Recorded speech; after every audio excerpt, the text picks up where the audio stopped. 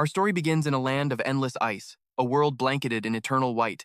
They call it the Frostfield, the center of the world, home to colossal beasts. A white dragon flicks its impossibly long tongue, while a great serpent swallows glaciers whole. A polar bear bares its razor-sharp fangs, a grizzly bear shakes the earth, and even a giant rat joins the chaotic symphony. A vile rodent that poisons the very oceans. Suddenly, a king appears, his face etched with pure terror. But an emperor who once survived the Frostfield told a different story. He warned that in this place, a mysterious figure also wanders. The most terrifying thing here isn't the monsters. From this land of endless snow, a horrifying sound echoes. The Frostfield. A girl leaps fearlessly toward a massive crab before her. A second later, a huge explosion erupts from beneath the thick snow. A giant hand clamps down hard on the black crab's claw. The hand belongs to Gheta. He struggles with all his might to butcher the beast. Suddenly, a pair of feet appears in Gheta's view. Just the presence of this newcomer makes the giant crab tremble uncontrollably. His hand tightens around the weapon he holds. In a flash, Ketan ends the creature with a single, clean slash. Immediately, Gheta snatches the prize and happily scurries away. This scene makes Ketan sigh, and he can't help but mutter to himself. These barbarians wear their own ignorance like a medal of honor. Ketan unconsciously looks ahead, whispering, "How much longer do I have to deal with these blockheads?" However, the girl nearby overheard him. She immediately asks, "What's ignorance? Can you eat it?" At this point, he can only give up. Forget it. A second later, the girl is already devouring the black crab with gusto. Even Gheta beside her is not to be outdone. Suddenly, a cold voice cuts through the air, freezing them in place. "I told you idiots clearly that eating that would kill you." Ketan stands there, his face dead serious as he presses them. "It hasn't even been a week, and you've already eaten everything?" Hearing this, the girl in front of him stammers an answer. "You only said." But then a smug grin spreads across her face. She tells him it was an admirable challenge. Her words leave Ketan stunned. He questions her sanity. "Are you seriously complimenting me?" Suddenly, Gheta's face turns a sickly green, his eyes rolling back in his head in a horrifying display. He starts foaming at the mouth, his eyes turning completely white. Gheta clutches his throat, overcome with fear and agony. The sight only makes Ketan fall silent, but it terrifies the girl beside him. She screams out, "Gheta, what's wrong with you? Wake up!" Ketan's expression grows darker and colder by the second. Meanwhile, the girl continues to cry out in despair behind him. "Get up, Gheta, get up, now." But it's as if none of it has anything to do with him. He silently turns his back and walks away. As he leaves, he mutters, "This isn't what I wanted. It all started a long, long time ago." When Ketan first stepped out into the world, he yearned to find a world of fantasy, a world filled with wonder and magic. "I quit my job and traveled. I climbed the highest mountain on Earth." He journeyed alone to places with stunning sunsets, traveled to the planet's core, and even stood under the brightest moons, reaching the southernmost point of the world. He prayed relentlessly for this, but of course, nothing happened. Reality was so far from fantasy. Every night, I prayed that when I woke up, I would be in the middle of a magical world, and one day, my prayer was answered. Elsewhere, on the frozen plains, a group of people pushes forward when a frustrated voice shouts out, "It's so damn cold!" The owner of that powerful voice is a man with blonde hair. He's the captain of this expedition. He says if you don't want to die, put on another fur coat. Immediately, a long-haired man beside him replies, his face strained, "I already did." Suddenly, a man with short hair chimes in, "Captain, no matter how big the reward is, this is still a suicide mission. Crossing the entire Frostfield? You're insane." Faced with the accusation, the captain's voice turns stern. "Quiet down." Everyone agreed to this. His words make the other man falter. He tries to backpedal. "We didn't know it would be this bad. Damn it, it's freezing."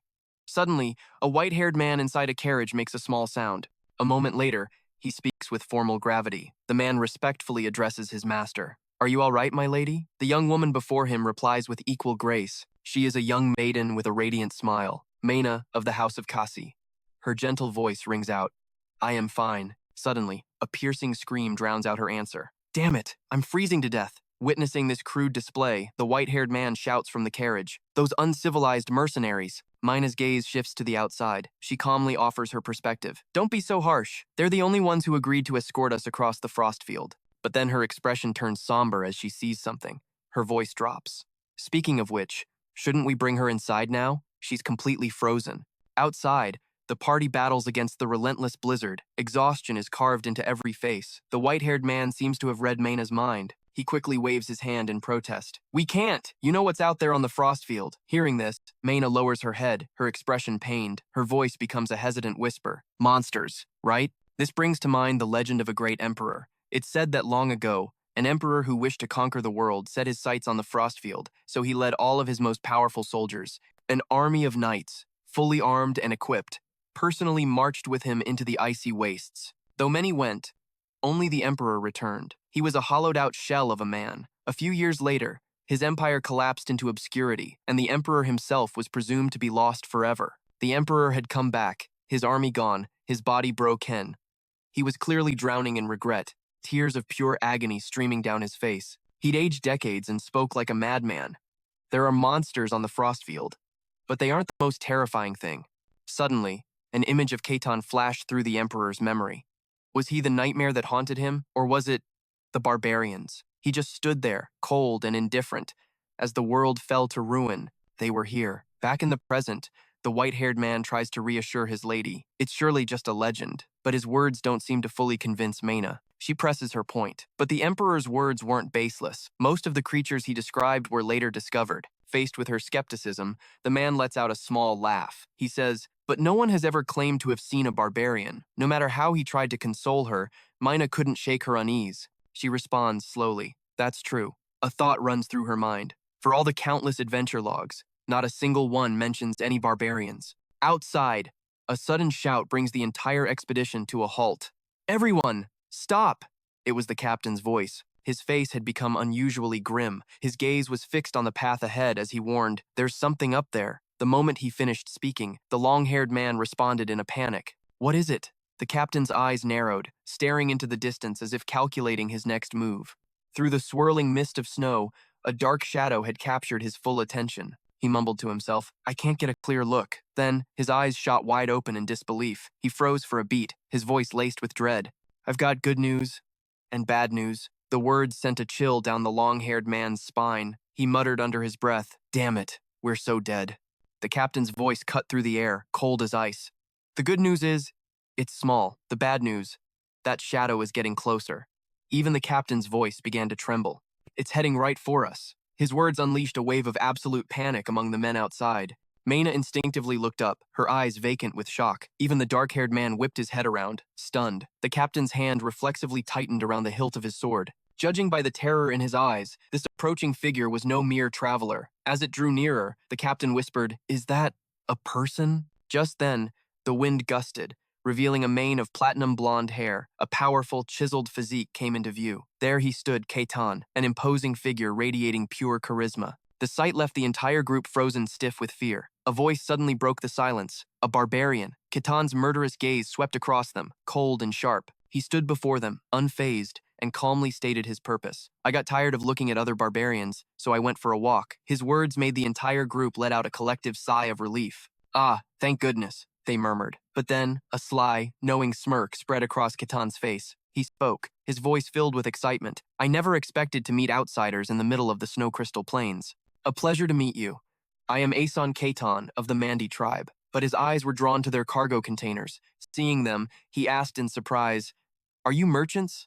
After they confirmed, yes, Ketan looked them over with a piercing gaze and asked, "I take it you're the mercenaries hired to guard this caravan?" Hitting the nail on the head, the captain instinctively replied, "That's right." The information seemed to make Ketan thoughtful. He spoke slowly, "My advice is to turn back, but I'm sure you won't listen." Ketan's ice-cold words struck fear into them. The captain's face was a mask of strained composure. Suddenly, Ketan's gaze shifted, a hint of curiosity in his voice. "Is your employer in that carriage?" His eyes were now locked onto the luxurious carriage, sending a fresh wave of terror through Mena inside. Her eyes flew open, wide with fright. Outside, the captain was trembling with fury, but he didn't dare make a move. Their silence only seemed to fuel Ketan's excitement. He made a shocking proposal. "I want to be hired too." His statement stunned everyone. The captain shouted in disbelief, "What?" Faced with this outburst, Ketan simply remained calm and asked, "Was I not clear? I want to help you cross the Snow Crystal Plains." The captain's mind was racing. Why would a legendary barbarian be looking for work? Could that really be all he wants? Still, he tried to maintain his composure and asked, "So, you don't have any hostile intent?" Ketan replied, matter-of-factly, "If I did, you'd all be dead already." The air grew heavy in an instant. The faces of the captain and his men darkened. Finally, the long-haired man stammered, "Captain," but the captain merely raised a hand, lost in thought. His stern voice then rang out towards the carriage, grabbing Mayna's attention. "Did you hear that?" She quickly responded. "I heard." Inside, the white-haired man next to her frantically asked, "What is happening?" Outside, the captain's expression remained like stone. He slowly explained the situation. "He wants us to hire him as a mercenary. What are your orders?" Faced with this impossible demand, Mayna's expression turned grim. She had no idea what the right call was, but her next question, which Ketan easily overheard, was loaded with killing intent. "If we fight, what happens?" She immediately got a firm answer from her captain. "I would strongly advise against it." His words silenced Mayna. A moment later, she regained her composure and said slowly, "I see. Tell him we accept." Hearing her decision, the captain quickly replied, "Understood, my lady." He remained motionless for a second before standing at perfect attention in front of Ketan. He announced loud and clear, "You're hired." A satisfied smile flickered across Ketan's face, but just as quickly, it was replaced by an ice-cold expression. Ketan spoke with a mocking tone. "Well, that's excellent news." His strange demeanor unnerved everyone. Pure terror was written on their faces. The only one who dared to speak was the captain. He demanded, "What now?" But Ketan just shot him a scornful look and replied, "Don't be scared. You're just the hired muscle. I need to speak directly with your employer." His words put the captain on high alert, who shot back a warning, "If you try anything funny." Ketan cut him off. "Careful." A victorious smirk played on his handsome face as he strode right past the captain. The sight absolutely terrified the long-haired man. He couldn't help but stammer, "See, Captain, is it really okay to let him meet her?" The captain could only reply, "Our employer has already given her consent." Suddenly, a man in a fur coat spoke up hesitantly, "But we're the mercenaries, shouldn't we?" Before he could finish, another guard shot back. "Against him?" Ketan walked forward with unwavering confidence, a powerful killing aura radiating from his entire body. "What? Are you kidding me?" Meanwhile, inside the luxury carriage, the white-haired man cried out in fear. "My lady, what are you thinking?" In stark contrast, Mayna was perfectly calm as she advised him, "Settle down." Suddenly, a deep, melodic male voice from just outside made her freeze. "May I come in?" In that instant, the butler's face went deathly pale. Mayna, however, replied with a strained voice, "Please, enter." Outside, Ketan smirked, pleased with her answer. The butler from the Akasa family was now trembling from the intense cold. Ketan entered and crossed his arms confidently. He tried to reassure them. "Relax, you two," he stated firmly. "Despite their obvious suspicion, I have no intention of harming you." The butler couldn't trust a single word. "Don't lie to us, you monster." Mayna was speechless. The legendary barbarian stood right before her. She offered a polite greeting. "It's a pleasure to meet you." Ketan replied just as smoothly, "The pleasure is all mine." He glanced out the window, then back inside. "It's quite warm in here, isn't it?" Keeping a carriage this warm in these plains must be difficult. Mayna explained the incredible difference. "Ah, that is thanks to magic." Ketan acted surprised, but in reality, he knew all about it. "Oh, so it really is magic?" He then added, "You should know, I'm not one for idle threats. Consider this a warning. As you both know, this place is extremely dangerous. Even with mercenaries, your odds of making it across safely are slim. That is why I will protect you." Mayna hung on his every word. "However, I have one condition." The butler was sweating bullets in the freezing cold. Her next question was exactly what Ketan was waiting for. "A condition? What do you want?" Ketan got straight to the point, not one to waste time. "Your knowledge proves you understand the world beyond these plains. The information you have, that's what I want." Mayna froze at his demand. Knowledge of the world outside the plains? He figured they only stood to gain from this. That's right, the two of them had nothing to lose. She felt powerless, unable to refuse. "We never had a choice in this from the start." Mayna had no choice but to accept his request. "I understand." That man turned to stone right in front of Ketan. "Excellent. So, what's your name?" She calmly introduced herself. "I am Mayna, of the Akasa clan."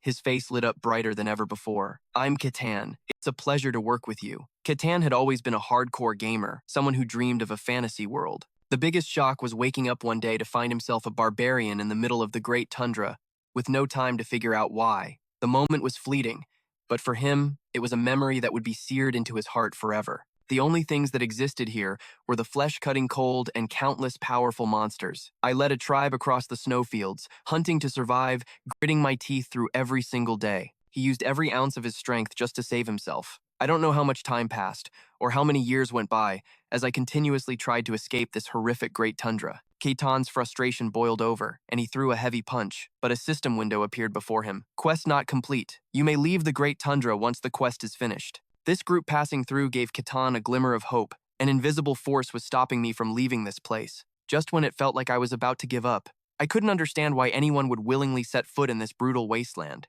But occasionally, people from the outside world would appear. The shock still hadn't faded when the realization hit him. Ketan imagined a beautiful, vibrant landscape. The world beyond the harsh great tundra was the world of magic and fantasy he had always yearned for. This was a true fantasy world. He turned his attention to attacking monsters. From then on, I stopped fighting just to survive and started fighting for a real purpose. Quest 295, hunt the lizards within the time limit. He always pushed himself to the absolute limit, slaughtering monsters and clearing quests just to escape the great tundra. Quest 295 complete. The next quest will be issued, he thought, holding on to the hope that one day he would escape this place. Ketan pinned all his remaining hopes on Mayna's answer. Because I can't leave this damned tundra, any information from outsiders is incredibly precious. He celebrated silently, comparing his present to the dark past. But most of the humans I'd met until now either drew their swords in a panic or were half crazed. This time, someone was finally willing to talk to me. How long has it been since I had a civilized conversation?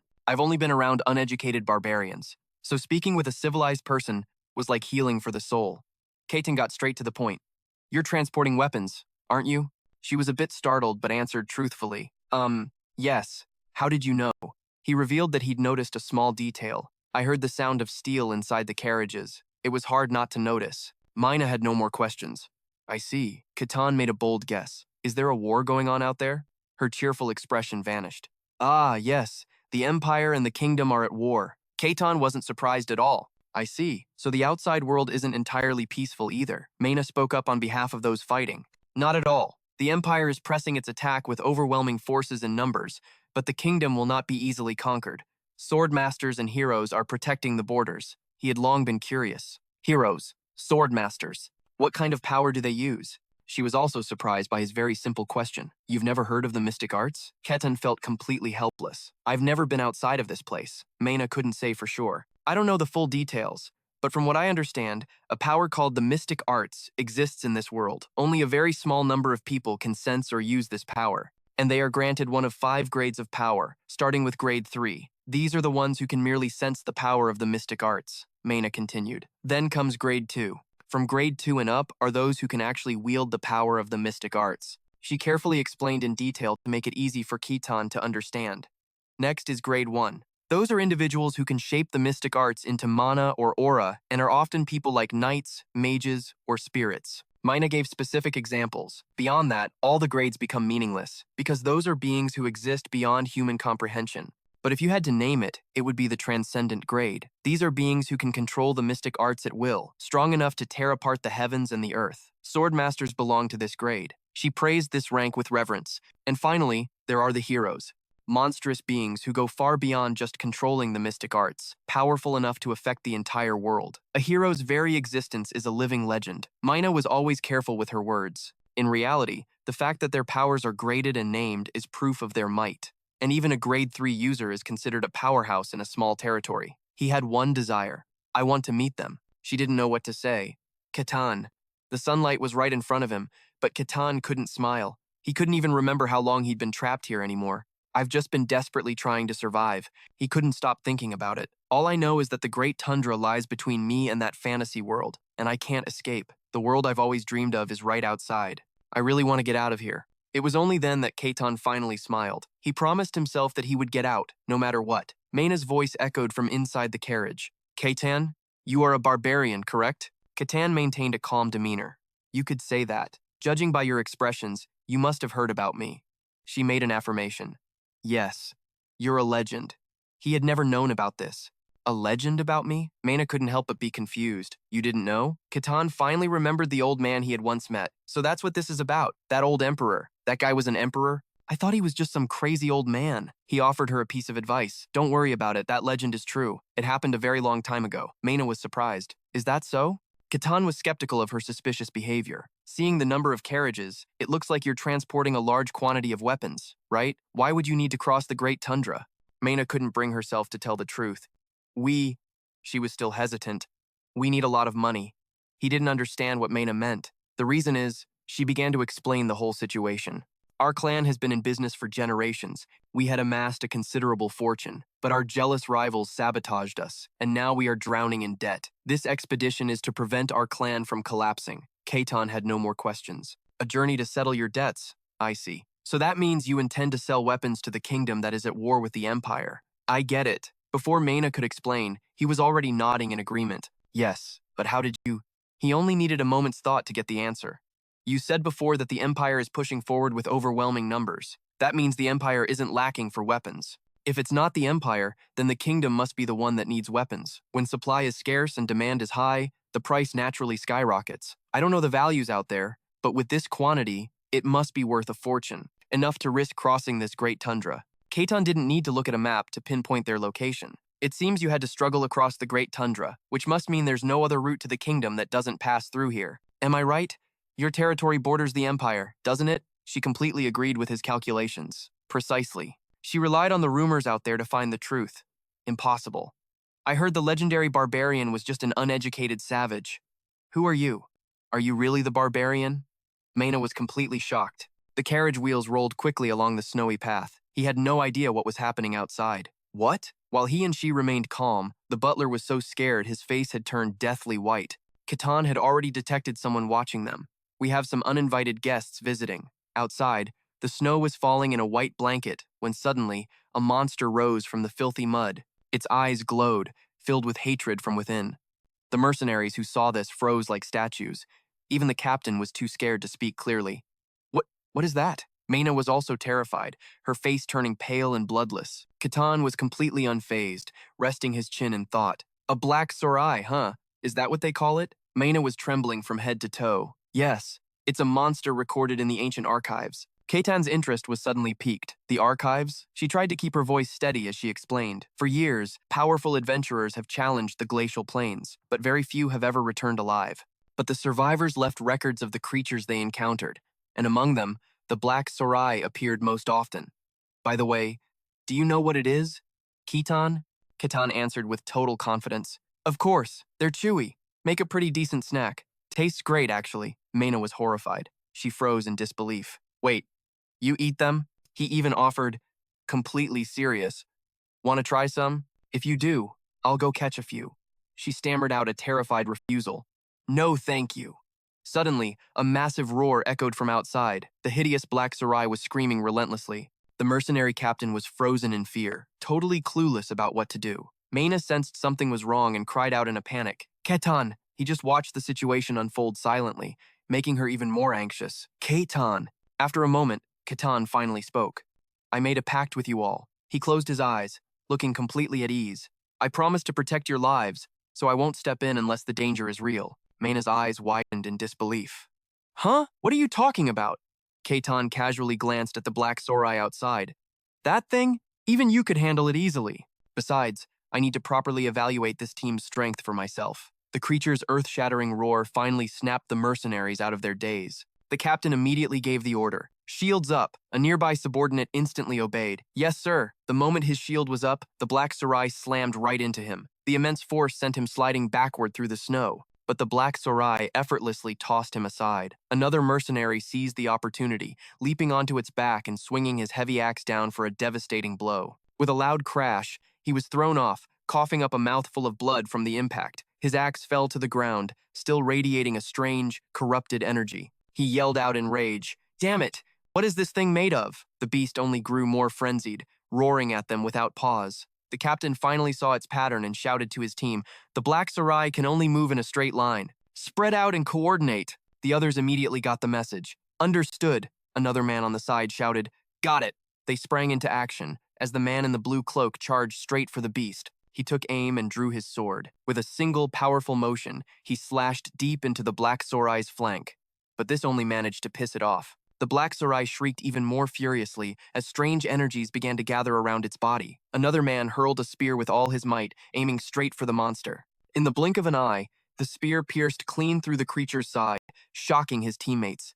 It let out an agonized, piercing scream. Taking advantage of its pain, a swordsman rallied the others. Don't stop! Keep attacking! His own blade sliced into the black sarai's hide. He immediately shouted a warning to the others. Normal attacks aren't working. Aim for the core. It's hidden deep inside. With a new target, everyone yelled in unison, Roger! Now that they knew its weakness, they unleashed a relentless barrage on the black sorai.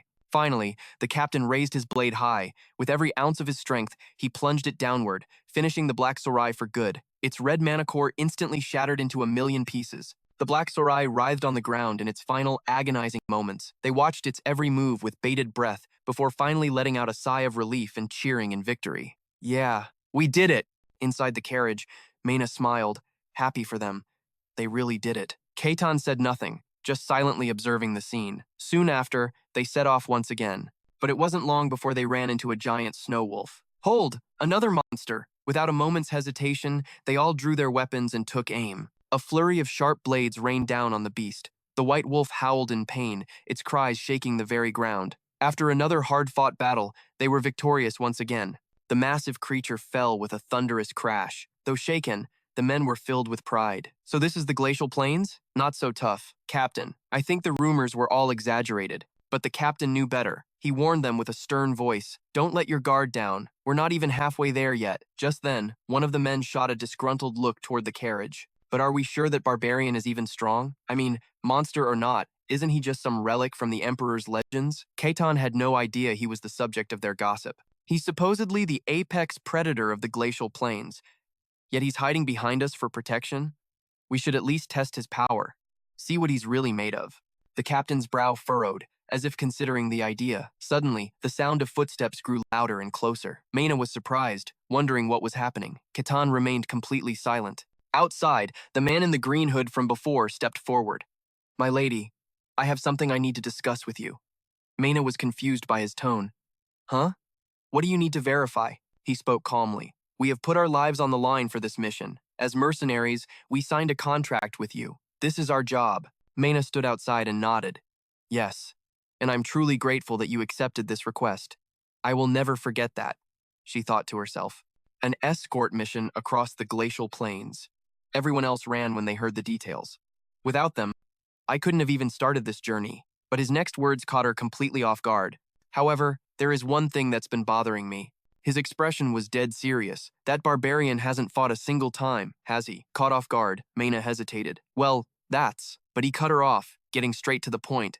Therefore, we want to confirm whether that barbarian is truly worthy of the special treatment he's receiving. Mena grew flustered, avoiding their intense gazes. Confirm. How? Just then, the captain walked over, looking apologetic. I tried to stop them, my lady, but they wouldn't listen. Hearing that his strength was being questioned didn't anger Ketan in the slightest. He spoke calmly. So, you want to test my power? Fine by me. But then Ketan added, just not right now. The entire group was stunned. Huh? Ketan stepped off the carriage and glanced ahead. We've got company. The mercenaries scoffed. What are you rambling on about? Just then, a chilling voice slithered from the shadows behind them. Ah, weak mortals from the outside have arrived. It's been so long since I've had a proper meal. Scream for me, you pathetic little things. The group was terrified, whipping around and drawing their weapons. A massive serpent opened its jaws, revealing rows of razor-sharp fangs. Struggle all you want, it only enhances the flavor of my meal. Mena screamed in terror, while the others were paralyzed by its intimidating presence. Ketan's brow furrowed as he gave a cold command to the beast before him. Enough, they are my guests. Go back. The white snake, the great serpent, saw him and seemed genuinely surprised. You? What are you doing here? Have you forgotten the laws of the Glacial Plains when you left your tribe's territory? Ketan cut him off, annoyed. That is none of your business. The white snake replied with contempt. Ridiculous. It roared in fury. I am the white snake, you filthy barbarian! How dare you give me orders? I, who was promised immutability. But Ketan wasn't about to take that. He planted his feet and threw a single punch. Are you looking for a death wish? The blow connected squarely with the white snake. It roared in absolute fury. Vicious whirlwinds of power erupted from its rage. The mercenaries gritted their teeth, struggling just to stand their ground. The monster's power was growing by the second. Mena struggled to shield her face, and everyone feared for her safety. Seeing that he wouldn't stop, Lady Ketan's face twisted with anger. You're the type who only listens after a beating. Min-Ina dropped to her knees, crying out his name. Ketan. Ketan didn't even look back, his eyes burning with resolve. I'll finish this quickly. It won't take long. Each of his steps was a tremor, shaking the very ground. Ketan surged forward with all his might, aiming for the white serpent. He cocked back his fist, ready to unleash a devastating blow. But suddenly, A blinding flash of light erupted from the battlefield. In an instant, the light engulfed the entire sky. Everyone nearby could only stare, dumbfounded by the spectacle. After what felt like an eternity, Ketan had dealt with the white serpent. The people immediately began to apologize profusely. I have committed a grave sin. Please forgive me. Ketan simply waved it off. It's fine. Trusting a stranger is never easy. With that, their caravan resumed its journey. The freezing air made the old butler shiver uncontrollably, letting out a few coughs. The sound caught Ketan's attention. Now that I think about it, I have a question. Min Aina looked up in surprise. What is it? Ketan's expression grew serious as he looked at her. Judging by your clothes and the way you speak, you don't seem like an ordinary representative of your family. So why are you personally taking part in such a dangerous expedition? Hearing this, Minina let out a small sigh of relief. She then explained, I am the eldest daughter of V, a concubine to Lord Kazak Akasa. Ketan was a little surprised by her answer. A concubine? You mean a lesser wife? Without hiding anything, she nodded. Yes, Minina began to recount her past. She was sent here for a political marriage, only to be abandoned. A pitiful mother with no real power. Ketan's voice was filled with empathy. I see. As she spoke of the past, her hands clenched into tight fists. My mother and I are family in name only. In reality, we are nothing. We're treated no better than servants. She looked down, losing her confidence. I didn't mean to say so much. After a moment, Min Ina continued. I volunteered for this expedition. Ketan seemed surprised. Really? Min Ina nodded firmly. Yes, even though it's a perilous journey. She couldn't meet his gaze. Someone had to step up and set an example. Hearing this, a small smirk appeared on Ketan's face. I understand. You're quite clever. Minina was utterly confused. Huh? Ketan continued his assessment. And you have great ambition, too. You're greedy. Min Aina became hesitant. Suddenly, a noise from outside made Ketan turn his head instantly. Min Aina noticed it too. Have we arrived? Outside, the mercenaries were stunned by the scene before them. They were too shocked to speak. It's grass! The butler bowed his head in gratitude to Ketan. Thank you so much, Ketan, he then asked with concern. How will you return? Minina thought for a moment before answering. We will pass through the Empire. Ketan didn't hesitate to point out the challenge. Since you've sold your weapons, you won't be carrying any contraband. Crossing the border shouldn't be too difficult. Minina looked up at him and called his name softly. Ketan. She paused for a moment before adding, You said I was smart and ambitious. What did you mean by that? Minina waited intently for Ketan's answer. It's exactly as it sounds. You're intelligent, and at the same time, very ambitious, he explained carefully. Your family was once highly respected, but it's now in chaos due to a lack of funds. Even though you're the daughter of a concubine, if you personally forge a path to save the family from the brink of collapse. Min Aina listened to every word with intense focus. Who do you think the people under you will trust and follow? Your goal is to seize real power within the family, isn't it?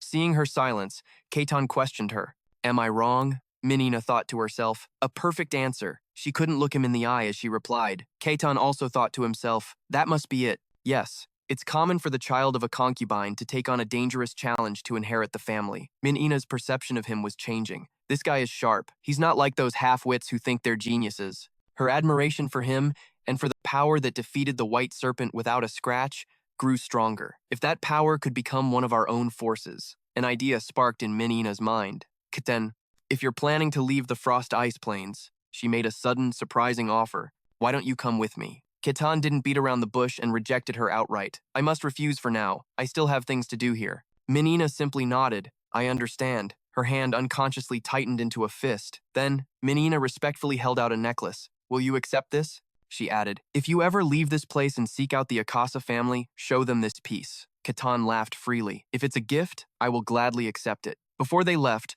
the butler spoke again. Thank you so much, Ketan. I hope we meet again one day. He nodded firmly. We will. And just like that, Ketan watched them depart. Time flew by, and a year had passed in a flash. After a long wait in the frost ice plains, all the conditions had finally been met. The system window appeared with a series of notifications. Mission 784 completed. Reward distribution complete. Conditions met. You may now leave the frost ice plains. Ketan walked forward with a majestic stride. Finally, my first step. He was filled with excitement for the fantasy world he had always dreamed of. Ketan immersed himself in nature, a look of pure enjoyment on his face. The fresh scent of grass and trees mingled with the smell of wild beasts. The forest air was clean, teeming with wildlife. Ketan closed his eyes, sensing the faint, refreshing aroma of a river. sense he could never experience back in the frost ice plains. This is amazing. It feels so good. Suddenly, he opened his eyes and glanced to the side. Ketan saw a colossal ice tower and exclaimed in shock, "What the hell? Where did the frost ice plains go?" Before him was a lush, green mountain forest, bathed in brilliant golden sunlight. This is a fantasy world, the world I've longed for. A world full of mysteries I never thought I'd reach. Even though the beginning was pretty rough, I still managed to survive. A bold thought arose. So from now on, I'm going to enjoy my life here to the fullest.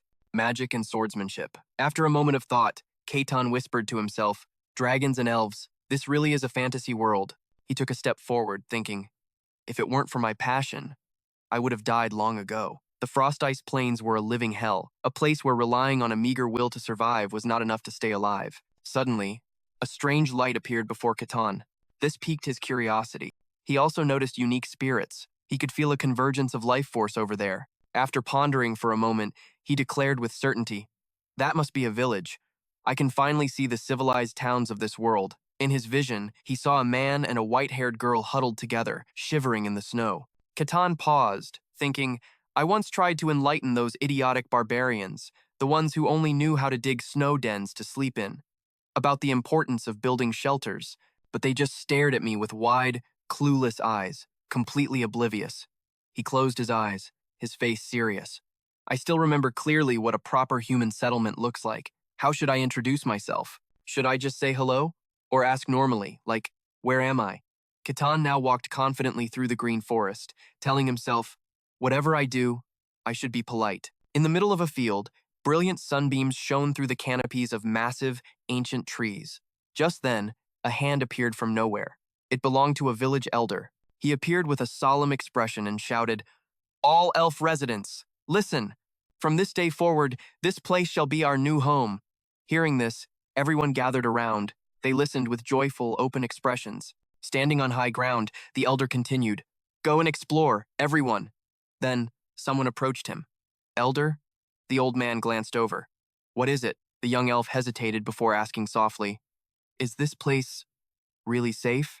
The elder nodded with confidence. It is very safe. He looked out at the crowd and added, This is a remote and secluded area. Humans cannot reach it. Yes, I know that, but the frost ice plains are right next to us. The elder shot a sharp look at the young man and asked sternly, Are you worried that monsters from the frost ice plains will appear? He scratched his head nervously. It's so close. The elder's voice was calm and reassuring. It's all right. Nothing has come from the glacial plains for 1,000 years.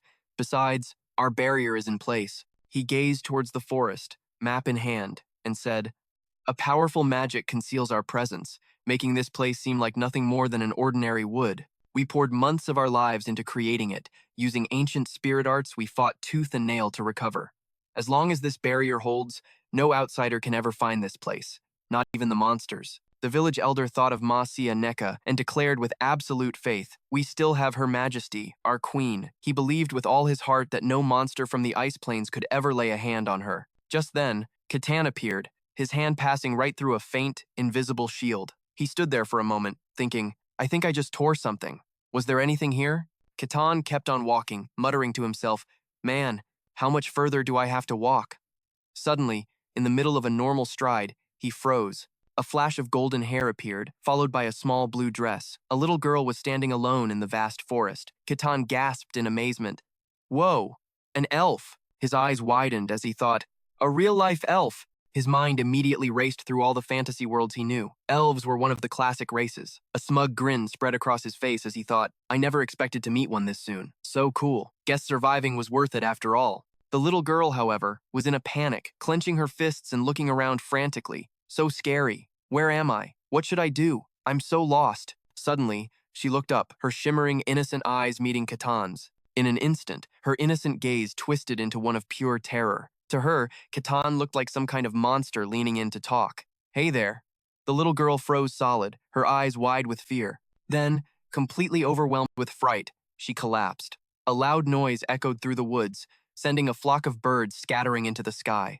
Ketan panicked, catching the girl as she fainted. His face went pale with shock. The girl was foaming at the mouth. Ketan started freaking out. She passed out before I could even talk to her. Should I take her to her village? His mind immediately jumped to the popular myths. In stories, Elves are always a peace-loving race, incredibly hospitable and kind. He rubbed his nose proudly, thinking, if I carry this unconscious kid back, they'll probably welcome me warmly. They'll be friendly, right? Wonder what that's like. A smirk crept onto his face as he said, something to look forward to. So, he lifted the girl into his arms and started walking. He hadn't gotten far when he heard a scream. Impossible! How is a human here? Oh, my child! A group of fierce-looking elves charged at him with weapons drawn. Who are you? How did you break our barrier? Ketan froze. This isn't how I pictured this going. The woman was sobbing. My child! The elder stared in utter shock, thinking, how can this be? This place is supposed to be an untouchable sanctuary, a place humans can't reach, so why is one here? There's supposed to be a barrier. How? A person beside him shouted. Elder, there's a hole in the barrier. But he remained firm. No! Where is Her Majesty the Queen? The other elf replied, the Queen left to scout the terrain, sir. They glared at Ketan, shouting, you bastard! If you don't return that child, we'll hunt you to the ends of the earth. The elder's heart sank as he realized, our home has been discovered. His mind raced with terrifying conclusions. The barrier is made of ancient magic. Not even an adult should be able to get in. If it was broken, it means this human came here fully prepared. How long have they been watching us? Ketan, meanwhile, was sweating bullets. His eyes were wide with shock. Wait, do they think I'm a kidnapper? He glanced down at the girl in his arms, thinking he had to clear up this misunderstanding first. The child was trembling and crying in fear. Small tears streamed from her eyes. Then, she opened them wide and looked up at him. Ketan gently set her down and said softly, go on, go back to your people. The girl hesitated, looking back at him one more time. But to her, he still looked like a terrifying demon. The sight sent her into another shock, her face turning pale. She burst into tears and ran straight to her parents. Ketan was horrified. Damn it, is my face really that scary? A painful realization hit him hard. I really thought I looked like a decent guy back in the Glacial Plains. He was in total shock. He gave an awkward wave and said, anyway, I brought the kid back, elves. As you can see, I'm not your enemy. But the elder just roared out an order. The hostage is free! He and the others drew their bows. All units, attack! Fire! Ketan was stunned. Are you even listening to me? Ketan's face darkened as he thought, these elves are way more savage than I imagined. According to the myths, they were supposed to be a gentle, noble race that loved nature and peace. But the real-life version was ferocious and violent. Sure, elves live in nature, but that beautiful image was shattered by their brutality. He realized with a sigh that nature isn't peaceful. It's a place where only the strong survive. In that sense, I guess their brutality is understandable. As a storm of arrows rained down on him, Ketan stood completely unfazed, simply muttering, so this is reality. Seeing that he didn't have a single scratch on him, the elves gasped in shock. What kind of magic artifact is he wearing? He has to have a limit. Keep attacking. Ketan walked forward calmly. He flicked his hand out and said, settle down. Then, with a serious expression, he summoned a dark power. It erupted with incredible force, creating a massive explosion on the spot. The other elves couldn't even open their eyes from the force of the blast. Defensive positions, one of them screamed. But Ketan's power was too overwhelming. It shredded their defenses in an instant. They were blown away, sent flying with dirt and rocks. The power converged into a massive sphere, preparing to unleash its ultimate force. The elder trembled, taking a step back with his staff.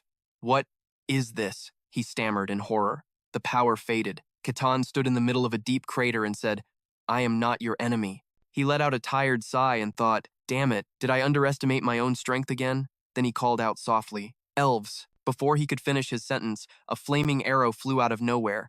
It hit him square in the head before he even knew what was happening. A moment later, a terrifying explosion engulfed the spot where he stood. The elder and the young elf stared in a daze. From above, a figure descended, her braided hair flowing behind her. Slender legs landed gracefully on a boulder. It was Masia. The moment they saw her, everyone cried out in unison, Your Highness, Queen of the Leaf Tribe, Masia Neka. She stood majestically and asked, What happened here? The elder hurried to report, A human attacked us. Hearing this, Masia's expression hardened. So, the time has come. She looked at her people and said, Seriously, even this place is no longer safe. Just then, Ketan walked out of the smoke and dust. Hold on, he said, casually scratching his head. I need you to listen to me. Seeing him still alive, Masia couldn't believe her eyes. The elder gasped. Impossible. He took a direct hit from the queen and he's still standing. Masia Neka looked down from her high perch and asked sharply, Are you another powerful enemy come to harm us? She frowned at Ketan and spat. Humans truly are a vile species. Masia Neka raised her bow and formally introduced herself. I am the queen of the leaf tribe, whose leaves change with the seasons. Her eyes narrowed as she spoke. Human. She drew her bow. You will pay a heavy price for your ambition. He just stared blankly, having no idea what she was talking about. Ketan stood frozen like a statue, wondering, is talking not even an option? We're obviously speaking the same language, so is she deliberately ignoring me? Or is the relationship between humans and elves just that bad? After a moment of hesitation, he made up his mind. Fine, there's no other way. His brow furrowed with resolve, his pupils widened as he braced himself. I learned one thing from the Icefang Plains. If they won't listen, just beat them until they do. She drew her bow, took aim, and let an arrow fly straight at him. Maya focused, her eyes tracking the arrow's path. The shaft shot from her bow, making a beeline for Ketan. Maya's arrow was like a savage beast hurtling toward its prey, but Ketan felt no fear. He just clenched his fist and charged forward without a second thought. He threw a single, powerful punch at the ferocious attack. Two opposing forces collided in a violent explosion of power. Ketan's energy was like a vortex, completely shredding Maya's power. Seeing this, she could only stare, too stunned to even speak. Ketan paused for a split second, but in that instant, Maya's residual energy erupted, devastating everything around them. Just like that, she was knocked from her high horse, sent crashing down hard. He watched in stunned silence, thinking, maybe I should have held back a little. The shock hit Maya like a physical blow, her face turning pale. She glared at him, a single thought racing through her mind. After just one exchange, I know one thing for sure. This guy is strong. At least transcendent tier. Why would someone that powerful be here? Maya Nekadusia spoke softly. Everyone, get out of here now. Her followers were stunned, crying out, Your Highness. But Maya's voice turned into a roar. Go, all of you, run! Yes, ma'am. Hearing the order, they all scrambled, fleeing for their lives. Then, she glared at Ketan, her voice dripping with scorn. Human, I acknowledge your strength, but you will never achieve your goal here. He didn't seem to care at all. Ketan just casually replied, Nah, I just wanted to talk. How did things get so out of hand? Maya Nekadusia closed her eyes. It looked like she was beginning an incantation, focusing her mind to summon something immense. You who incinerates the deepest darkness, show yourself, O horned one who embraces the purest flame. A moment later, Maya's eyes snapped open, glaring at him. She threw her hand to the sky, and in an instant, a magnificent creature was summoned. It was Fi Yago. A scorching heat radiated from its body. The moment Ketan saw it, he couldn't hide his amazement. A summoning spell, he muttered. The creatures from the Icefang Plains are all insane and monstrous. He glanced around, sizing them up. Some of them look like something out of mythology, but way uglier. But seeing the sheer ferocity of this Fi Yago, he was genuinely impressed. The creature before him was a bull with horns of blazing fire. His eyes lit up with excitement. Now times is a real fantasy spirit. Maya Nekadusia gave the order. Fi Yago, destroy the enemy before you. The beast looked at Ketan and spoke in a low rumble. Summoning contracts are nothing but trouble. They only bring disaster. Fi Yago was a high-tier fire spirit. Hearing its complaint, Maya snapped, silence. She looked at it with pride. For her, the more powerful and arrogant a spirit like Fi Yago was, the more magnificent it appeared. Normally, I could never summon a being of this rank, she thought. But with help from another tribe, I barely managed to form a contract. I never thought I'd have to use it like this. She gave the order with cold finality. Fulfill the contract. Fi Yago began to move. So, the contract is to kill the human before me? Its eyes locked onto Ketan, cold and sharp. To the spirit, he looked like a demon. Is he truly human? Fi Yago wondered. The majestic divine bull was wreathed in golden-orange flames, blazing like an exploding sun. The fire didn't just cover its powerful body. It radiated outwards, creating a scene that was both mystical and terrifying. Standing not far away, a young man stared at the spectacle before him. His hands were clasped, his eyes wide, his mouth slightly open in absolute awe. He didn't dare blink, afraid the sight would vanish if he looked away for even a second. Awesome. A real summoned spirit. This is what a fantasy world is all about. Before his amazement could fade, a deep, cold voice echoed from afar. A human has trespassed upon our domain. The boy froze, his hands still clasped to his chest. As his mind reeled with questions, the spirit's eyes began to glow like molten lava. Mystical patterns across its body lit up, and small motes of fire started to float around it. It lowered its head, its voice filled with majestic contempt. A pathetic human dares to dream of the children of nature? I've made my decision. I will burn you to a cinder until not even ash remains. The kid just stood there, frozen, eyes wide, with a blank look on his face. He looked like an actor thrown on stage without a script, completely and hilariously confused. The spirit's eyes glowed crimson, red, like two embers coming alive in a firestorm. The flames around its body erupted violently, flowing over its horns and back, cascading down its legs like rivers of lava. Its colossal body lifted off the ground, leaving scorched cracks where its hooves had been.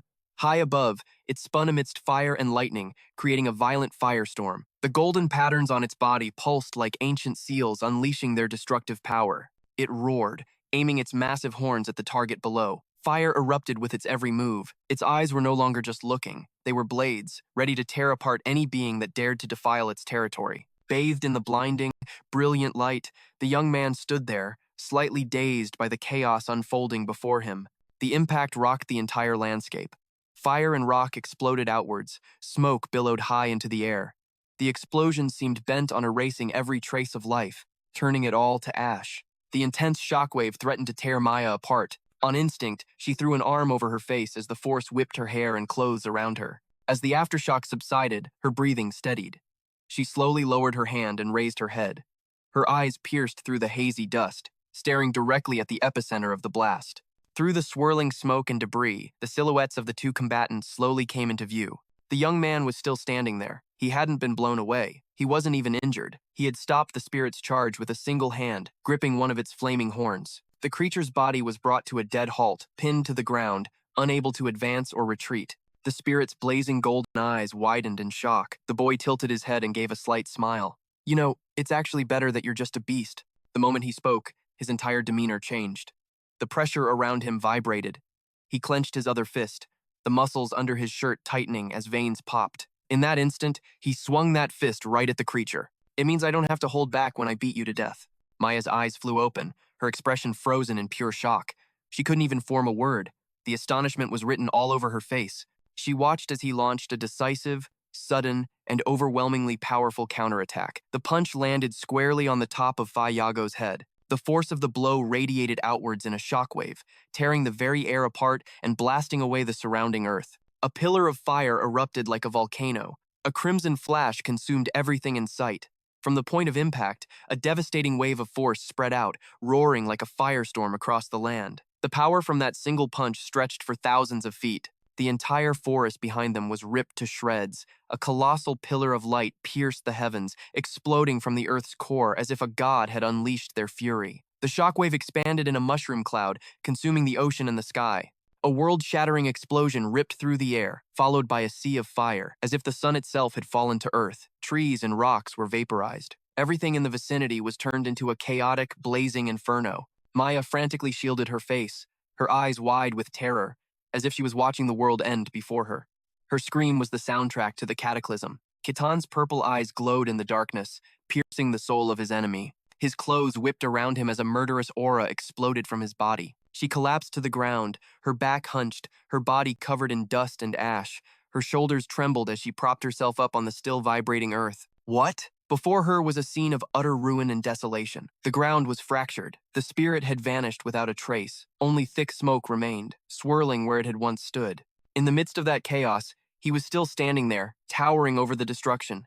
"Impossible," she whispered. He began to walk towards her, each heavy, steady step echoing across the broken landscape. She remained on the ground, staring blankly through the haze, unable to tell what was real anymore. She lowered her head, her shoulders shaking slightly. Her voice was hoarse with exhaustion, but held a note of genuine surrender. "Please." She bowed so low her dirt-streaked face was hidden, her voice cracking with desperation. "Spare my people." He stopped right in front of her, his gaze falling over her, heavy as the night. A moment of silence passed, and then his deep voice rang out. "I am not your enemy." In that instant, her entire body went rigid. Her shoulders trembled slightly, and her eyes shot wide open in utter disbelief. She hesitantly raised her head, as if she couldn't trust her own ears. "What?" After a long debate, we finally came to an agreement. It dawned on her then. He truly wasn't her enemy. Kujia bowed her head, her gaze sinking low, her voice thick with guilt. "I apologize, human. We were far too quick to judge you." She pressed a hand to her chest, trying to stifle the wave of shame washing over her. She couldn't bring herself to meet his eyes. To mistake the one who saved her tribe's child for a kidnapper, the disrespect was just too great. He stood there, arms crossed, the corner of his mouth ticking up in a wry smirk. It's fine. I understand. You said humans were hunting your people, right? Still, it's a little disappointing you never even tried to hear me out. She lifted her head a little, her eyes still cautious but now filled with a confused curiosity. Her voice was a hoarse whisper, but clear. You're really not one of the ones hunting us? He met her gaze, his expression not cold, but filled with sincere curiosity. A light wind stirred the hem of his cloak as he answered, his voice even and calm. This is the first time I've ever met an EO. There are no EO in the White Snowfields. She repeated his words, her voice still laced with suspicion. What, the White Snowfields? Then, something clicked. The ashen barbarian of the White Snows. He faltered for a second when he heard that name, before replying nonchalantly, That's the name the outsiders gave me. She straightened her back, fists clenched, disbelief written all over her face. That's impossible. We thought no human could survive in that place. Then she bowed her head, her voice laced with a new kind of fear. If you were able to leave the White Snowfields, does that mean other things can get out too? He stood motionless for a moment, his feet planted firmly on the broken ground, unmoving. A soft sigh, nearly carried away by the wind, and then his voice rang out, deep and sure. Who knows? But I doubt it. Not just anyone can leave that place. Ketan's mind drifted. The White Snowfields had their own set of rules, rules that even powerful beings like that great serpent couldn't defy. For whatever reason, I was granted a way out, through something they called a mission. He stood there, his pensive gaze fixed on the space before him, as if piercing through the haze of dust and memory. I'm sure I'm an extremely rare exception. Kuji let out a soft sigh, the tension finally leaving her shoulders. Amid the rubble and swirling dust, her voice was as light as a whisper. Well, that's a relief then. Suddenly, as if recalling something, he asked, By the way, is your spirit beast all right? He looked a bit flustered, scratching his cheek with a sheepish grin, realizing he might have overdone it. That fire bull. I cut it in half. She propped herself up, rising slowly, dust cascading from her clothes. Don't worry. Spirit beasts are beings of nature. When defeated, they simply return to the spirit realm. The young man murmured thoughtfully, almost to himself. A spirit beast, huh? She was now standing tall, with the dignified air of a warrior who had reclaimed her honor. Her deep eyes locked onto his, no longer hesitant, only pure sincerity ringing in her voice. I apologize for the trouble I caused. If there is anything you desire, so long as it is within my power, I will grant it.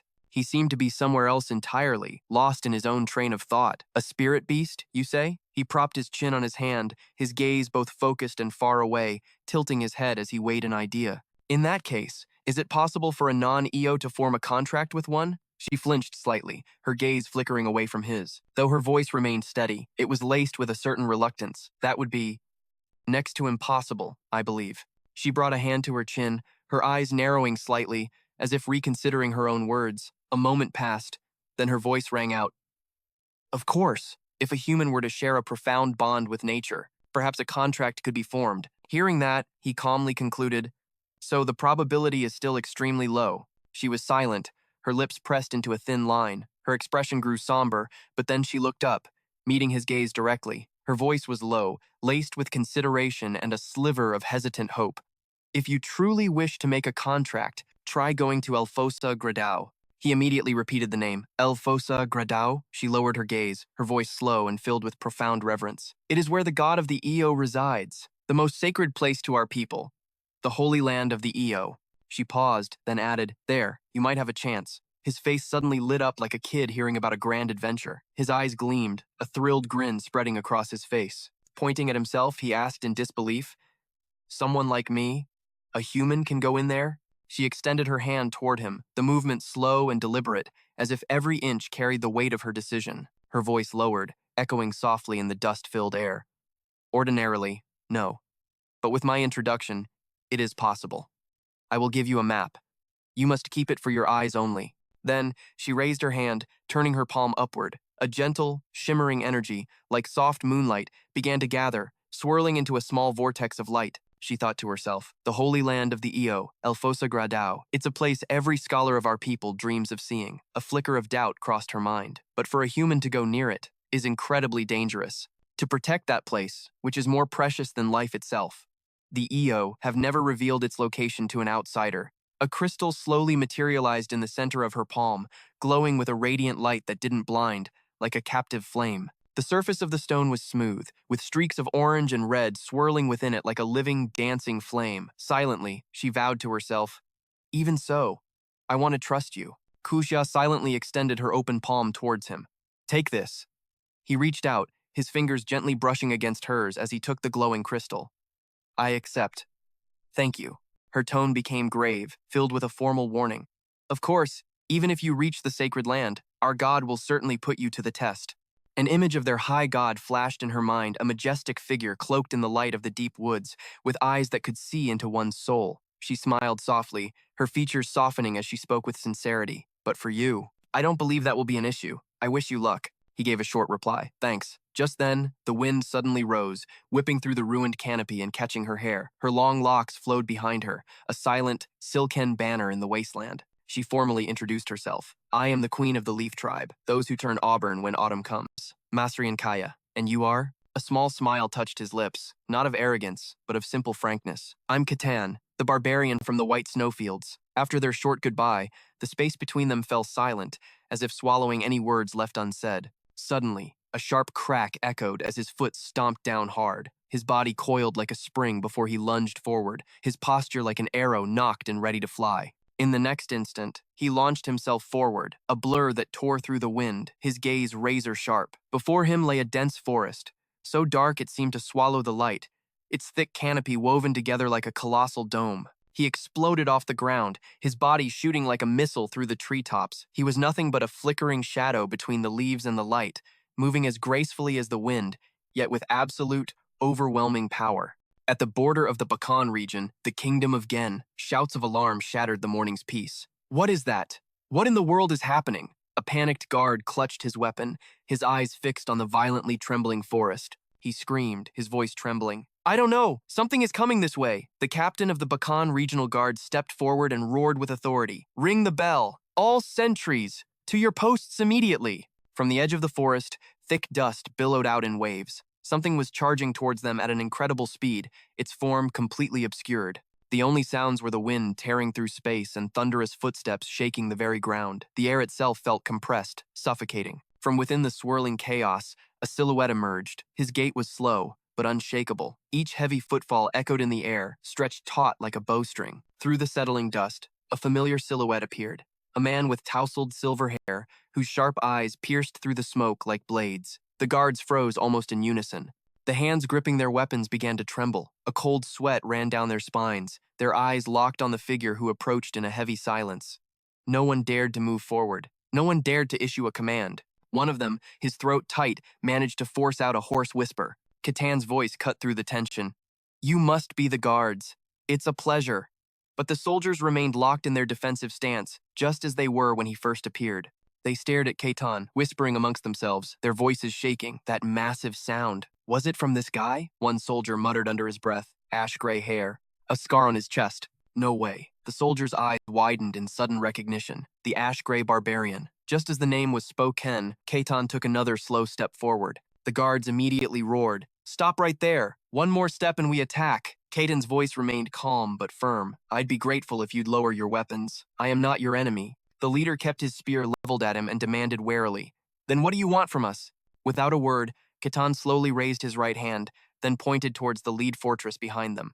The guards glanced back, confused. They looked at the lead fortress behind them and said doubtfully, The lead fortress? At this moment, Ketan spoke clearly to them. I wish to enter your territory. His words stunned them. The guard asked, Enter our territory? Are you just passing through? If possible, I'd like to stay for a while. I'm not sure how long. As soon as he finished, the guard immediately asked for more information about him. So, you plan on staying? What's your name? He answered simply, I am Ketan. The guard questioned him again. So, do you have a sponsor or identification papers? Hearing this, Ketan shook his head. I have nothing like that. As he said that, he suddenly remembered the words of Kaloja from before. Thank you, Ketan. If you ever leave, please show this to Ken if you seek out Hauser Akasa. Ketan then pulled the token from his pouch and set it on the table. He said to the guard, How about using this as confirmation? Seeing the strange object on the table, the guard asked him, What is that? Ketan answered him immediately. The crest of Hauser Akasa. I received it from a member of the bloodline. Hearing this, the guard asked him hesitantly, Hauser Akasa, the merchant family from the Zenyan kingdom, right? While observing the crest, he spoke to him. That family visited the snowfields a few years ago. You know them? They've become quite famous recently. Ever since the new head took over, their expansion has been explosive. Hearing this, Ketan asked the guard again, "So, will this work as my identification?" The guard lowered his voice. "It doesn't look like a fake, but it's still hard to verify. So you're not from this kingdom. Is this the Genhen kingdom?" The guard placed the crest on the table and continued, "Even if I can't verify it, this is still useful. All right, you can enter. But on one condition." Hearing this, Ketan echoed his word. "A condition?" The guard leaned forward, his voice serious. "We need to verify that you're not a threat. There are 3 others currently seeking entry. The condition is that you all clear a nearby dungeon together." Hearing this, Ketan simply nodded in understanding. "Forming a team is the condition? That's easier than I thought," he accepted with a smile. "Fine, I'll do it. But there's one more condition," the guard added quickly. "After clearing the dungeon, I want a detailed report on everything that happened inside." Just as he finished, a wide grin spread across Ketan's face as he saw through the scheme. "I see. You don't know who they are either, so you want us to watch each other and use this chance to weed out anyone suspicious. Not a bad plan. In fact, it's quite clever." The guard's expression shifted. "That's not all. Are you really a barbarian?" As soon as he finished, Ketan answered him with an air of complete confidence. "That's right, I am a barbarian." Hearing this, the guard fell into a thoughtful silence. "I always thought barbarians were a dull-witted race. You're the first to make me reconsider." He then said to him, "All right, that's enough talk. Let's go." The paladin sighed heavily and grumbled loudly. "Even if it's the law, having to go into a dungeon with pickpockets and sewer rats," he continued, his voice full of irritation. "What a pain. I am the paladin, Alexander Jotun." From a nearby bench, the thief Ketan snapped back at him. "What's your problem, old man? Mad you lost all your coin to a thief?" The thief Ketan hack? As he finished speaking, the paladin immediately roared, "You! How dare you insult a paladin, you little punk?" Ketan replied to his reaction with a mocking tone. "Paladin, my foot. You call that junk you're wearing paladin armor? If you were a real paladin, you wouldn't be caught dead here. You're just some wandering wannabe, aren't you?" Ketan then scoffed at him. "You're just a wanderer, same as me." When the old man didn't answer, Ketan continued to mock him. "Jotianu, where'd you dig up a ridiculous name like that?" The paladin couldn't take it anymore and drew his sword to threaten him. "You bastard." Seeing this, Ketan just laughed and challenged him. "You want to go? Think that rusty scrap metal can stop me?" In the next moment, they clashed in a relentless duel. After a while, the paladin's age began to show against Ketan's youth, and his sword arms started to tremble. Suddenly, a new voice cut through the fight. "I'd really appreciate it if you two would stop." Hearing the strange voice, both of them froze mid-clash and looked at the newcomer. Before them stood a timid girl, her head bowed, too shy to look at them directly. "I really have to clear a dungeon with this group. Is this going to be okay?" The girl, Heiser, glanced around and thought to herself, "But wait, the dungeon requires at least 4 people. Someone else must be coming." She nervously stared at the floor, waiting for the final person to appear. Suddenly, a sound snapped Heiser out of her worries. The guard announced loudly to the waiting room, "The final member has arrived." Hearing this, Ketan let out a cynical laugh. "I hope it's an actual normal person this time. Let's see." At that moment, Ketan slowly stepped into the waiting room. As he entered, everyone in the room stared, stunned by his massive frame. Ketan looked around the room and called out, his voice booming cheerfully. "So, you're the ones? My party members?" The old paladin thought to himself, "He's enormous." The girl Heiser was in awe. "Is that really a human?" Meanwhile, the thief Ketan just scowled at him. "What is this insane pressure?" Ketan beamed at the group. "It's a pleasure to meet you all." The guard cut in. "All right, introduce yourselves. I'll be right back." Ketan happily took the lead. "Okay, let's start the introductions. I'm Ketan, a barbarian." With that, Ketan turned to the young thief near him. "And you?" Startled, the boy stammered, Ketan hack. I'm a thief." "A thief?" At this, the paladin spoke up sternly. "I am a paladin, Alexander Jotun, a paladin." Seeing this, Ketan asked him, "Can you use holy power?" Hearing this, the old man faltered, looking suddenly awkward. "Normally, yes, but I'm a special case. The truth is, I can't use it," he mumbled hesitantly. Just then, Heiser timidly introduced herself. "I worship the god of lies and deceit. I am Heiser, a priestess of Kalea." Seeing this, Ketan smiled warmly. "A priestess! It's great to meet you." Then he asked Heiser, "But even for a priestess, your identity isn't clear?" Hearing this, she explained to him, her voice shy. "The god I serve, Kalea, is the god of tricks and illusions. My god doesn't exactly have the best reputation." Ketan simply replied, "I see." "Excuse me." The guard suddenly returned to the waiting room, startling everyone. He announced, "If you're all ready, let's go." Hearing this, both Ketan and the paladin grew silent, contemplating what was to come. On the other side, Briz and Kassan's faces were etched with worry. After a bit of a trek, the guard signaled to the group behind him, "We're here." Seeing the sight before them, Ketan looked a little surprised. The guard announced, "This is the dungeon entrance." He continued, "It's a 3-level dungeon. We'll be facing undead monsters." Hearing the mission's objective, Ketan's face lit up with confidence. "Clear the dungeon and bring back the crest." He turned to Kassan. "All right, let's talk strategy. Can you lay it out for us?" Caught off guard, Kassan couldn't help but look surprised. He stammered, "Sir Ketan." At that, Ketan immediately cut him off. "You can drop the formalities. We're comrades on this journey, aren't we?" Kassan put a hand to his chin, thought for a moment, and then spoke. He then proposed a strategy to the team. Ketan and the knight will take the lead as our front line. I'll scout for traps. And the priestess will be in the rear, supporting the battle with her divine power. How does that sound? As soon as he finished, Ketan replied instantly, "Got it. I understand." Then, in a loud, clear voice, he declared, "All right, let's move out." The 4 of them slowly advanced deeper into the dungeon, staying alert. Taking in the dungeon's gloomy scenery, Briss felt a chill of fear. "It's so dark. I can't see a thing." Kassan thought to himself, "There are no ordinary mechanisms or traps. This place looks too normal. It's almost like..." Suddenly, something clicked in his mind. He called out to Ketan, "Hold on! We've got monsters!" Ketan looked around, confused. "I don't see anything," but Kassan pointed to the ground. "Do you see those bone fragments scattered all over the floor? Those are skeleton soldiers. If we take one more step, they'll rise up and attack." As he said this, he silently cursed the guard. "Just as I thought. That damn guard captain knew everything. This dungeon wasn't a test of their sincerity. It was a tool to conveniently get rid of any outsiders who got in their way." Ketan was still quietly assessing the situation. "Skeleton soldiers," Kassan continued his analysis. "They're a type of monster that's far from weak. Even if their bodies are damaged or their limbs are severed, they'll keep moving like nothing happened." He went on. "On top of that, being made of bone, their defense is nothing to scoff at. The difficulty of this dungeon is much higher than I anticipated." With that, Kassan gave his orders. "Briss, prepare your divine power." Then he addressed the other 2. "Old man, get your shield ready. Ketan, you be prepared as well. I'll aim for their openings during the fight."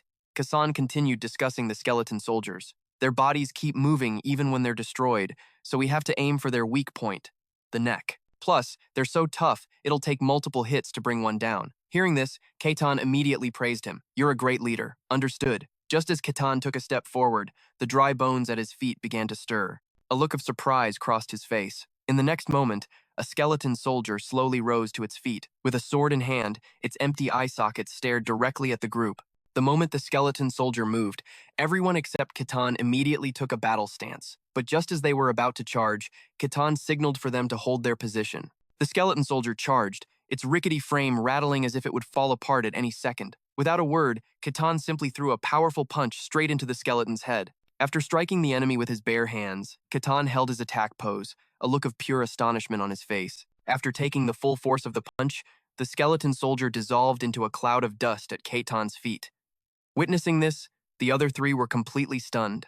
He turned to Kassan excitedly. "Kassan, you were right. Just smash their heads and they can't move." Hearing this, Kassan screamed internally, "That's not what I meant at all." Skeleton soldiers are creatures formed from bone, and their bones are an incredibly hard, unnatural material. Even for a seasoned swordsman, unless they can control their aura, it's nearly impossible to slice through a bone in a single strike. What's more, these skeletons were reinforced by the dungeon's magic. The only way to destroy them was to launch a relentless assault on the neck, like chopping down a tree, to break their cervical vertebrae. There was no way anyone should be able to just blow its head apart and crush it to dust like that. Seeing Ketan's true power with his own eyes, Kassan was completely in awe.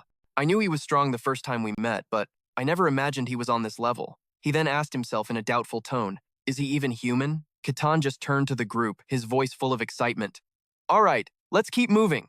Hearing that, the 3 of them answered in unison, "Yes, sir," he replied cheerfully. "No need to be so formal." Kassan immediately shot back, "Yes, sir." Meanwhile, Briss and the paladin were crying on the inside. "I don't want to die in a place like this." Venturing deeper into the dungeon, Ketan encountered more skeleton soldiers. The dry bones still lay silently on the cold ground. But then, a sound echoed, and one by one, the skeletons began to move. Seeing this, Briss immediately cried out, "Skeleton soldiers," she continued shouting, "This is for real, they're coming." Suddenly, Ketan spoke quietly to the group. "Can I ask you all for a favor?" The 3 of them answered in unison, Yes, Ketan proposed, his voice resolute. Let me handle these bags of bones myself. There are a few things I want to test. Ketan replied without hesitation. Yes, do as you wish. Briss immediately agreed with him. I agree as well. As she finished, he gave a short reply. Thanks. Right after, he stepped forward to face a skeleton soldier that was slowly raising its sword. The other three members of the group watched Ketan nervously. What is he planning to do? He looked at the skeleton soldier and said with excitement, How interesting. What kind of structure is this? The moment he spoke, the skeleton swung its sword, aiming to take his life. As the blade came slashing down, Ketan calmly caught it between two fingers, without the slightest bit of effort. While snapping the blade, Ketan asked, Now what are you going to do? Immediately, the skeleton soldier jumped back. It then leaped onto a nearby tall rock and took a defensive stance. Finally, the skeleton soldier gathered its strength and launched itself forward, trying to slice off Ketan's head. Despite its elaborate preparation, Ketan easily dodged the attack. He then grabbed a hold of the skeleton soldier's arm bone. The moment he caught the enemy's arm, he couldn't hide the look of delight on his face. Ketan questioned the skeleton soldier, his voice full of challenge. How are you going to deal with this? As he finished his sentence, the skeleton soldier's arm bone suddenly fell to the ground. Ketan looked down at his own hand in surprise. The skeleton soldier stared blankly at its missing arm, then glared back at Ketan. Immediately, it picked its sword back up with its remaining arm. Seeing this, Ketan said cheerfully, Oh, so you can switch hands, can you? The moment he spoke, the skeleton soldier charged at him again. Ketan quickly grabbed the skeleton soldier's remaining arm bone. Then, he forcefully ripped it clean off its body. After having its arm torn off, the skeleton soldier staggered backward. It then made a desperate final charge toward Ketan. Even as the skeleton closed in, Ketan showed no signs of fear. He simply grabbed it by the skull and said in a low, mocking tone, It can even change positions. You're actually pretty smart, aren't you? Witnessing the scene before her, Briss was so terrified she couldn't even speak. The other two men began to tremble. Seeing Ketan's overwhelming combat power, the others couldn't help but be astonished. He's a complete monster. Ketan's eyes lit up, a terrifying smile spreading across his face. Seeing this, Ketan's face went pale with fear. The gruesome skull was tossed onto the ground, tiny lights still flickering around it. Ketan's eyes, wide and glowing like a predator's, watched his prey's every move. Without wasting a moment, he lifted a foot. The skull is clearly the target. So, you can still move with just your head?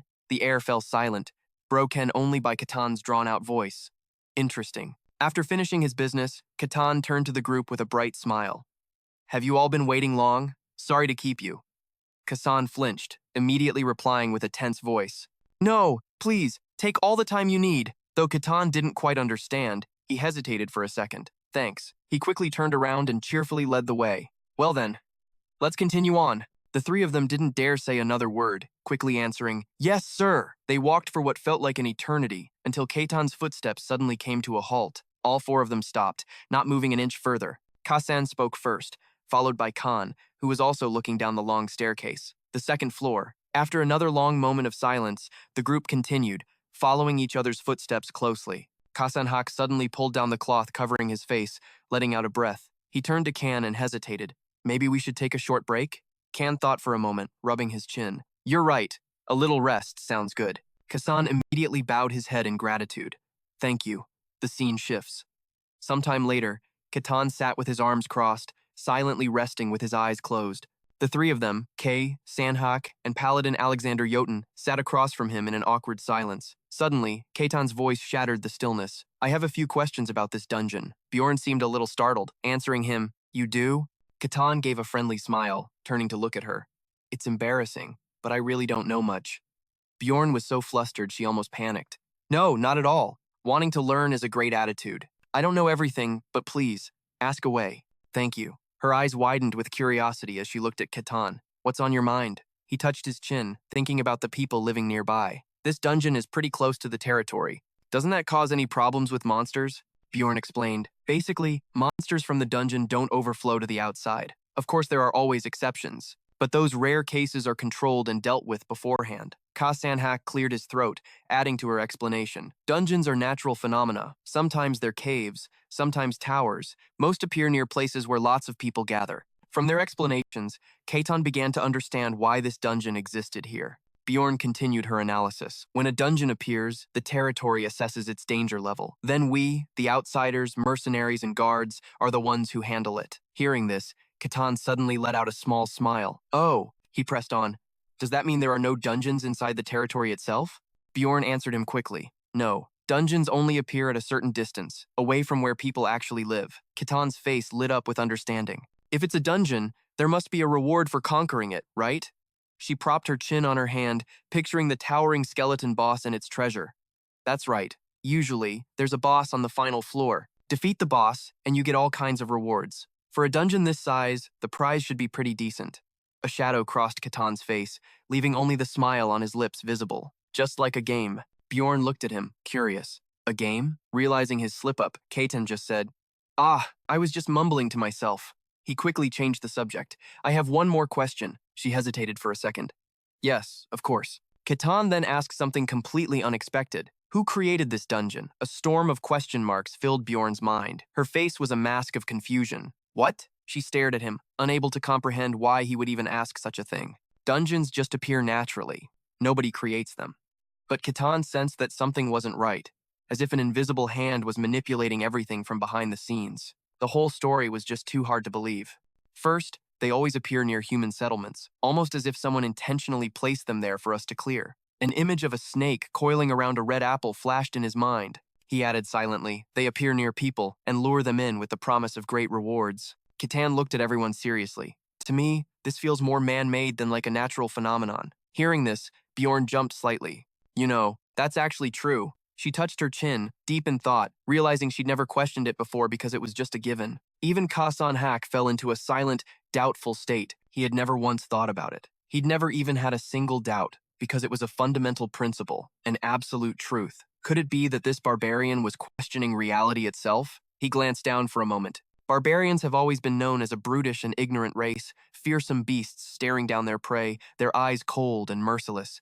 That truth had never changed. But Ketan's question alone planted a seed of doubt deep inside Kasan's heart. If what I've always known is true, then is this barbarian really just an ordinary barbarian? Just as his thoughts began to spiral, Ketan's voice cut through the haze. This is very interesting. He nodded and smiled at the group. Is everyone rested enough? The three of them jolted and shot to their feet. Yes. Ketan cheerfully took the lead, waving for them to follow. Then let's keep moving. Kasan quickly replied, Right. After walking for a while longer, the four of them advanced cautiously, scanning their surroundings. Ketan calmly led from the front. Kasan and Tianu guarded the flanks, while Bjorn followed closely behind them. Suddenly, Ketan paused, his eyes narrowing as he spotted something. He had found a locked chest. What is that? Kasan immediately explained.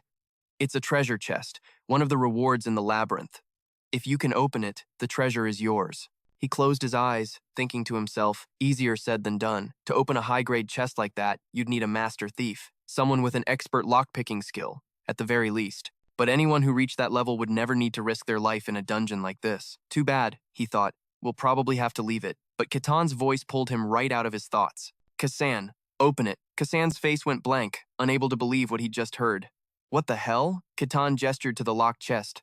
It's a treasure chest, isn't it? And you're a thief, right? Kasan's face paled as he forced a weak smile. Ah, yes, but Ketan didn't seem to notice, his expression filled with pure excitement. Aren't treasure chests a thief's specialty? That's why I'm asking you to do it. I'll get to see a thief's skills with my own eyes. Kasan closed his eyes, his mind racing. He's not wrong, but there's one huge problem. He felt himself stiffen like a rock. If I could actually do that, what the hell would I be doing here? Kasan's mouth hung open. A lowly thief like him, not even recognized by a guild. Where would he get a skill like lockpicking?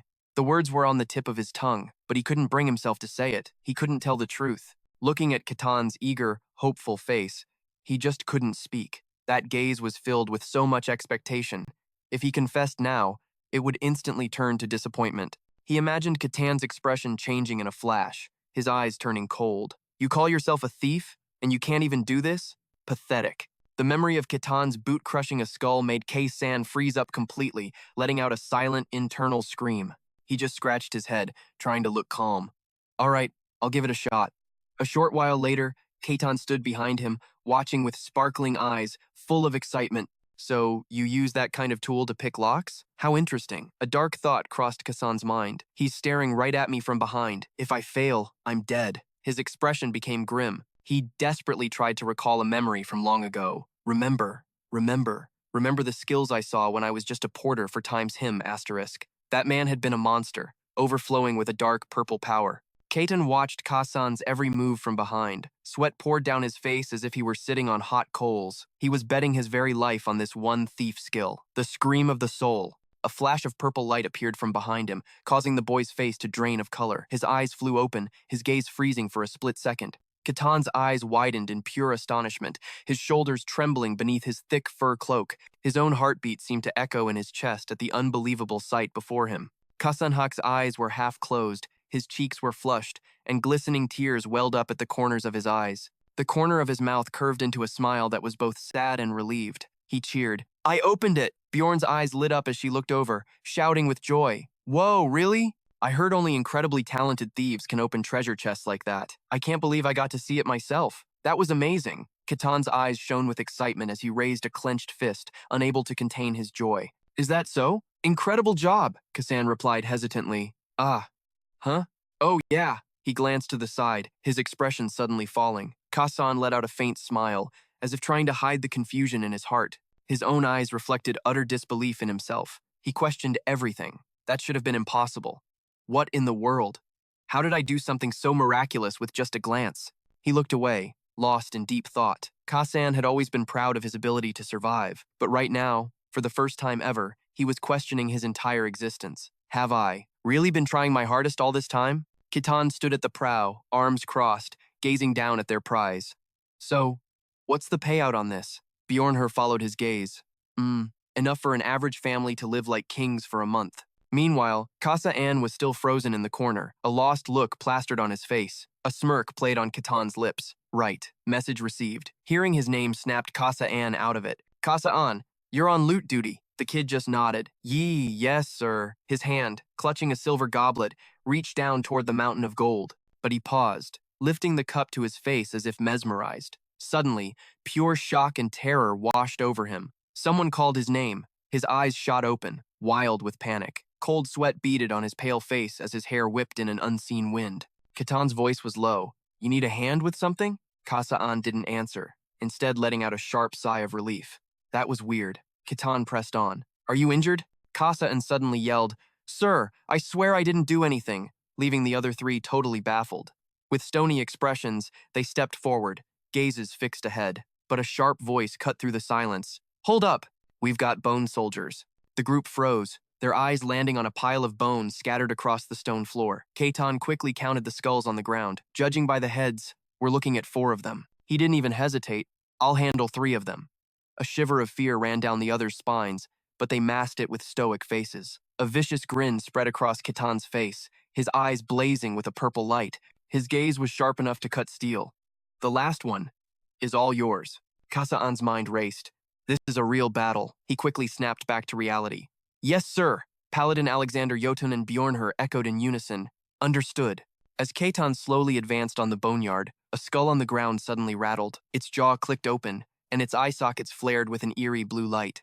Kasa-an tensed up, no matter how many times he saw it. Watching skeletons assemble themselves was still seriously creepy. The 4 sets of bones clicked into place, rising as if they were alive. They sat up, bathed in a faint blue glow that left the party stunned. The 4 skeletons lunged, ready to tear them apart. They let out a chilling roar, baring their teeth in a threat, and Ketan immediately gave the signal. Paladin Alexander Jotun began casting a spell. Bjornher muttered an incantation while Kasa-an readied his attack stance. Now! Ketan roared as the skeletons charged. Kasa-an leaped forward, putting himself between them and the enemy. Wisps of gray smoke swirled around him. With a sharp spin, he unleashed a blade of golden light that streaked past a skeleton's face. The 2 skeletons behind it just stared blankly at each other. Another one, its face smacked hard against something, looked comically panicked. But Ketan just wrapped his arms around the 3 of them, whispering, Now. Now.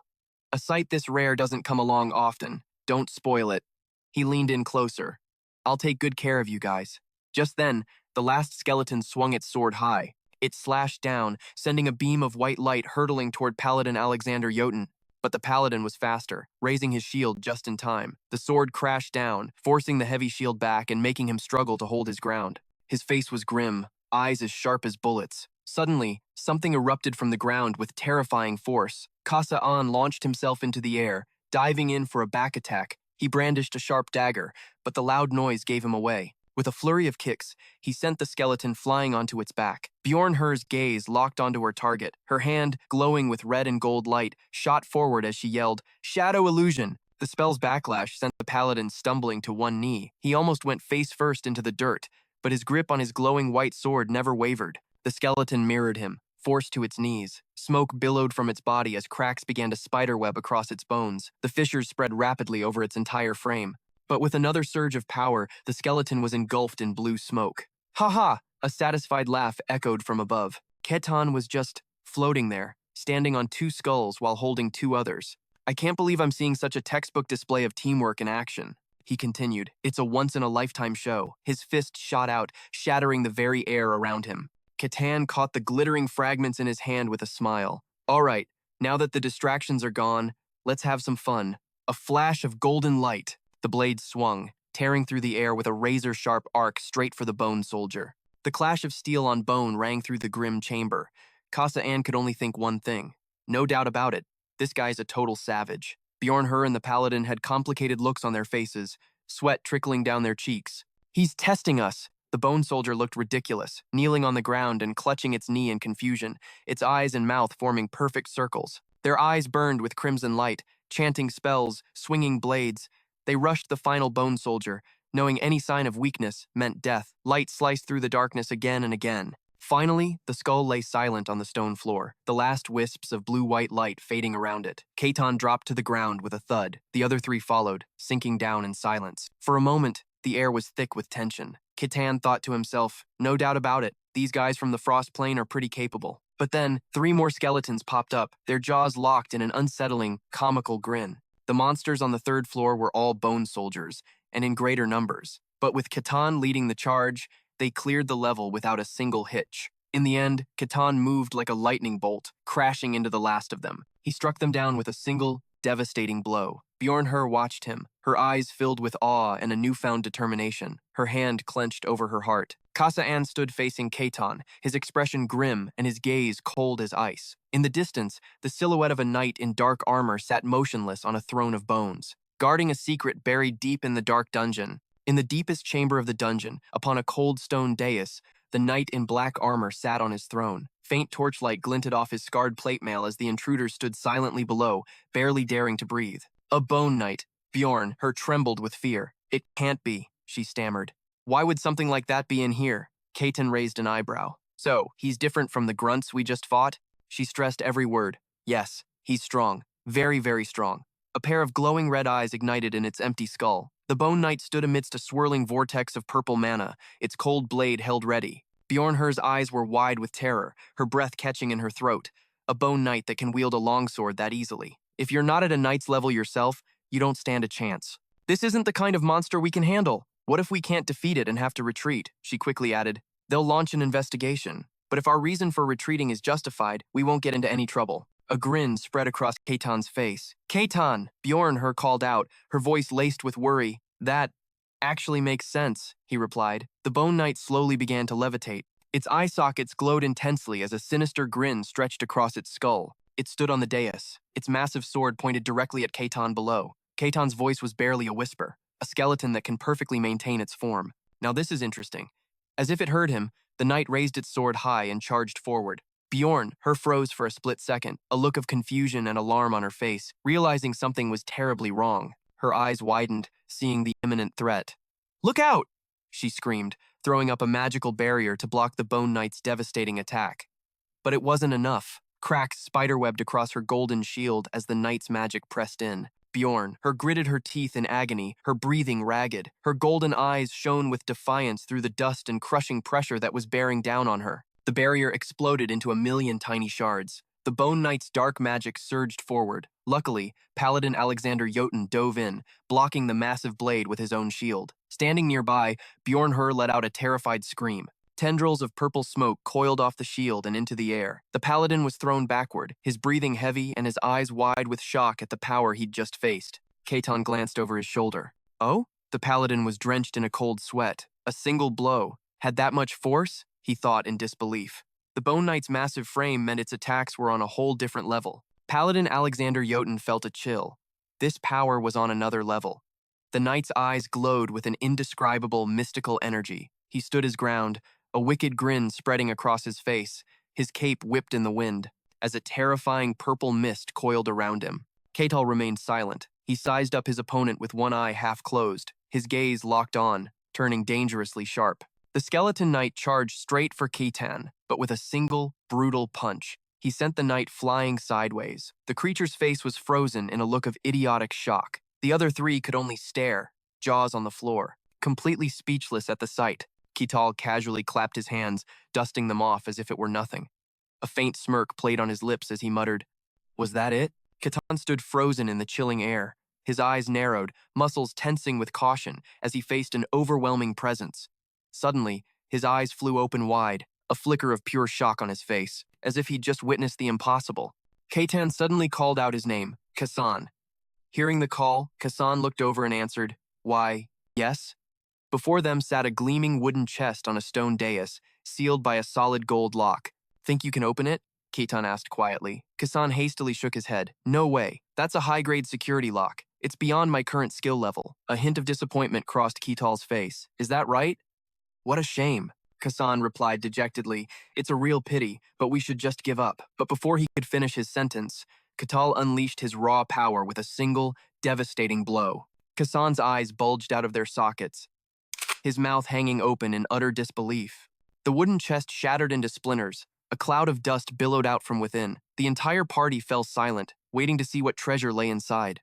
The two of them were frozen solid, eyes wide and jaws agape. They stared in absolute shock, as if they'd seen something beyond imagination. But Ketan just smirked confidently, clenching his fist, feeling the exhilarating rush of his own power. The chest was overflowing with silver coins. "That's true, but the reward should be massive. Ketan, go ahead and collect it." "Yes, sir," he responded. He walked slowly toward the splintered chest, still trying to process the idea of opening a lock with brute force. "I've never seen anything like it in my life." Ketan's face was a mask of pure confusion. He couldn't help but wonder, if he was just going to smash it open anyway, why even ask me to try and pick the lock? A massive doorway materialized before them. A blinding light pouring out from within. Bits of rubble trickled down from the stone archway. Ketel glanced to his right. The stones behind them were beginning to move, sending tremors through the ground like an earthquake. Ketan glanced to the side, his expression calm, but his eyes sharp and alert. He let out a soft sigh, as if confirming a suspicion. Once a dungeon is cleared, it's supposed to collapse. I guess that means there's no secret room this time. Ketan's interest was piqued. Secret rooms? Those are actually a thing? Ketan nodded. They're rare, but they definitely exist. A grin spread across Ketan's face. Now that sounds like fun. Ketan just stared blankly, a look of pure confusion on his face. Meanwhile, the guard captain leaned on his desk, his expression one of utter disbelief. He asked in a low voice, "What do you mean? You're already finished?" Sunlight beat down on the quiet castle walls. A faint cough broke the stifling midday silence. Ahem. He hesitated before asking, "So, how was the dungeon?" Ketan shot him an enthusiastic thumbs up. It was a lot of fun. The captain seemed completely thrown off by that answer. He stammered, "Ah, I see." Then he gestured for them to follow and cleared his throat. "All right then, we'll proceed with the entry registration. Follow me, one at a time." He suddenly froze for a second, a look of concern and confusion flashing across his face. There weren't any. "Major issues, I hope?" The warden pressed him.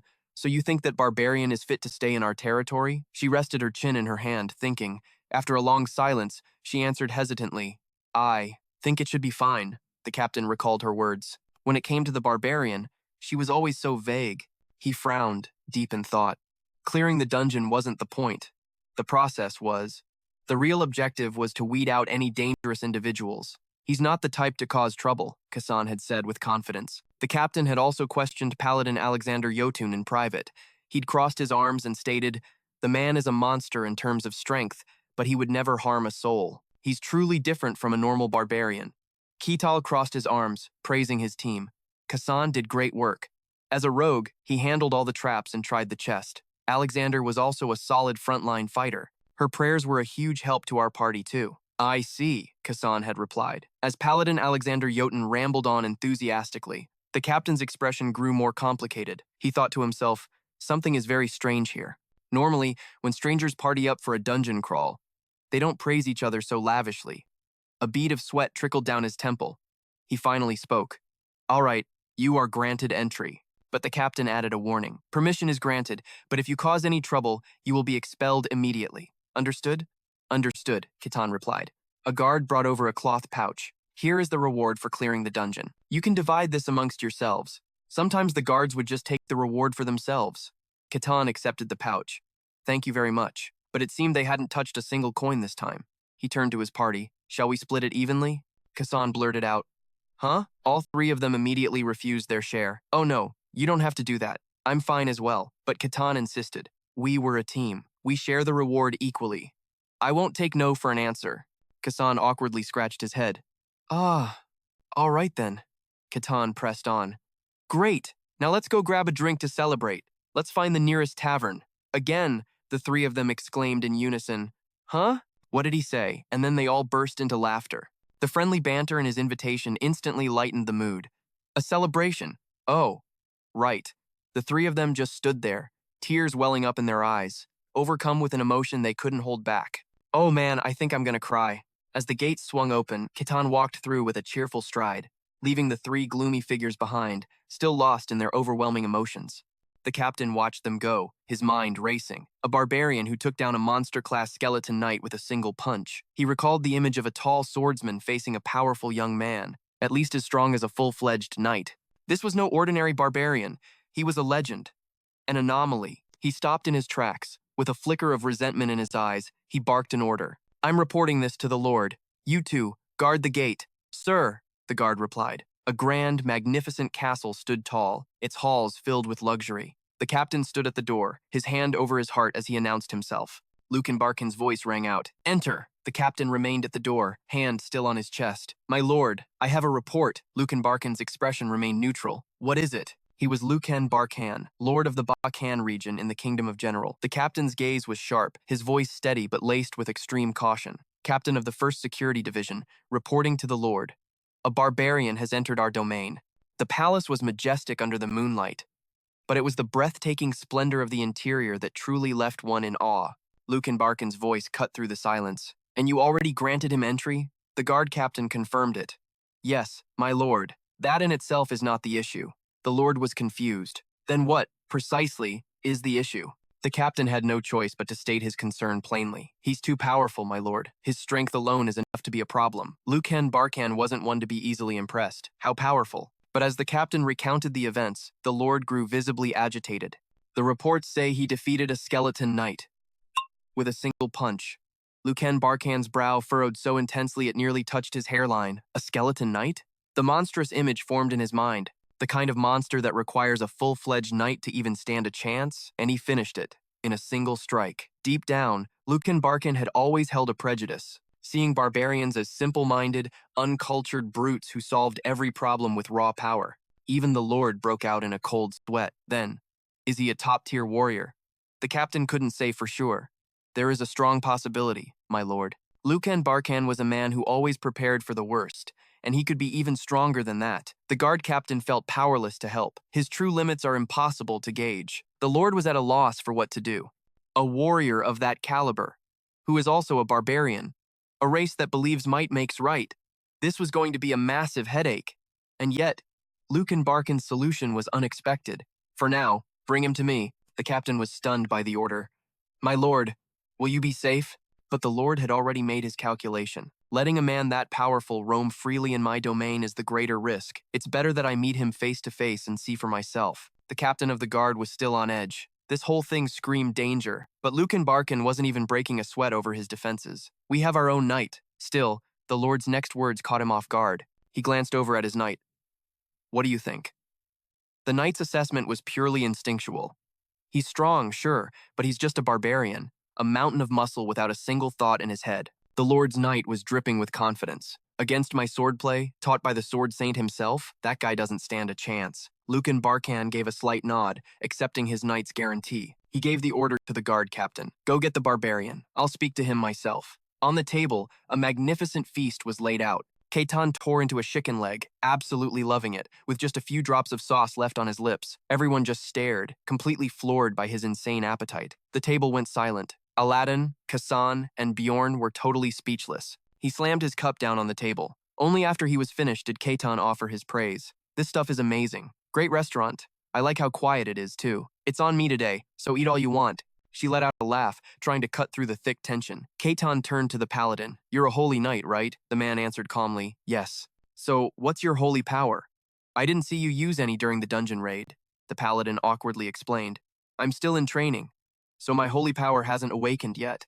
Ketan's eyes went wide with mock surprise. Oh, that's rough. The paladin was so embarrassed he couldn't say another word. Yeah. Ketan immediately changed the subject. You said the god you serve is named Kozia, right? Is there a temple for her anywhere nearby? Bjorn quickly came up with an excuse. No, I don't think so. She's not exactly a popular deity. She knew the real story, but she wasn't about to spill it. Kosha, the goddess of lies and deception, was hated and rejected by pretty much everyone. Bjorn hesitated, wondering if she should even ask. Sir Ketan? Ketan was still busy stuffing his face. Yeah? Huh? What's up? Her question made the paladin and Kassan jump. Just how strong are you? Ketan was still lost in a world of food. He couldn't really define his own power. I'm not really sure about ranks or tiers. It hasn't been that long since I left the Glacial Plains, so I'm curious myself. How strong is a knight anyway? Bjorn's guess was pretty spot on. You'd need to be at least rank 2 to handle that monster, but a rank 1 could probably crush him, just like Ketan did. Ketan remained humble. Then I guess I'm probably rank 2. The restaurant owner's voice trembled. Excuse me. He pleaded with his eyes for them to understand. The restaurant is about to close. Ketan pushed everyone to get moving. My bad. Let's get going. He then asked them about their plans. Do you guys have any big plans or schedules coming up? The girl and the paladin practically screamed, yes, we absolutely do. Kassan firmly backed them up. Yup, super busy. A glimmer appeared in Ketan's eyes. I get it. Too bad. I guess this is where we part ways. Hope to see you all again someday. But all three of them were thinking the exact same thing. Let's hope not. See ya. In the next moment, Ketan's feet were up on a soft bed. A blissful smile spread across his face. This is amazing. Is this seriously the first time I've slept in a bed since I got to this world? I'm glad I could afford an inn with the dungeon reward money. No problem. He had never felt so content. Compared to the Glacial Plains, this place is actual paradise. Ketan was still lost in his thoughts. It took a while after waking up there to finally find civilization. So, what do I do now? I want to experience more, to feel more. A deep hunger showed in his eyes. I want an adventure, like the holy land of the elves.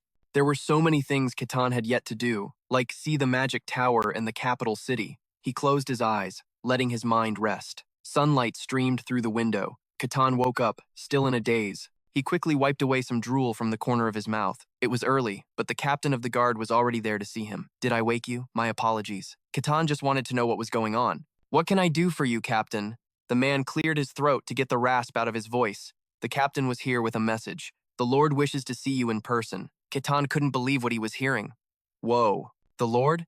As in, the guy who rules this whole territory? The master of this entire domain? A person like that wants to see me? He didn't hesitate for a second and agreed on the spot. Understood. Ketan needed a moment to get ready. Should I go right now? Just let me get dressed and I'll be right there. The captain of the guard was a little suspicious. It was that easy? Sunlight now bathed every corner of the street. It was his first time truly seeing the lively market atmosphere. It was already dark when I first got here, so I only got a quick look. Ketan glanced around, amazed. Seeing it in broad daylight is seriously impressive. He decided life here was pretty peaceful. Ketan even gave the situation a mental thumbs up. If this is lucky fantasy mode, I'm all for it. The captain could only sigh at this guy's attitude. What the heck is wrong with this dude?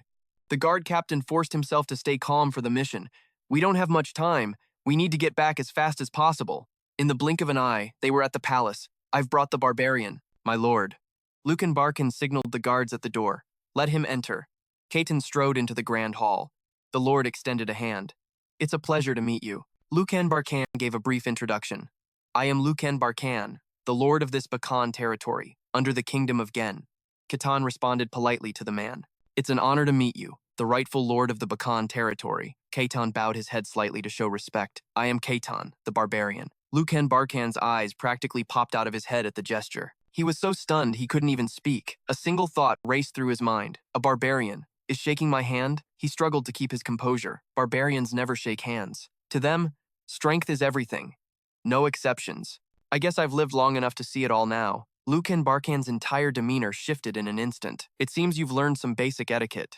Please, have a seat. Ketan sat across from him in the luxurious room. The palace's decor was a world away from the city outside. Everything sparkled with gold. He was blown away as he looked around. So this is what a lord's castle looks like. Then, something caught Ketan's eye. Even in a fantasy world, the castle looks just like something from the Middle Ages. Huh? His gaze shot forward. Is that a knight protecting the lord? Ketan's inner child was freaking out.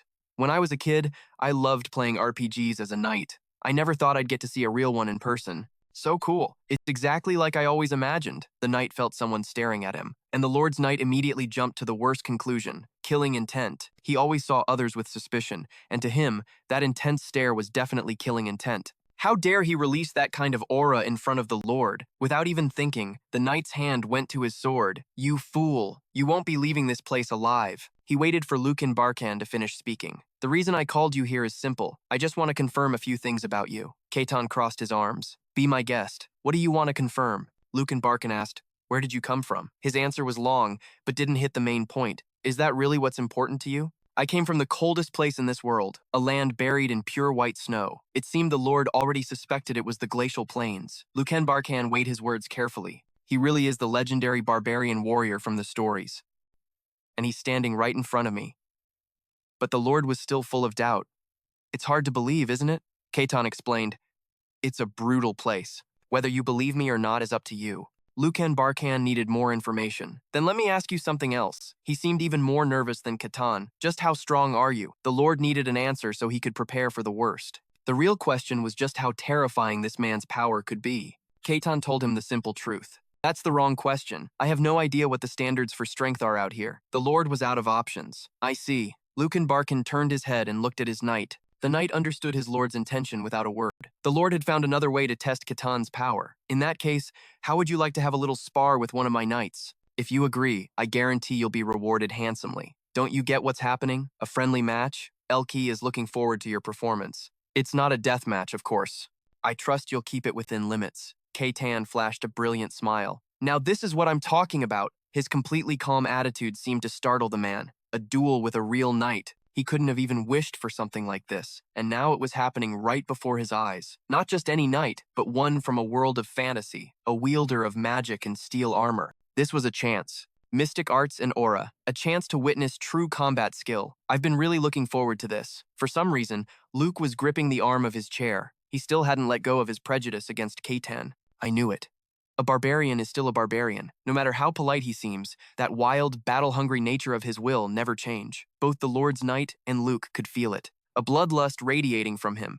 The scene shifts to the dueling grounds. Luke sat and waited to see who would claim victory. Ketan and the knight were already on the field. The Lord's Knight looked absolutely serious about this fight. As for Ketan, his face was brimming with energy. Luke couldn't stand to wait another second. Let's begin, and hope no one has to shed any blood. A servant immediately rang the bell. The Lord's Knight opened his mouth, his voice dripping with contempt. Consider it an honor to witness my swordsmanship, you lowly barbarian. Ketan didn't even pay attention to his words. I'm actually looking forward to this too. The knight just couldn't understand him. How dare he be so relaxed? The Lord's Knight had been ready for ages. I will show you. He shot forward in a blur. The overwhelming difference in our skills. The Lord's Knight wanted to see Ketan's reaction.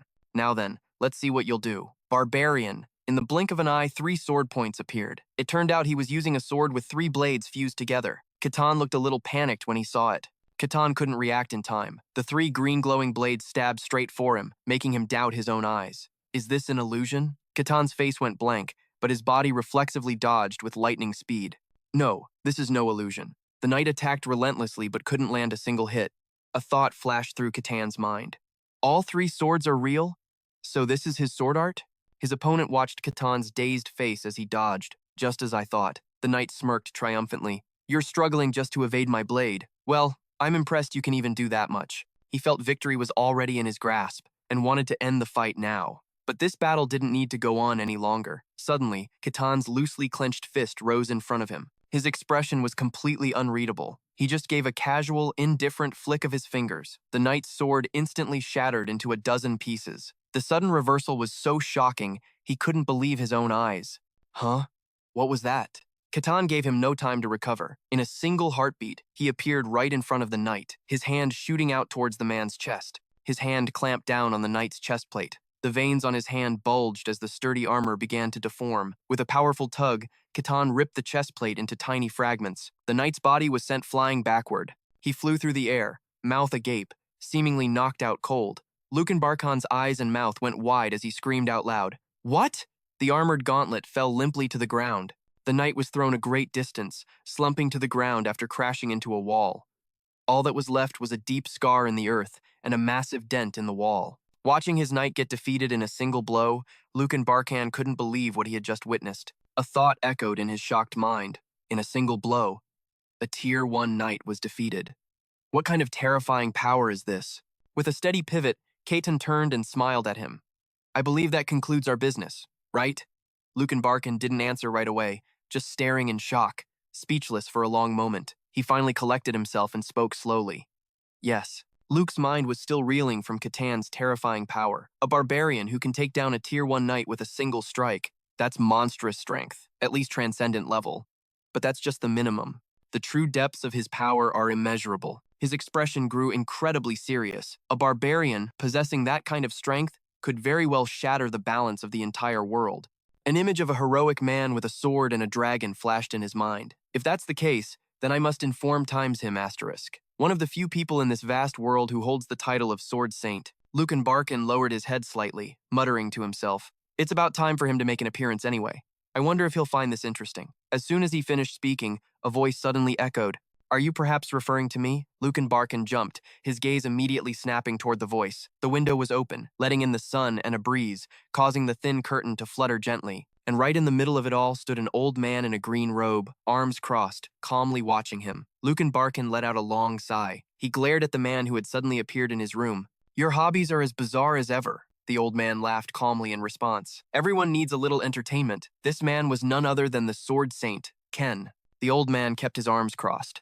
So, why don't you tell me this interesting story? Lucan Barkan placed one hand on the table, pushing himself up. He bowed his head slightly to the Sword Saint. It's an honor that you came, despite the sudden notice. I am in the presence of the great Sword Saint. Ken didn't answer, but just stared at him intently. Since the other man wasn't speaking, Luke maintained his posture. The scene changes to a little while later. We see the knight who just lost at the hands of Ketan. The wooden door suddenly swung open. Luke had been standing in the room for some time. He suddenly asked about the knight's condition, making him jump. Is your body feeling any better? The knight hastily scrambled to sit up, clutching his wounds. I'll be fine in a few days. My sincerest apologies, my lord. Before Lucan Barkan could say anything, the man behind him cut in. You should be apologizing to me. Sword Saint Ken stood with his hands behind his back, looking down at him. My foolish disciple, defeated by some nameless barbarian. The knight was stunned by the old man's presence. Master. The old man glanced down. The knight only had a single rip in his shirt over his chest. The old man calmly stated a fact, not a single wound. He thought about that barbarian. Before coming here, I saw the boy's armor. It was completely destroyed. Looking at the state of the armor, he should have been killed. And yet, his clothes are barely torn, and his body is completely free of scratches. Could it be that Barbarian was holding back? Ken stroked his chin, looking at his disciple. He's not just some mindless barbarian. He is someone who can control his own power, and with incredible precision at that. The knight stammered in response. I understand. The old man calmly made his assessment, and his power so far exceeds a knight's level that he had the luxury of holding back. Finally, Ken delivered a conclusion that made both Lucan Barkan and the knight's eyes widen in shock. At the very least, he's transcendent level. Luke hesitantly opened his mouth to speak. He turned to look at Ken. Forgive my impertinence, but how does he compare to you? Master Ken. The old man was silent for a moment, then immediately turned to answer. He's quite strong, but I am the Sword Saint. Even if he possesses transcendent level power, he wouldn't be able to touch me.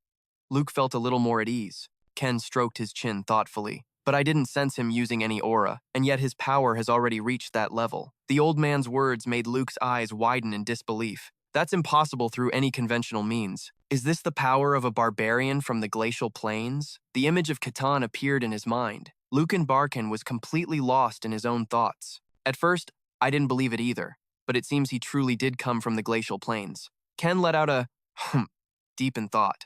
A barbarian from the Glacial Plains. In Ken's thoughts, a terrifying gaze appeared, along with a deep-seated worry. The legend of a human who survived in the Glacial Plains. Is he even human, or is he? Thinking this, Ken stroked the beard on his chin and suddenly said something out of the blue. He's an aberration. As he spoke, images of monsters flashed by, like reptilian lizards and giant bears. But Ken immediately shook his head, dispelling those terrifying suspicions. No way.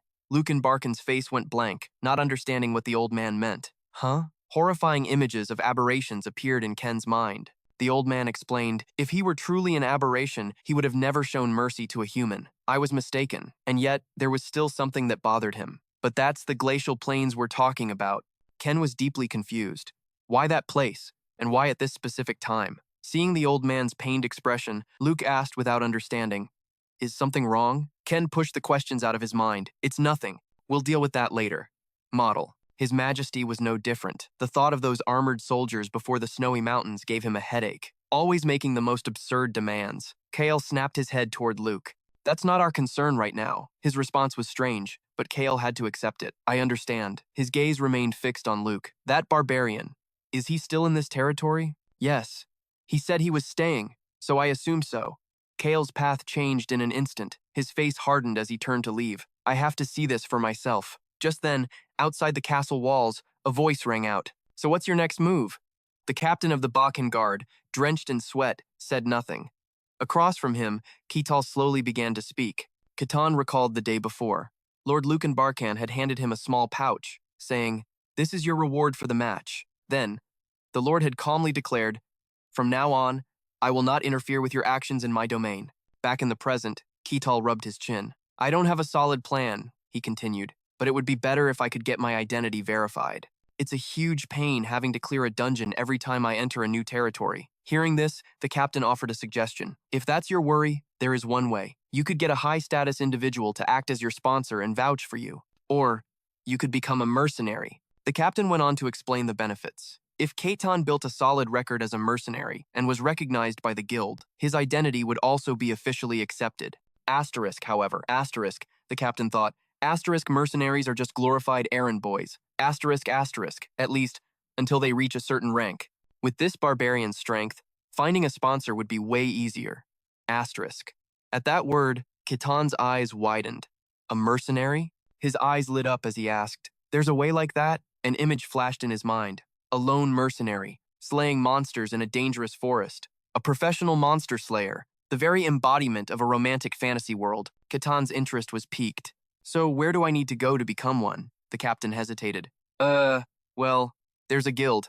Ketan's face was beaming as he said decisively, "Take me there." The guard captain froze, his eyes wide in disbelief. He stammered, "Oh, okay." The image appeared of people forging their own paths. Mercenaries. Wanderers who travel far and wide to fulfill contracts. To some, they are a symbol of romantic freedom, but in reality, mercenaries are the lowest class of society. A last resort for those with no official standing. Even they have to flee in terror from the horrifying monsters they're hired to face. Even powerful mercenaries often meet their end in unexplored dungeons, or are simply used as sacrificial lambs for someone else's dirty work. That's why the mercenaries at the bottom are often rude, filthy, and loud. A man in green clothes furiously threw a punch, roaring, "You bastard! You dare to touch me?" Inside the mercenary guild, his opponent couldn't block the hit and went flying backward, but he immediately recovered his footing. Scrambling up, he yelled, "You want to go?" Hearing that just made the man in green even more furious as he shot back a challenge. "Bring it on." Two other guild members watched, snickering as they placed bets. "Hey, my money's on the guy on the right. You better win. I'll take the guy on the left." Just like that, they lunged at each other, giving no quarter. Both sides were fired up, determined not to lose. At the reception desk, someone asked, "Roja, how's this batch of rookies?" Roja, the Mercenary Guild's receptionist, sighed, completely fed up.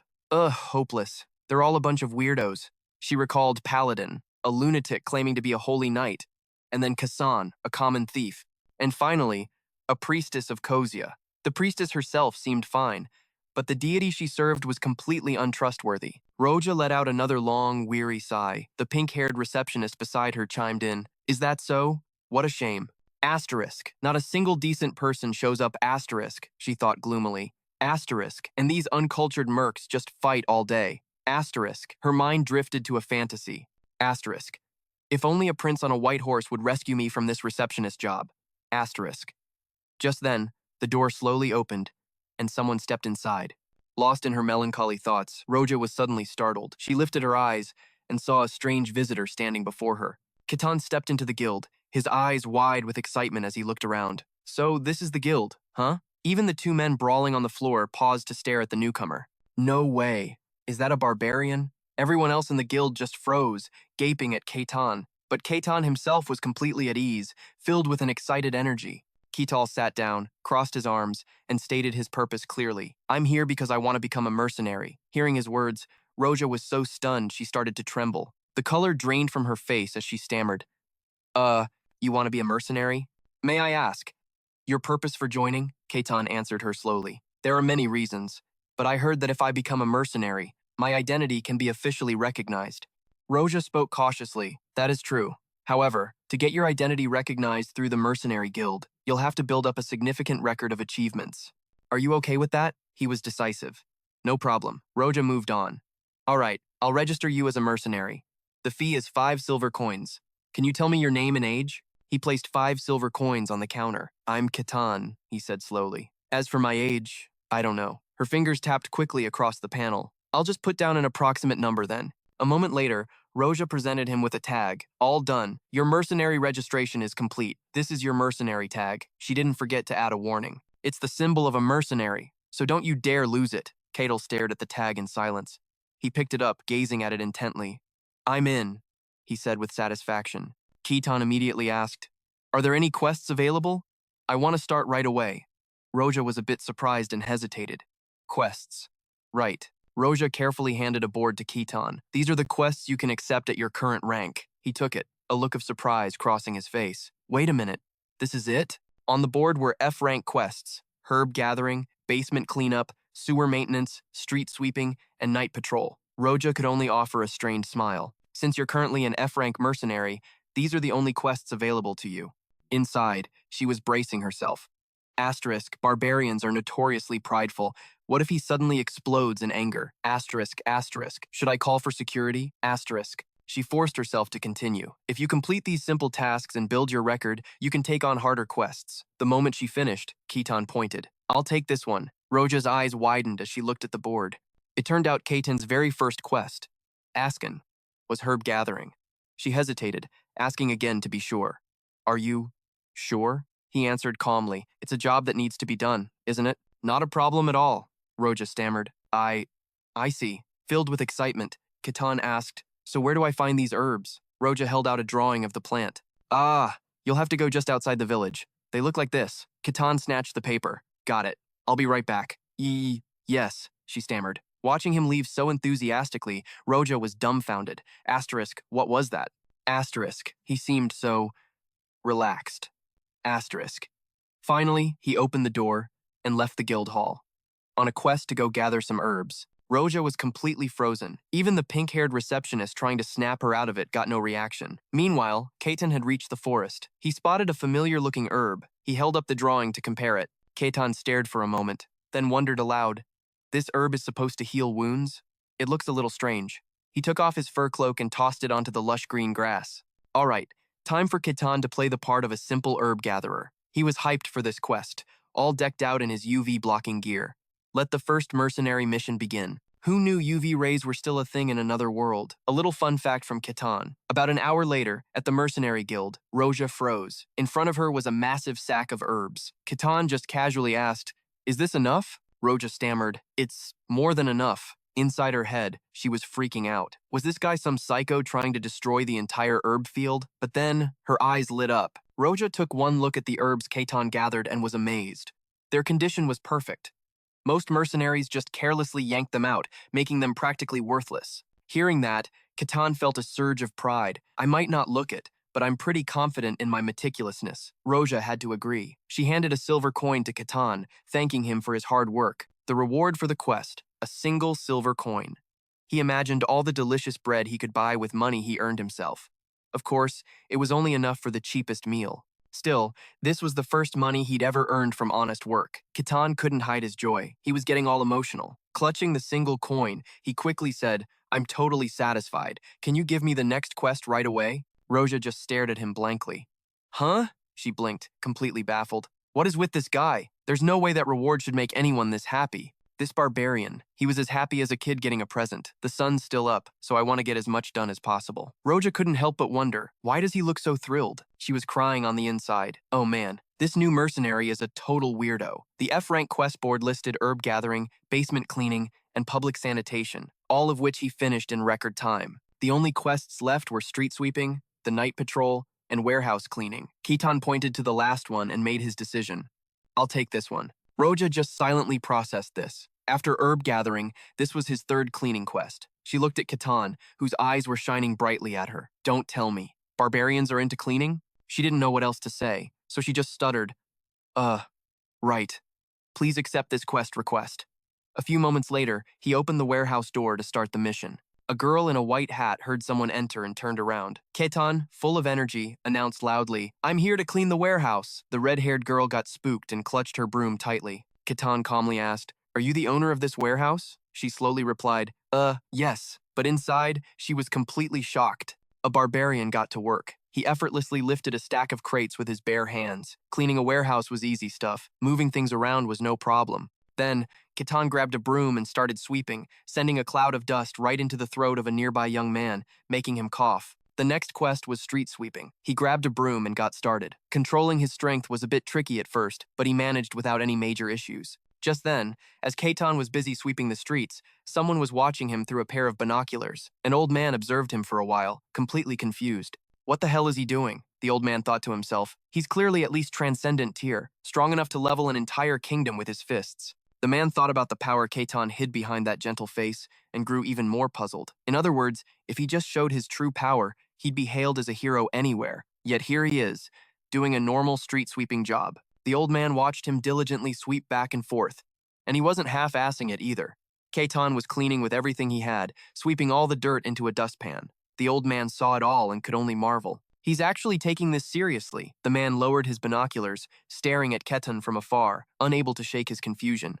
What is his deal? When he finished cleaning up, he wasn't tired at all. He just wiped a few beads of sweat from his forehead and said cheerfully, "Man, that was refreshing." Seeing this, the old man was even more confused. Why does he look like he's actually enjoying this? The next morning, the sun was high in the sky. Ketan woke up, let out a satisfying yawn, and stretched his body. As he put his feet on the floor, he suddenly noticed a rather large bag sitting on his table. The bag looked heavy, and he had no idea what was inside. Turns out, it was filled with silver coins. Then, a woman's voice chimed in. "Your first day as a mercenary went well, Sir Ketan.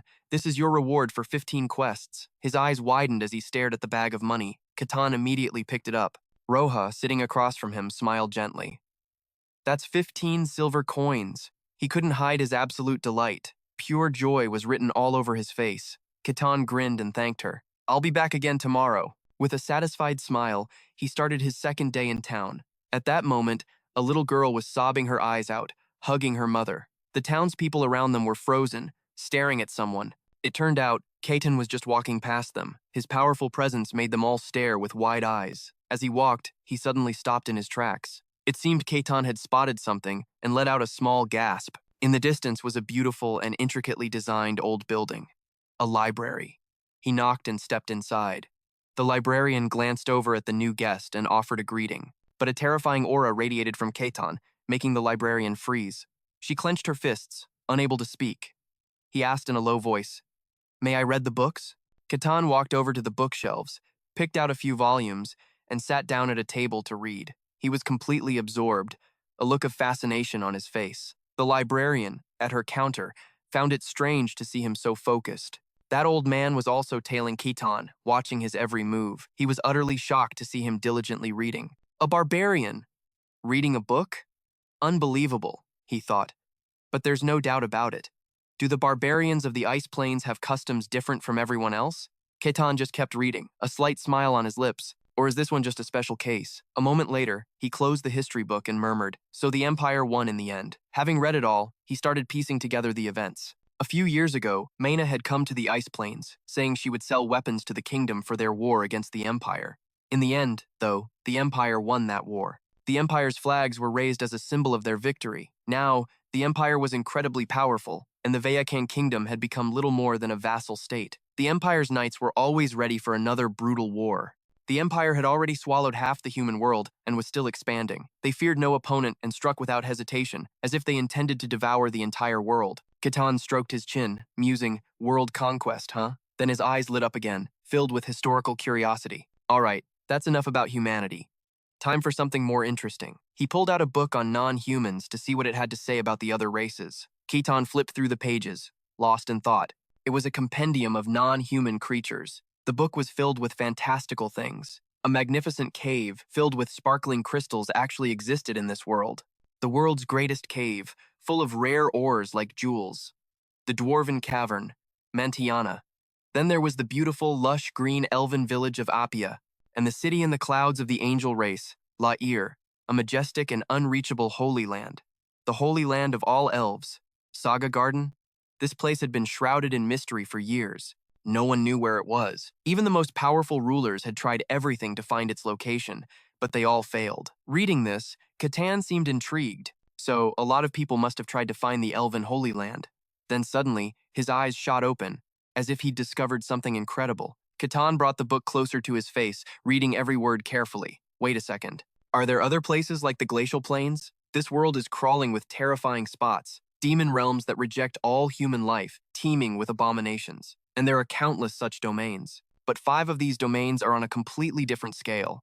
First, a region shrouded in an oppressive stillness, where not a single sound can escape. From the silent forest, where everything is frozen in time, to the blazing inferno of the abyss, a place that spews evil across the world. And deep beneath the ocean lies a special ecosystem, the deep sea, where primates can actually breathe and survive. Next is the infinite black hole, a bottomless void surrounded by a brilliant cosmic ring, a place where nothing exists. And finally, the tundra, a land of eternal winter. The people who live here are shrouded in an indescribable mystery. Within these demon realms dwell horrifying monsters, an Etarian known as the very incarnations of destruction. Fortunately, these domains cannot encroach upon human territory.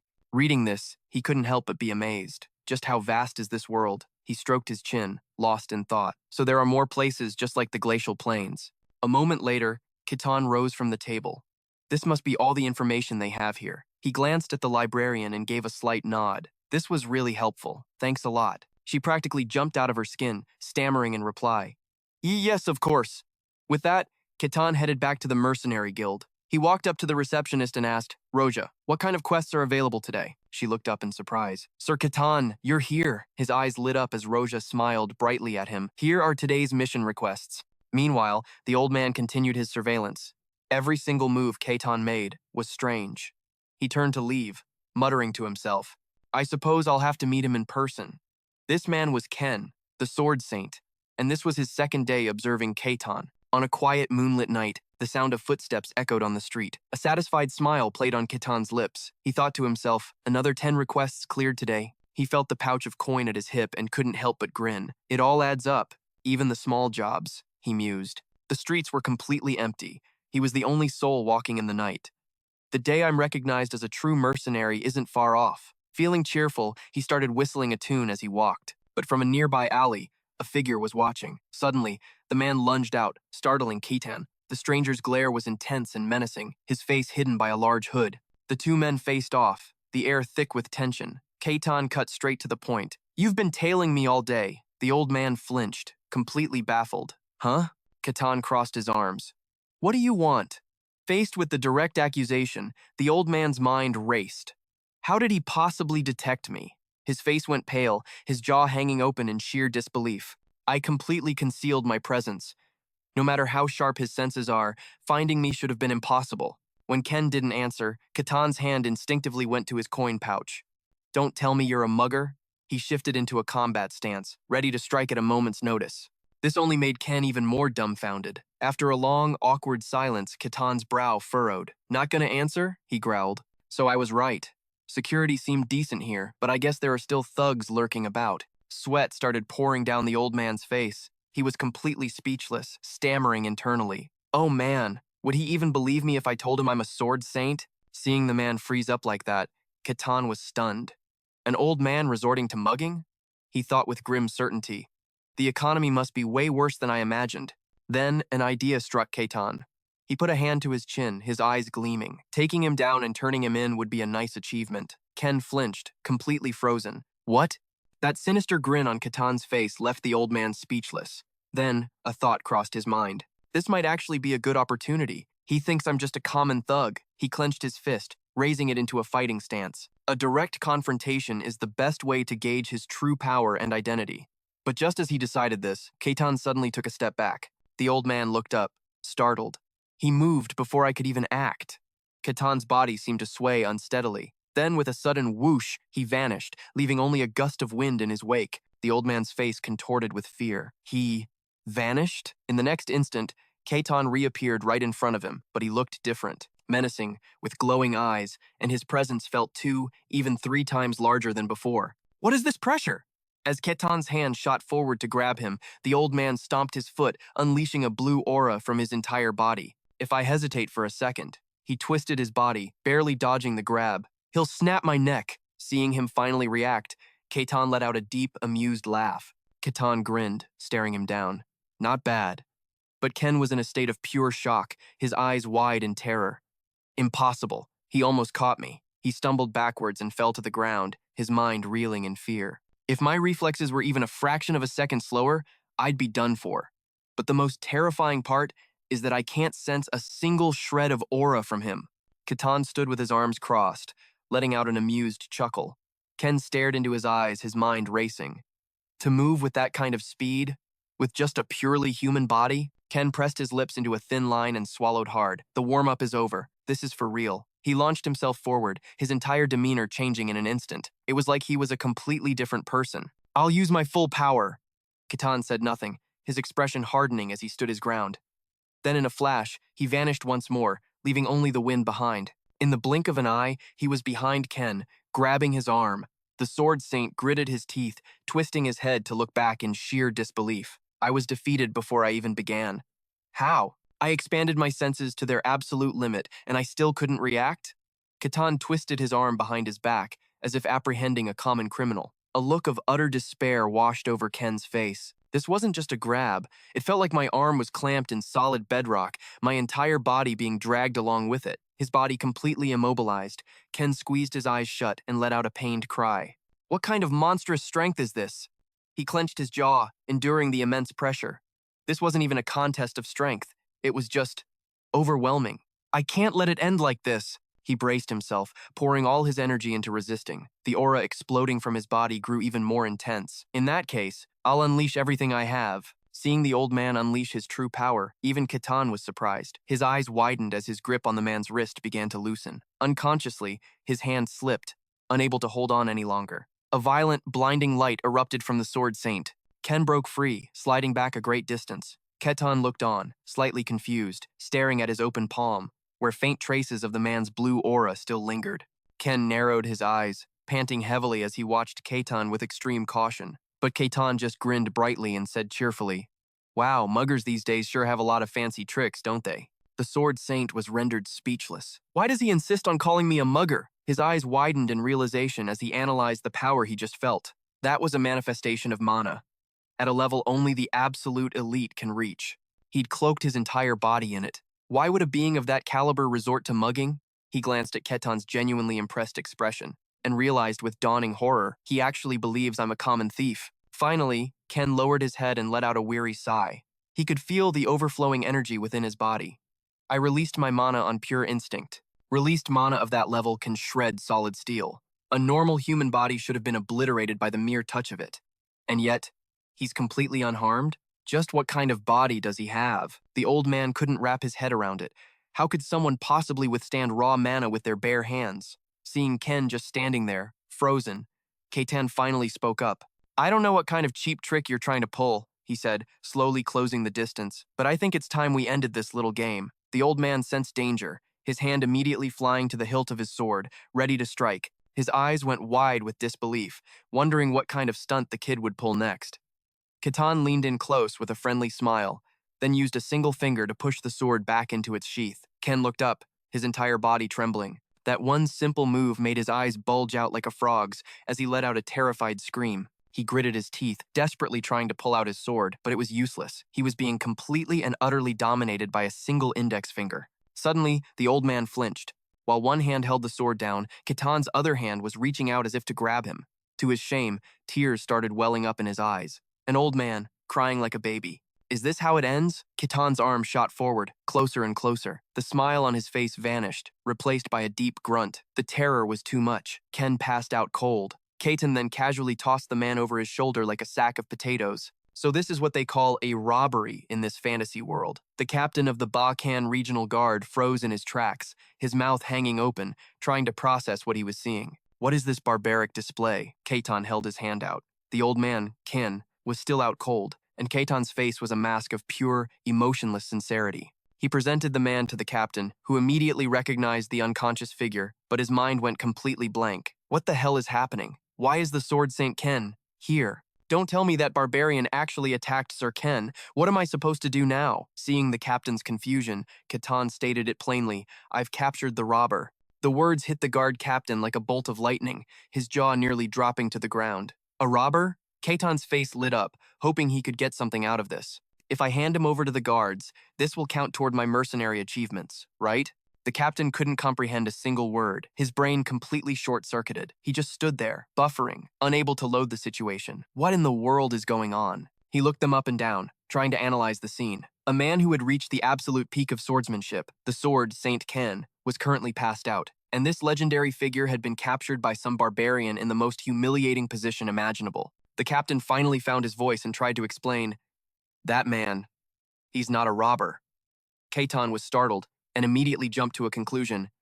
You know this guy? So you're his accomplice? The captain immediately snapped to a formal stance, straightened his back, and then gave a deep, respectful bow. The one and only Sword Saint of the Gehenna Kingdom. I offer my deepest respect to the Sword Saint Ken. He didn't seem to be lying. Ketan glanced at the unconscious man on his shoulder, completely bewildered. Huh?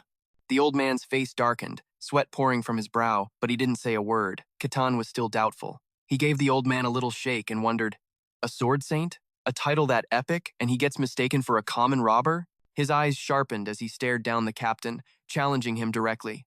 No way! This old man is a robber. He attacked me to steal my silver coins. The captain had to explain again, exhausted. Sir, he really is the sword saint. I could never mistake that face. But Ketan still wasn't convinced. Maybe Sword Saint is just a cool title that high-level robbers give themselves? The captain frowned. What kind of nonsense are you talking about? Ketan finally froze, asking one last time, so he's actually a real Sword Saint? The captain immediately nodded. Yes. Ketan froze up for the second time, a guilty expression plastered on his face as his mind raced. I'll report this to the Lord. From inside, the sound of a table being slammed echoed, followed by a furious voice. What? Lucan Barkin yelled right in the soldier's face. Sir Ken is missing? Ketan bowed his head apologetically. I'm sorry. I should have let you explain. Ken, who was standing nearby, suddenly chimed in. No, it's my fault too for not saying anything.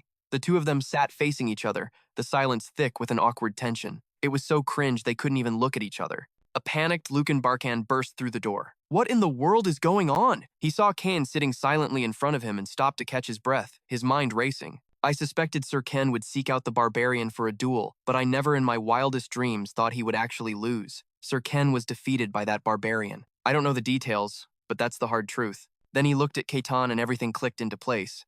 This means that barbarian is even stronger than a sword saint. The Lord hid just outside the door, his thoughts a complete and utter mess.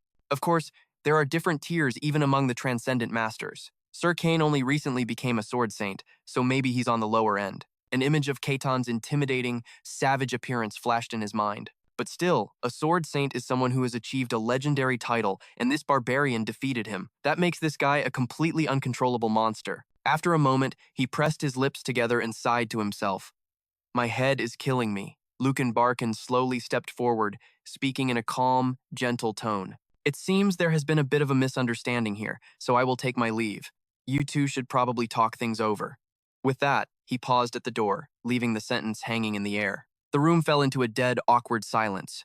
Ketan just stared at the old man without blinking, which made Ken even more flustered. He tried to lift his teacup, but his entire body was shaking so badly he couldn't take a sip. This was pure humiliation. Still, I can't deny it. It was a total and absolute defeat. My pride wasn't just hurt, it was completely shattered, torn to shreds like a worthless old rag. Taking a deep breath to regain his composure, he slammed the cup down. Let me properly introduce myself. He placed a hand on his chest and declared, I am the Sword Saint Ken. Ketan crossed his arms and cut in. Is Sword Saint your last name? Once you reach the realm of a Sword Saint, your family name becomes meaningless. Hearing that, Ketan nodded to himself as if he'd just been enlightened. I get it. By the way, was that technique you used earlier something a Sword Saint does? The question made the old man's eyes pop. He opened his palm, and a faint blue energy began to glow. You mean this? Seeing it, Ketan immediately jumped to his feet, letting out a loud gasp as if he'd just witnessed a miracle. He started thinking back, replaying the fight in his head. At first, I just thought it was some cheap robber's trick, so I didn't pay it any mind. But knowing it's the skill of a sword saint, now I'm getting really interested. The old man clenched his fist, and the energy flowed back into his body. This is the manifestation of aura. Ketan was shocked. Aura, so that's what it is. His eyes lit up, filled with a burning desire. How can I learn to do that? The old man didn't try to hide anything from him. In essence, you have to manifest it by controlling your aura. Ketan stared in absolute awe, watching the energy being controlled in the palm of the old man's hand. So, is aura just like mana? The old man explained with a steady expression. Aura is the very essence of mystic arts. When you wield that essence as aura, you are a swordsman. When you wield it as mana, you are a mage. As if his brain had just been rewired, Ketan started laughing and nodding. So swordsmen and mages both use the same power source called aura? Are you willing to teach me that skill? The old man was floored, his mouth hanging wide open in disbelief. What? Ketan stood up straight and spoke with genuine earnestness. It's shameful to admit, but I'm still learning, and I have a lot to figure out. His eager expression, however, came across as a terrifying threat. I'm begging you, please teach me. Keen was so terrified he quickly agreed. Fine, but do you really need me to teach you? 100,000 questions exploded in the old man's mind. Aren't you already way stronger than I am? Ketan sat down, crossing his arms like he owned the place. He stated it plainly, I don't know jack about aura or sword skills. The truth is, I was just winging it. The old man just stared at Ken, completely stunned. For real? Ken shut his eyes tight, his mind racing.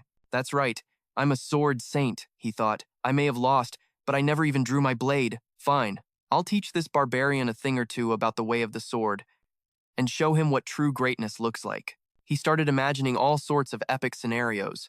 He'd display his mastery, forcing the kid to watch in awe, and in doing so, he'd reclaim his shattered pride. The old master opened his mouth and agreed to the deal. All right then. Ken's face turned dead serious, his ego flaring up. I am a sword saint who wields the blade. Without my sword, I am but half a man. Ketan's expression was just as intense as he delivered a critical blow with his words. I figured as much. No wonder you were so weak. You weren't even using your sword. The old man froze, completely speechless. The mental damage was instant, his words like rubbing salt in the wound. Ken's eyes darted around as he stammered. I mean, they call you a sword saint at that power level? I knew something had to be off. Ken wanted to curse this little brat under his breath, but seeing his opening, Ketan pressed his advantage. If you'd used your sword, you probably would have won. Ken broke out in a cold sweat. Could I really win just by using my sword? Meanwhile, Ketan's eyes lit up, practically buzzing with excitement. I'm really looking forward to seeing it, but this was the beginning of a dark time for Ken. My pride. I can get it back, right? He thought desperately. Or am I just setting myself up to be even more thoroughly crushed? Ketan thought back to his past life. Before I regressed, I learned swordsmanship. But this stuff is the real deal. A mystical sword art. A strange style that uses mysterious aura to bend reality. He muttered to himself. So this is a mystical sword art. At that moment, Ken stood before him, sword in hand. He asked seriously, the core principle of my technique is the fusion of illusion and reality. What did you see when you fought my student? Ketan's mind flashed back. That knight was your student? His sword strike split into 3, and every single one was real, he said, a hint of surprise in his voice. Oh, so that's what you mean by fusion. Ketan offered his analysis. It's a technique that relies on skill, not just raw power. Ken gave a slight nod. Precisely, the old master began to explain. Swordsmanship is the art of fusing your blade and your aura to wield mystical power. One who masters this path becomes a sword saint. Then, Ken channeled his aura into the sword, showing it to Ketan. The young man's eyes lit up with excitement. Whoa, so that's aura, Ken nodded. Indeed. Inside, he was still reeling. I still can't believe I'm doing this, he thought. Ahem, Ken cleared his throat. I suppose fusing illusion and reality sounds a bit abstract. I'm actually teaching a barbarian the way of the sword, he thought. He then raised his blade. So, I'll let you see it for yourself. Ken's gaze sharpened instantly. A second later, he slashed forward with incredible force. The energy from his blade shot forward, instantly splitting into 5 distinct attacks. Ketan's eyes widened in surprise. His attack. It split into 5? A moment later, 5 deep gouges appeared in the wall. Ken smoothly returned his sword to its sheath. Many techniques use aura to create simple illusions, he began. Ken added with confidence. But only my sword art can make those illusions tangible, real enough to strike. Ketan spoke up quietly. That move you just used? Ken nodded, his chest swelling with pride. Indeed. It is one of my ultimate mystical techniques. So, what do you think? Ketan replied casually. Yeah, I think I can do that. Ken was so shocked he nearly jumped. What kind of nonsense are you spouting? His mind reeled. I've dedicated my entire life to the sword. I combined my natural-born talent with relentless training. It took me all of that just to reach this level. There's no way anyone can copy it just by seeing it once. Seeing the old man's disbelief, Ketan just sighed. It's faster to show you than to explain. As Ketan produced his weapon, Ken's eyes went wide. He thought, baffled, an axe? Without another word, Ketan fell into a ready stance. He swung the axe over his shoulder, gathering immense power, then slashed forward with blinding speed. Ken was frozen in place, that stance. His jaw dropped. No, he's just using brute strength and insane speed. Ketan paid the old master no mind. He unleashed 5 rapid strikes, just as Ken had. But his attacks carried devastating force, slamming into the wall and causing a massive explosion. Ken's jaw hit the floor. Ketan lowered his axe, a wide grin on his face. He asked cheerfully, So? What do you think? Ken was in a daze. It looked exactly like the fusion of illusion and reality, as if he launched all 5 attacks at once. But it was just overwhelming power and speed. So much so that even I was fooled for a second. The old master finally spoke, his voice weak. That was just random swinging. There was no technique. But the result was the same, wasn't it? Ketan countered. Sword arts are meant for real fights, right? As long as it works, who cares how you do it? Ken had no response. Ken was crying on the inside. He's not wrong, but my pride can't take this, he thought. A moment later, he pulled himself together, raising his sword once more. Fine, then how about this? Ken unleashed another attack, but this time, after images of himself appeared all around him, Ketan was stunned yet again. His body. It's splitting? The sword energy fused with Ken's aura, radiating outwards. A moment later, the ground where the energy passed cracked and split apart. When the dust settled, a massive crater had been carved into the floor. After the display, Ken was panting heavily. This is the image manifestation technique, he explained. It's the pinnacle of aura manipulation. He turned to Ketan, wiping sweat from his brow. Well, can you copy that? Ketan just walked to another corner of the room. He raised his axe and began to swing. He slashed wildly in every direction, moving so fast he became a blur. Once again, Ken could only stare, his mouth wide open. Ketan kept swinging, faster and faster, until the air itself began to churn. A powerful whirlwind formed around him, a vortex of pure force. Finishing his display, Ketan grinned. How was that? Ken collapsed to his knees and began to sob uncontrollably. His face was pale with anguish. My life's work. Tears streamed down his face. My sword art. It can't be, he mumbled, before completely breaking down, burying his face in his hands. Ketan just crossed his arms and sighed. Your mental game is weaker than I thought. He walked over to the broken man. Look, your sword art is incredible. All I did was swing an axe really fast. That's not a true technique, he continued. What you did wasn't just creating afterimages. It was a true sword art. I can't reach that true mystical realm. Hearing this, a thought sparked in Ken's mind. He's right. My sword art still has value. To fuse illusion and reality into something tangible. Only I can do that. A moment later, his determination returned. Yes. There's nothing wrong with my technique. He looked over at Ketan with a grimace. That barbarian is just a freak of nature, he thought. What kind of lunatic can move fast enough to become a blur without using a single drop of aura? That's not something a normal human can do. Just then, Ketan spoke up. So, can you teach me the true meaning of your technique? Ken flinched, startled by the question. He quickly composed himself. My apologies. I let my emotions get the best of me. I get it, Ketan nodded. Ken cleared his throat. Ahem, to use a true technique, you must first learn to control your aura. But to control your aura, you must first awaken your mystical power. He continued, it doesn't matter if you're a mage, a swordsman, or a sorcerer. No one can reach the higher realms without first awakening their mystical power. The only exceptions are the faithful, those who serve the gods. Oh, so divine power is a separate system? Ketan asked. Correct. Their miracles are borrowed directly from the deity they worship. It has nothing to do with their own inner strength. Ketan let out an impressed "oh," Ken continued. That is the essence of mystical power. It is the secret strength hidden deep inside every person. How you choose to wield that power determines everything. Ketan processed this information. So, whether you're using aura, absorbing mana, or controlling spirits, the foundation for all of it is this mystical power. It's the starting point for everything. Ken began his lecture. There are 5 stages to mastering mystical power. His voice was grave. The most basic stage is sensation. This is the realm where you first recognize, unlock, and feel that power within you. Can't just anyone do that? Ketan wondered. Not without talent. They can't, Ken replied flatly. He continued his lecture. Those who manage to sense their mystical power. We call them third-rate. Ken explained that the mastery of mystic arts is divided into 5 levels, with the third class being the first step. Suddenly, Maiwaina's words echoed in Ketan's memory. We usually classify them as third class, second class, first class, transcendent, and heroic. At the same time, Ken's voice cut in. Those are the 5 main ranks. Ketan thought to himself, ah, so that's what she meant. Ken continued. Honestly, that's just a convenient way to categorize it. Even within the same class, the differences can be huge, and the lines are blurry. Just know that the concept exists. Ketan nodded. I understand. Ken quickly gestured. Then let's begin. The old man spoke with gravity. The first step of the mystic arts. Ken quickly is to feel the mystic arts. Feel everything around you, Ken said softly. To grasp mystic arts is to awaken a sense you never knew existed.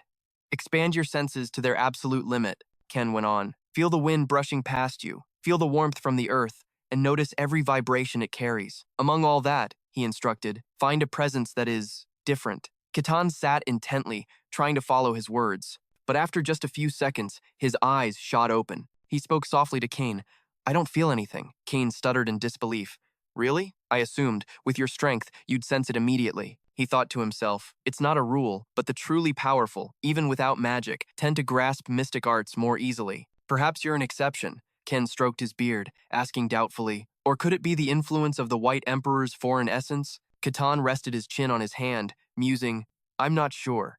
No one I've ever known could sense this thing called mystic arts. Ken made a suggestion. Let me try channeling my energy directly into you, to open the path. Hearing this, Ketan's face lit up. Are you going to transfer your aura? Ken nodded. Something like that. Ketan quickly beamed. I'm ready when you are, Ken agreed. All right, he stood up and moved behind him, reminding him, now, relax your entire body, focus inward, and draw all your senses into yourself. He lightly placed a hand on Ketan's back. Now, feel the magic I'm channeling into you. Suddenly, Kane's face went pale. This body, he thought. Is he truly human? Kane's jaw dropped. It's like he's carved from a single block of stone.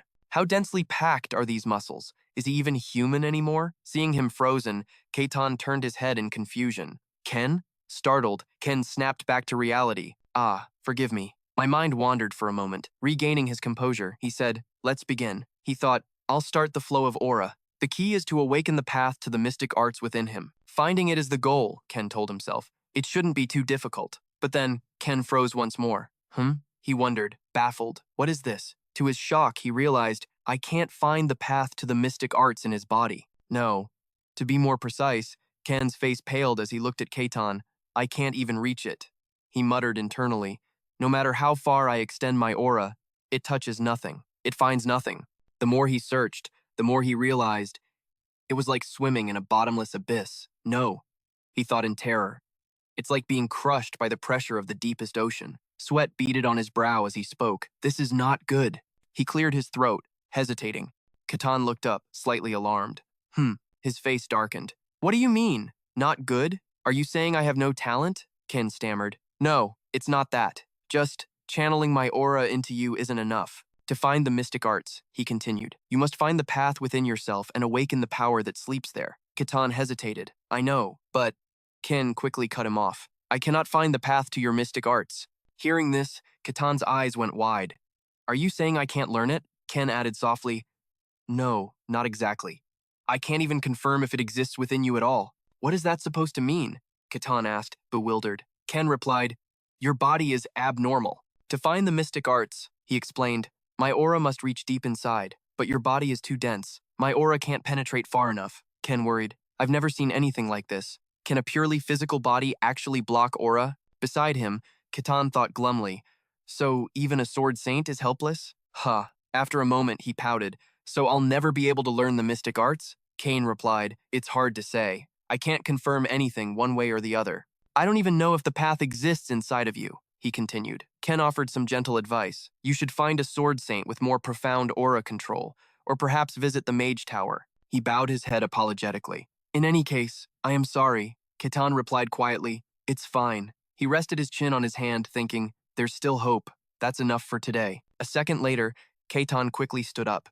Even so, he said with a smile, thanks to you, I've learned a great deal. I appreciate it. Ken remained silent.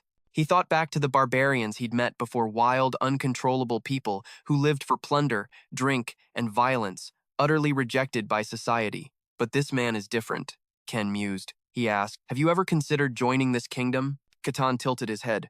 What do you mean?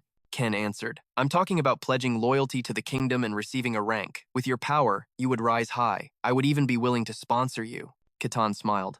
That's an interesting offer. But he bowed his head slightly. I must refuse. I don't wish to be tied down, Ken thought. If we had him, we might even be able to break free from the Empire's control. The old man pushed. Even so, doesn't rank tempt you at all? Is all that not enough? Ketan's face darkened for a second.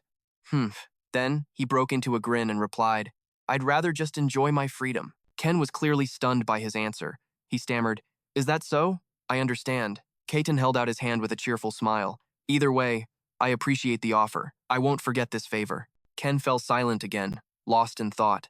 A few minutes later, he had left the room and was wandering the halls. How foolish of me, he chastised himself.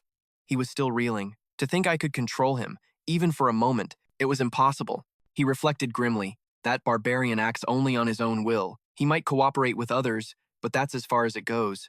Inside, only his own thoughts exist.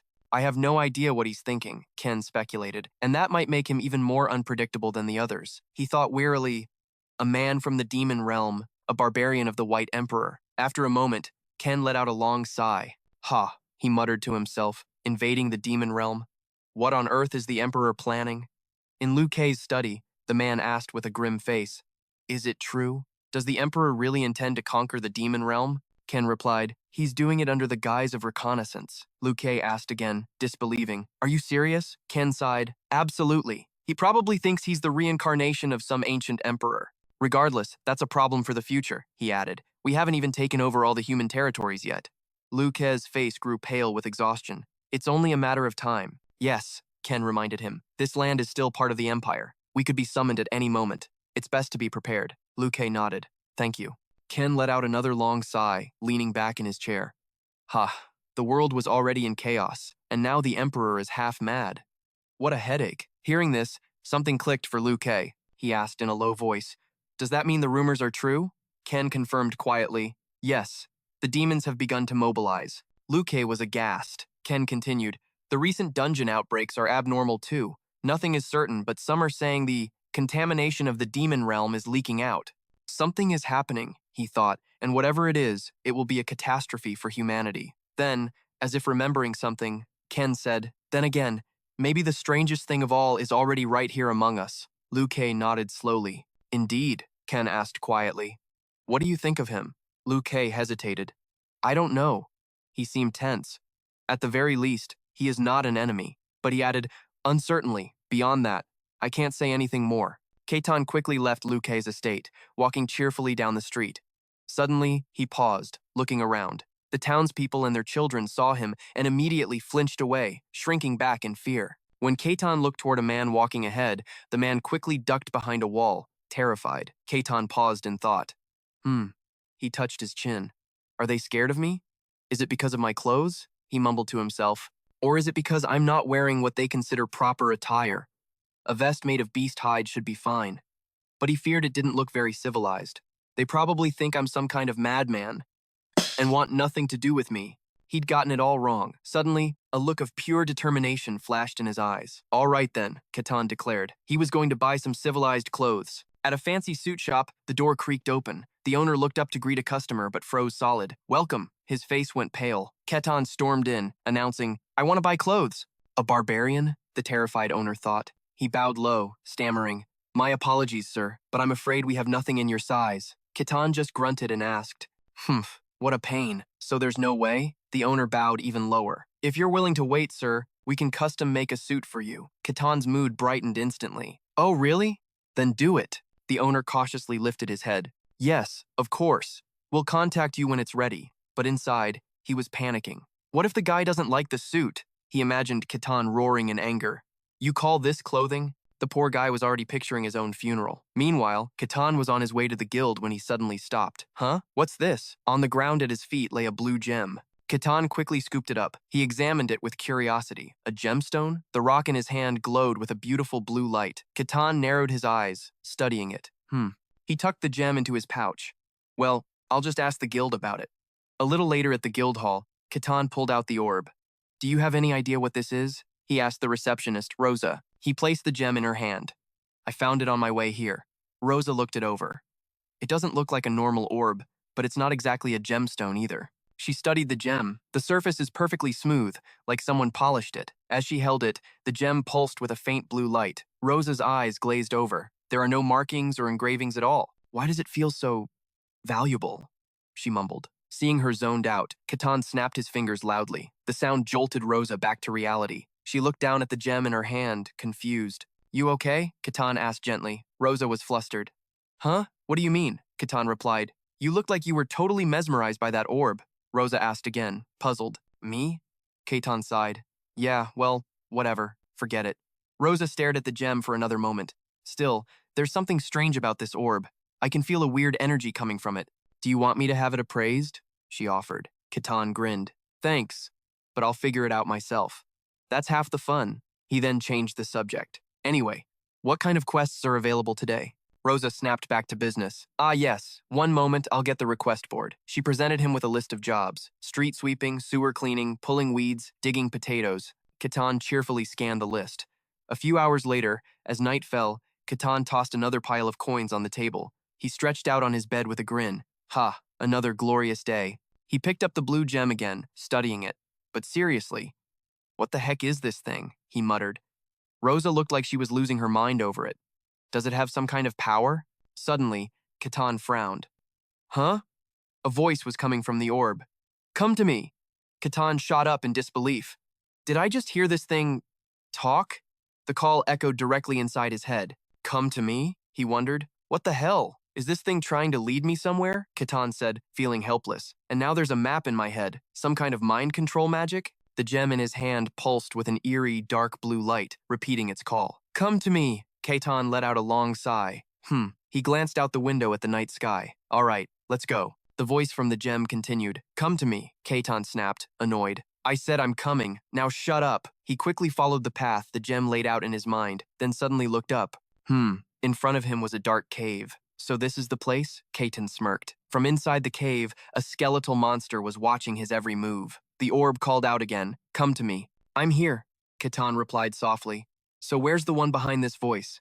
From in front of a magical water screen, a deep voice rumbled. "Another sacrifice has entered." The figure sneered. "A stupid barbarian this time? At least he's big. He'll make a decent offering." Sitting in the middle of a magic circle, he muttered to himself as a skull monster whispered beside him. "So, we finally have enough. This has to be a dream. Even resurrection is possible?" An image of a sinister old man appeared, a wicked smile on his face, as if he controlled the world in his hands. During an age of brutal wars, countless kingdoms had fallen. Behind that entire era of chaos was a single dark sorcerer, manipulating events and poisoning the minds of humanity. He controlled kings like puppets, sparking wars only to seize power from the ashes. But eventually, his crimes went too far, and his own evil turned against him. From that day on, he was hunted down by heroes. However, before he could be destroyed, he transferred his soul into another vessel, transforming himself into a lich. A lich is a creature that traps its soul in a host object, existing as long as that object remains intact. And so, the dark sorcerer who once ruled the world became a lich and began plotting his revival. Since he needed a massive number of lives for his resurrection ritual, he hid near a peaceful land and began spreading his deadly whispers. He secretly sowed the seeds of chaos. He offered up lives as sacrifices to create the mana stones needed for his return, planning to once again conquer the world with overwhelming power. His goal was so close to being achieved, And yet, there was one thing he couldn't understand. But why is a barbarian here? As a sacrifice? This is a remote area. I chose this isolated place specifically so I could build my power in secret, away from prying eyes. Right now, Ketan was looking around cluelessly, right in the Lich's line of sight. For that reason, the presence of a barbarian here was extremely unusual. The Lich watched his every move intently. Those creatures from the north must have traveled a very long way. Judging by his size, he'll make an excellent sacrifice. The Lich's hand began to gather a ball of blue energy. The gem had been enchanted with a special effect. It only attracted those with no magical potential. Therefore, any creature drawn in by the orb was guaranteed to be magically inept. In the vision, Ketan was seen smiling brightly, completely unaware of what was happening. So this barbarian is just some nobody without any magic. He doesn't seem to be affected. Could it just be dumb luck? The Lich let out an arrogant laugh, having no idea he was about to get totally wrecked. Come, barbarian, become a sacrifice for my glorious resurrection. Soon enough, Ketan arrived at the door to the Lich's chamber. I'm here. He stepped inside without a single moment of hesitation. Once inside, Ketan's eyes went wide with shock. A blue light flared from the Lich's eyes. His skeletal hand gripped a staff as he stood with immense presence, staring straight at him. Ketan recognized it immediately. A Lich? A real, actual Lich. This was a state only the most powerful mages could ever hope to reach. The kind of overpowered final boss you only see in fantasy stories. He couldn't believe he was seeing a real-life Lich. Suddenly, the Lich frowned, looking a little wary. What are you? Don't tell me you weren't lured here by the orb. Hearing that, Ketan understood. So that's how you've been tricking people into coming here. His answer only made the Lich more suspicious of everything. What the hell? I can't feel a shred of magic from him. In other words, he really is just a normal barbarian. The Lich then formed a new theory. Do you possess some kind of artifact that protects your mind? A high-grade artifact, he thought to himself. It would have to be powerful enough to block my senses. I don't know how a barbarian like him could have one. He stepped closer to Ketan. Perhaps you got lucky and stumbled upon a powerful artifact somewhere. Ketan shot back immediately. Nonsense. I don't have anything like that. Suddenly, the Lich swung his staff, and streams of blue-white energy began flowing into it. You think you can fool me? Those streams of light were the life force of the skeletons scattered around the chamber. If you had quietly accepted your fate, you could have died without any pain. The two skeletons slowly rose to their feet. Looks like we'll have to do this the hard way. Both brandished razor-sharp swords. I summon my minions. Instantly, a monstrous skeleton charged straight for Ketan. But he just smirked, completely unfazed, a dungeon with an evil Lich inside. I think I get what's going on here. The Lich's minion leaped high, aiming right for his head. It raised its sword for a killer blow, but Ketan casually swatted it away like a fly, sending it crashing. Witnessing this, the Lich was absolutely horrified. Its eyes widened in disbelief. In a single blow, its minion had been obliterated into dust. Ketan casually brushed off his shoulder and declared, "Weaker than I thought." A cold sweat beaded on the Lich's skull. It clenched its teeth in pure frustration. Then, with another wave of its hand, the Lich summoned a whole new horde of skeletons. Let's see you talk so tough. After I've broken both your arms and legs, I just need you alive. A dry, rattling war cry echoed as the swarm of skeletons surged toward him. Looking bored, Ketan simply tightened his fist. With another effortless swing, he shattered one like glass. He then charged into the remaining horde, ready to send them back to dust. A single kick caved in a skull, forcing it to drop its sword in agony. In the blink of an eye, the last one was dealt with. This left the Lich completely jaw-dropped. It couldn't believe what it was seeing. Staring at the dissolving bones, Ketan spoke slowly. Just as I thought, Ketan was right. Destroy the head, and they'll die for good. He scratched his head, looking disappointed. A real Lich should be able to summon something stronger than these rotten skeletons, right? Is this pathetic horde all you've got? His words struck the Lich like daggers. A critical hit, straight to its pride. The Lich immediately pointed its staff at him. You! I've lost my patience. The blue gem on its staff flared with a blinding light. Several skeletons began to transform, rising up adorned in massive, horned armor. The moment he saw them, Ketan's eyes lit up with recognition. They looked familiar. Bone Knights? More Bone Knights? A grin spread across his face, like a kid with a new toy. Oh wait, since they're made by a Lich, they might be different. Either way, this is gonna be fun. Dark energy swirled in the Lich's hand as it roared. Kill him! Instantly, the Bone Knight charged forward like a hurricane. Yet, Ketan showed not a hint of fear. In fact, he looked even more excited. A Bone Knight, summoned by a Lich. In a flash, it was right in front of him, swinging its massive sword. Let's see how tough you really are. With that, Ketan threw a punch straight into its chest to test the armor's durability.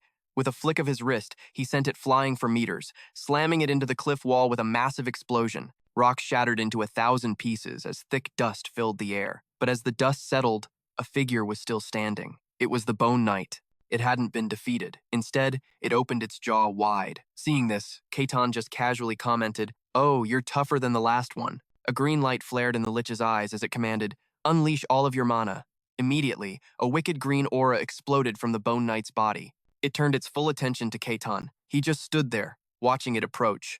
The Bone Knight let out a silent roar and charged, powered by this new energy. He watched its frantic charge and wondered, what is that? When the knight was just inches away, his hand suddenly clenched into a fist. A Bone Knight, created by a Lich, met with another devastating punch straight to the skull. Once again, the Bone Knight was sent flying. Another earth-shattering explosion rocked the cavern, sending debris everywhere. Ketan stood silently, waiting for the dust to clear. As for the Lich, its jaw was on the floor. It never imagined this could happen. The dust slowly dissipated, but this time, the Bone Knight was gone. Ketan had already moved. He stepped hard on its severed bony arm. Then, he looked at the Lich and sighed.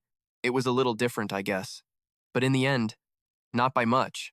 Is that all? The Lich's arrogance was gone, replaced by fear. Its jaw moved, but only one question came out. Who are you? Its mind was racing. Asterisk, I can't sense any magic from this brute at all. Asterisk, asterisk, if he were using an artifact, I'd feel the mana. But there's nothing. Asterisk. The Lich stared at Ketan's physique. Asterisk. Then, this must be his own, pure strength. Asterisk, asterisk. He defeated a Bone Knight with nothing but raw physical power? Asterisk, asterisk. Is that even possible? Asterisk. The Lich finally breathed out. You truly are special. Suddenly, Ketan's eyes darted to the side. He stared intently at one spot. The Lich's hand, gripping its staff, began to glow with a dark green energy. Very well. I will deal with you myself. Countless streams of dark energy rushed toward Ketan. Consider this an honor. Seeing this, he actually looked delighted, his cheeks flushed and his mouth forming an O of excitement. In an instant, the darkness completely swallowed him. Thinking Ketan was terrified, the Lich taunted him. Are you scared now? Good. Tremble, you barbarian. While Ketan was just confused, the Lich kept rambling. You will pay the price for stepping into my sanctuary. A literal question mark appeared over Ketan's head. Oh, I came for the gem. It's so freaking loud. Hearing that, a giant sweat drop formed on the Lich's skull. But Ketan wasn't finished. Weren't you the one who scattered them around? The Lich glumly remembered Ketan's image. Asterisk. That's right. Everyone who comes here is lured by the gems I spread. Asterisk. Asterisk. This barbarian is no exception. Asterisk. Overcome with embarrassment, the Lich went on the offensive. It raised its staff high and roared, Silence, barbarian. I am a great and powerful sorcerer, the one who destroyed 5 kingdoms and fought against heroes. Kadasir Berjanius. Hearing that full name, something clicked in Ketan's memory. Queen Elhas Hasha Neka. He sighed internally. Asterisk. Why does everyone in this world have a name that's a mile long? A murky energy began to swirl around Kadasir. This will be the foundation of my resurrection. The foul aura shot towards the lowly barbarian. It reached Ketan in an instant, but he didn't move an inch as the dark energy enveloped him. Ketan focused, observing this strange phenomenon. A black vortex swirled in his eyes. Asterisk. A type of magic that controls human emotions. Asterisk. Asterisk. It awakens negative feelings and traps the victim within them. Asterisk, asterisk. Paralyzing their mind and completely shattering their spirit.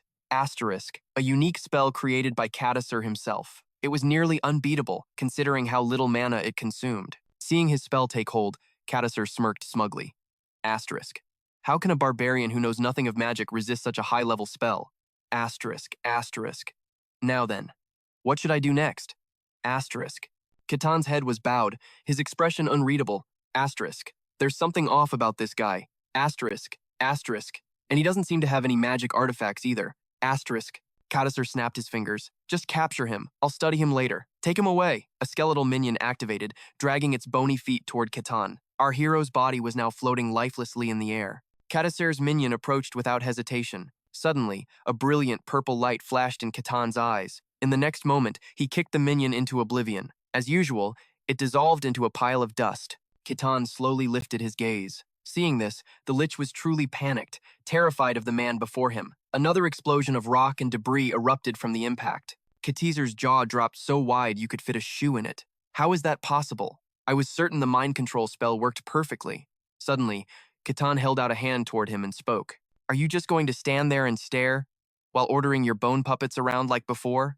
The look on his face was pure, bored contempt, and his words pierced right through Katizer's fragile ego. Asterisk, humans are creatures ruled by emotion. Asterisk, asterisk. No matter how strong they are, they all carry negativity deep in their hearts. Asterisk, asterisk. That's why no one can resist my emotion control. Magic, asterisk. But Ketan just asked innocently, don't you know how to use stuff like fireballs or magic missiles? The Lich suddenly hung its head low. I don't understand how you're still standing. How dare you compare my magic to that low-class garbage?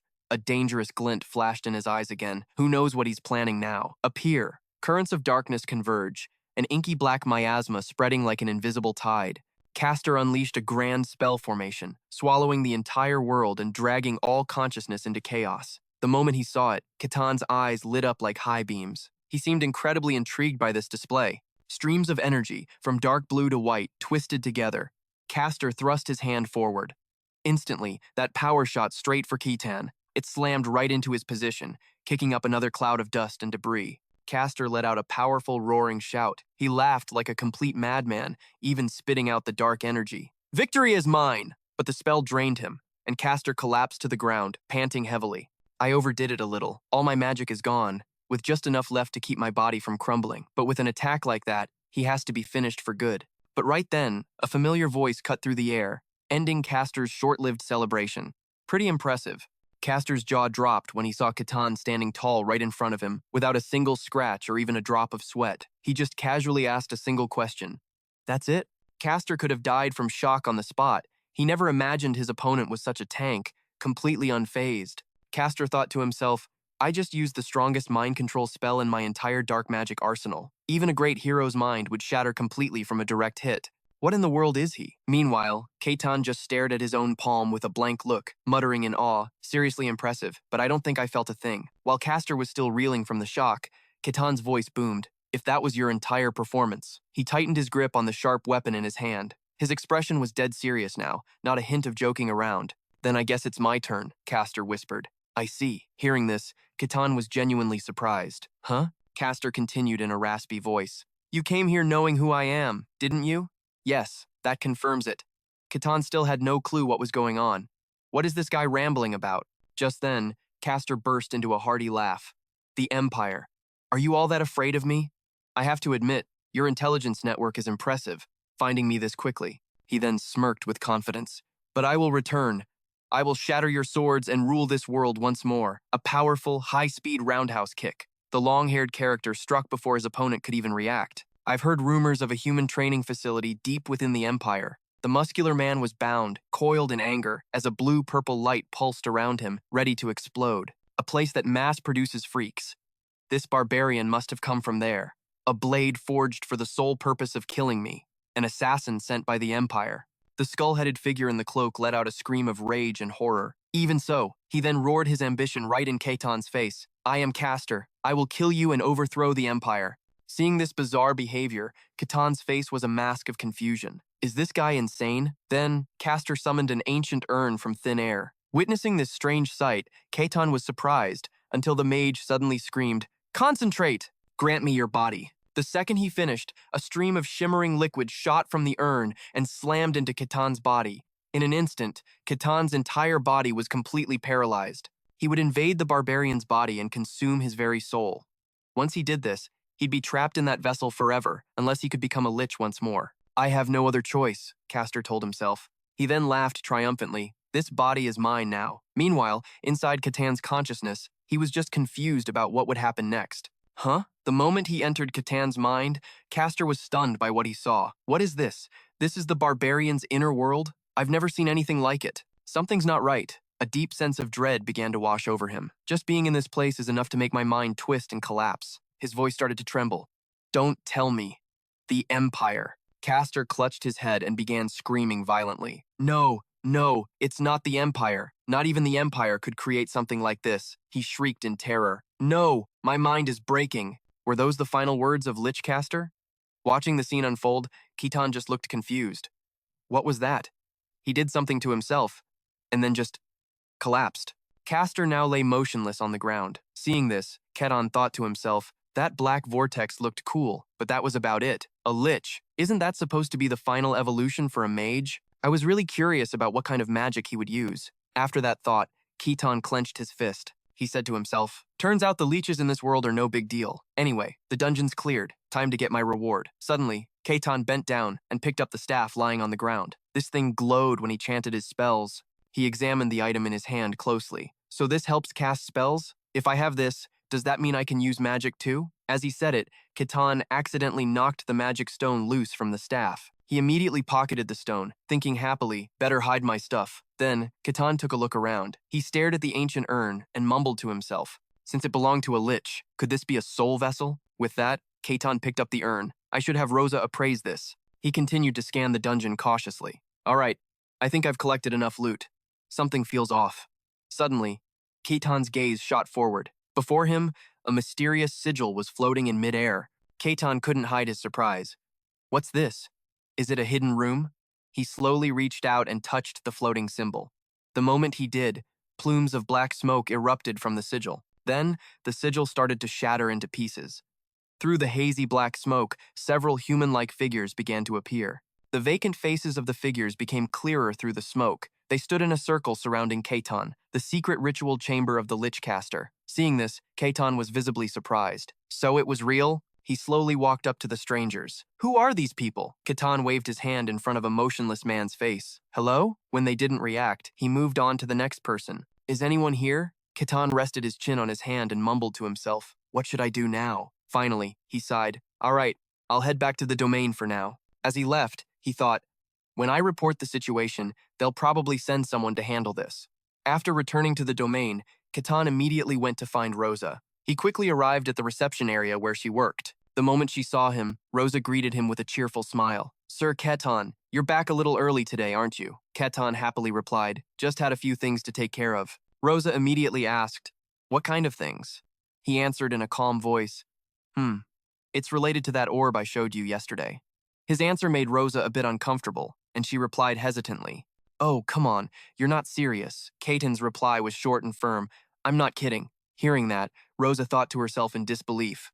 A lich? There are only 5 of them in the entire world, and one appeared in a remote place like this? Then, Ketan suddenly placed the ancient urn on the counter in front of Rosa, startling her. He then continued in a very serious tone. I brought back an urn that looks like a lich's soul vessel. Can you appraise it?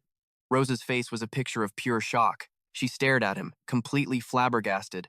Is he for real? Rosa couldn't hide her utter bewilderment. What in the world is happening? Ketan just calmly warned her. Oh, and one more thing. There are a few people inside it too. He continued telling her about the people in the urn.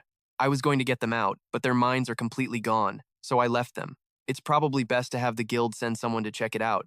Before Ketan could finish, Roga cut him off. My apologies, she thought to herself, her voice laced with fear. Come to think of it, there had been several disappearances in the territory recently, and no word of them ever being found. What if a lich was responsible? Suddenly Roga cried out, wait, I'll call for the guards immediately. A moment later, a guard burst into the room shouting, what in the world is going on? A lich? What did you just say? Spotting Ketan, the guard froze as he waved casually. Oh, hey. Ketan then turned to the guard. Everything's handled. Nothing to worry about. It wasn't a big deal. The guard shot back. Hold on. What do you mean? After Ketan explained the whole story, the guard screamed, Katis Barian Yilsker? Ketan just shrugged. Yeah, I think that was his name. He then looked curious. You know him? The guard immediately shot back. Of course I know him. Katis Barian Yilsker, the warlock who nearly brought the world to its knees over a century ago. The creator of emotion-manipulating magic that sowed endless chaos. He drove kings to madness and pushed 5 kingdoms into ruin, and that same monster appeared here as a lich. The guard asked, his voice shaking with disbelief. Is this for real? Ketan just nodded. Yeah, but he was nothing special, just doing some weird tricks before he basically destroyed himself. Hearing that, the guard snapped back in confusion. What the hell are you talking about? He couldn't wrap his head around it. Impossible. A mage like Kati just self-destructing? He then demanded of Ketan, I need a clearer explanation. Without missing a beat, Ketan replied in a calm voice, even if you ask, there's nothing more to tell. The guard felt a wave of helplessness. With a sigh, he turned to leave. Before exiting the room, he instructed the two, "Wait here for a moment. I'm going to report this to the Lord." Upon hearing the dreadful news, Lord Lucanbarken cried out in alarm, "What is this madness?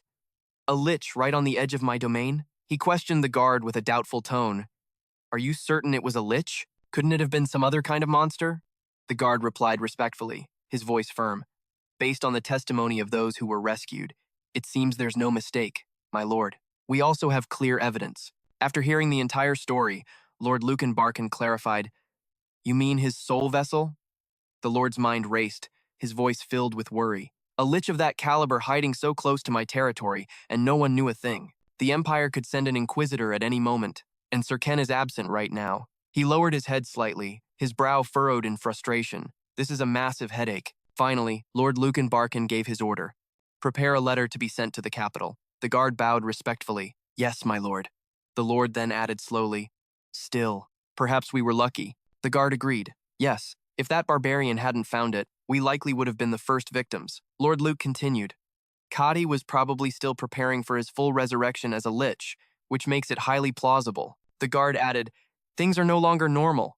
The lord instantly agreed. "That's highly likely." Lord Lucanbarken's voice then turned decisive. "But regardless, this is an incredible achievement. We must reward him appropriately." He gazed out the window and murmured, "As long as it's within the territory's means." The next morning in the territory, bright sunlight streamed through the window. A servant's call echoed through the mansion.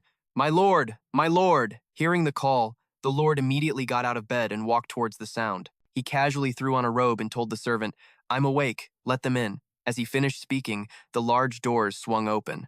A servant rushed in to deliver the news. "My lord, the Inquisitor of the Sun God, Lord Aquas has arrived in the territory."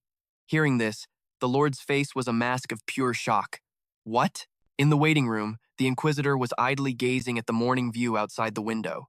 Seeing her in his territory with his own eyes, the lord couldn't hide his astonishment. "What is this? Why is she here?" A girl with white hair, impeccable attire, and a dignified posture, the Inquisitor of the Sun God. In the drawing room of the estate, the two sat opposite each other in silence for a long moment. Lord Lucanbarken spoke first, greeting the Inquisitor respectfully. "It is an honor to meet you. I am Lucanbarken, Lord of the Bakken territory.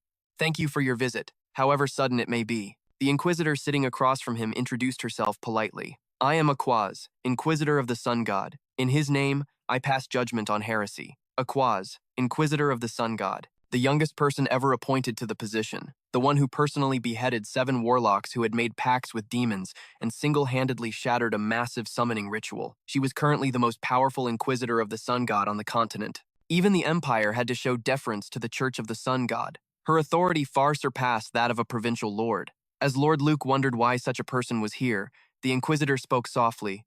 "This territory has been quite restless lately." The lord answered hesitantly. "There was a small problem in a nearby dungeon recently, but it has been resolved." "So, it wasn't about the Lich then?" He cautiously asked Inquisitor Aquas a question of his own. "May I be so bold as to ask the reason for your visit?" Hearing this, Aquas replied calmly, "I came to discuss a divine oracle with you." Noticing the lord's bewildered expression, Aquas continued. "However, she pressed, before we discuss its contents, I want to hear more about what has recently transpired in this territory." At her question, the lord's voice faltered, unable to look her in the eye. "Well," after he recounted the entire series of events, Inquisitor Aquas asked, "A barbarian? You mean the one who destroyed the Lich?" Lord Lucanbarken replied cautiously, "That is correct, and it's possible the Lich was Katie's Barian Yilsker." A flicker of surprise crossed Aquas's face. "What? That man was here?" To confirm, as he finished speaking, Lord Lucanbarken placed the ancient urn on the tea table. "This is the soul vessel of Kadi Sparian." The moment she saw the urn, Aquas's expression hardened instantly as she answered with hesitation. "This is..." She clutched the sun symbol on the necklace at her chest. What in the world happened here? A dark gloom filled the room. Aquas turned to the lord before her. "That barbarian," she asked, her voice low. "Is he still within this territory?" Lucanbarken answered with a grim face. "He is still here." The powerful woman sitting across from him pressed on. "That barbarian defeated Kadi Sparian? Is that truly possible?"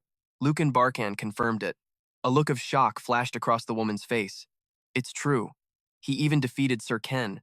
A new power has emerged. What tribe does this barbarian belong to?" Lucanbarken answered tensely. "He said he comes from the Glacial Plains." An image of a ruined landscape flashed through her mind. She asked, bewildered, "The Glacial Plains? You mean he's a barbarian from that wasteland? How could a creature from the demon lands appear in the outside world?" A glint of understanding sparked in her eyes as she spoke. Could it be? A thought filled with suspicion escaped her lips. Perhaps he is the very reason I was sent here. Lucan Barkan, not quite hearing her, asked, "What was that?" The girl spoke with hesitation, her eyes showing a newfound resolve. "This barbarian, may I meet him in person?" Candles, held by chains from the ceiling, illuminated a circle, below which sat a table with a jug and ceramic cups. A large blue gem was held between his 3 fingers. Ketan wondered aloud, how in the world am I supposed to use this thing? Lying on the bed, Ketan held the stone in front of his face, picturing it set in a crescent-shaped tray.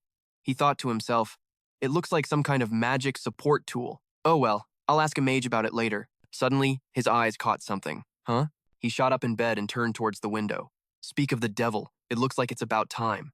The captain arrived and announced, "The Inquisitor of the Sun God has requested to see you. The location is the cathedral." He glanced at Ketan's relaxed posture and warned sternly, "When you meet her, please show the proper respect." Ketan just grinned. "Don't worry about it." The captain's eyes fell on the gauntlet Ketan wore on his wrist. The captain spoke softly, "You're here." He seemed a bit tense, his words hesitant. Ketan stood before him in a wool cloak, arms crossed, looking completely at ease. The captain continued, "Let's go." A woman cloaked in shadow, a mysterious figure in black. Purple light pulses from an object in her palm. In this world, the gods are real. They grant power directly and can even descend upon their followers. The cathedral's halls are sacred and solemn, but something makes this place different. Ketan follows close behind his captain. Still trying to take it all in, the captain whispers, "We're here." His eyes lock onto a sunflower emblem on the building's facade, wondering what this place could be. He stares up at the massive structure, eyes wide, jaw agape, the cathedral of the sun god. His captain leads him to the grand entrance, explaining someone will guide him inside. Ketan grins.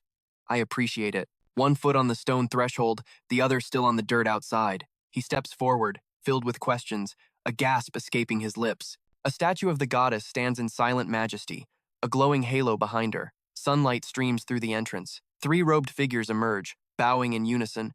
"Welcome, Sir K." A woman steps forward. "Inquisitor Aquas is waiting for you." She turns to Ketan. "Please follow me." He tenses up slightly. All right." Inquisitor Aquas's voice rings out. "It's a pleasure to finally meet you." She sits on a wooden chair, intricately carved with flowers.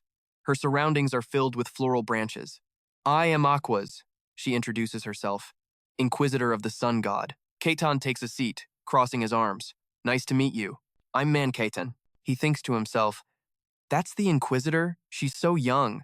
A small smile plays on his lips. She must be incredibly powerful. Across from him, the Inquisitor shifts uncomfortably, wondering, he's smiling. What is he thinking? Ketan gets straight to the point. "So, why did you want to see me?" The Inquisitor hesitates. "Ah." She glances down, avoiding his eyes. "It's about that." A man in a black cloak stands beside the Inquisitor, crackling blue energy forming in his hand. His face is hidden in shadow, but his eyes gleam with menace. While she remains calm, her gaze lowered in sadness. She explains, it concerns the recent dungeon incident. Caesar, the one you claim to have defeated, committed unspeakable crimes across the world.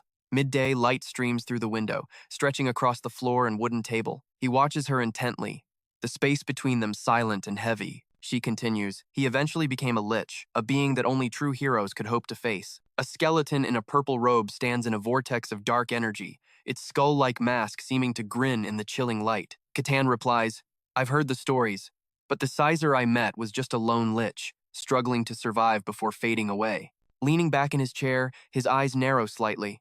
His expression is serious but calm as he speaks with a hint of resignation. "It seems you don't believe me, but I can only tell you what I saw." In the sunlit room, they face each other across the long wooden table. The white-haired girl leans forward, gesturing as she explains, "Then will you allow my god to directly witness this conversation?" Ketan listens with his arms crossed, then asks, "Witness?" The Inquisitor meets his gaze, her eyes calm but carrying a heavy seriousness. "That's right. If you lie in the god's presence, he will react." Ketan raises an eyebrow. "An interrogation using divine power?" Her red eyes glow with intensity, but a hint of doubt flickers within. A single bead of sweat rolls down her cheek, as if she's struggling to maintain a calm facade while explaining. "He may not be a normal barbarian, but he's still a barbarian. There's no way he'll agree to this." Of course, if you're uncomfortable, you can refuse. Why would I refuse? Ketan grins, a competitive fire in his eyes. This is the perfect chance to experience divine power firsthand. Are you sure about this? Absolutely. Let's start immediately. The Inquisitor is taken aback by Ketan's reaction. What? He actually seems excited. The Inquisitor can't help but ask, doesn't this make you uneasy? Ketan fires back. What do you mean? He explains with enthusiasm. When a god is watching you, why should I worry? I have nothing to hide. He adds one more declaration for good measure. I've never told a single lie. The Inquisitor replies softly, Ah. She closes her eyes. I understand. Then let us begin. Clasping her hands together, she begins the invocation. Oh my God, you who observes from the highest realm. A circular, four-winged symbol flares to life, surrounded by streaks of orange light. Her voice rises. You who rules the sun itself, please, with your gaze. Two sharp beams of light race toward each other. Expose all falsehoods in this place. A massive column of light slams down from the heavens, crashing onto the castle roof with a deafening roar.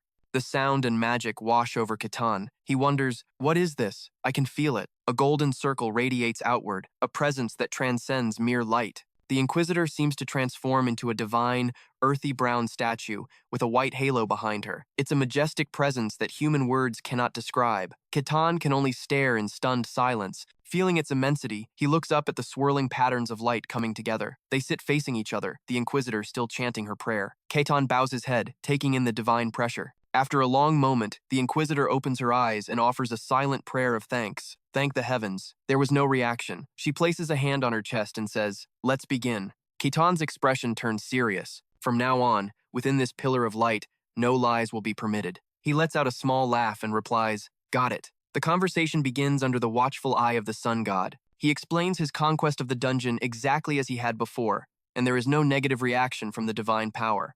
In other words, every word he spoke was the absolute truth. Perhaps Sicer was severely weakened while preparing for his resurrection. If Sicer could still use his magic, this barbarian wouldn't be here. A stray thought enters her mind. He really was just lucky. Suddenly, her train of thought is broken by a question. Have all your doubts been cleared? His words snap Aquas back to reality. She flinches, her eyes going wide for a second. A moment later, she collects herself, bowing respectfully. Yes, they have. Thank you.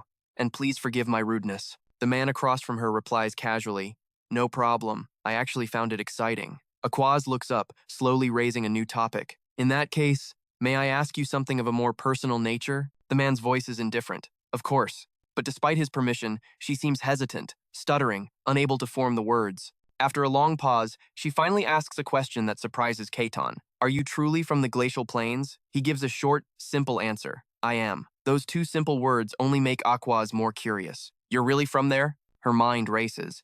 Gods. Could he be one of the gray barbarians from the Imperial legends? But Ketan doesn't answer her. Instead, he makes a counter-proposal that catches her completely off guard. Then let me ask you a question. He leans forward, arms crossed, his tone sharp. Why did you come to this land? The simple question throws her back into a state of panic. Aquas lowers her head, trying to explain. I had personal business to attend to here, but Ketan doesn't let up, pressing her further. And was that personal business to confirm if I was tainted? She grows anxious, trying to deflect the question. I don't know what you're talking about. An image of himself under the divine light flashes in his mind. Then he says it out loud.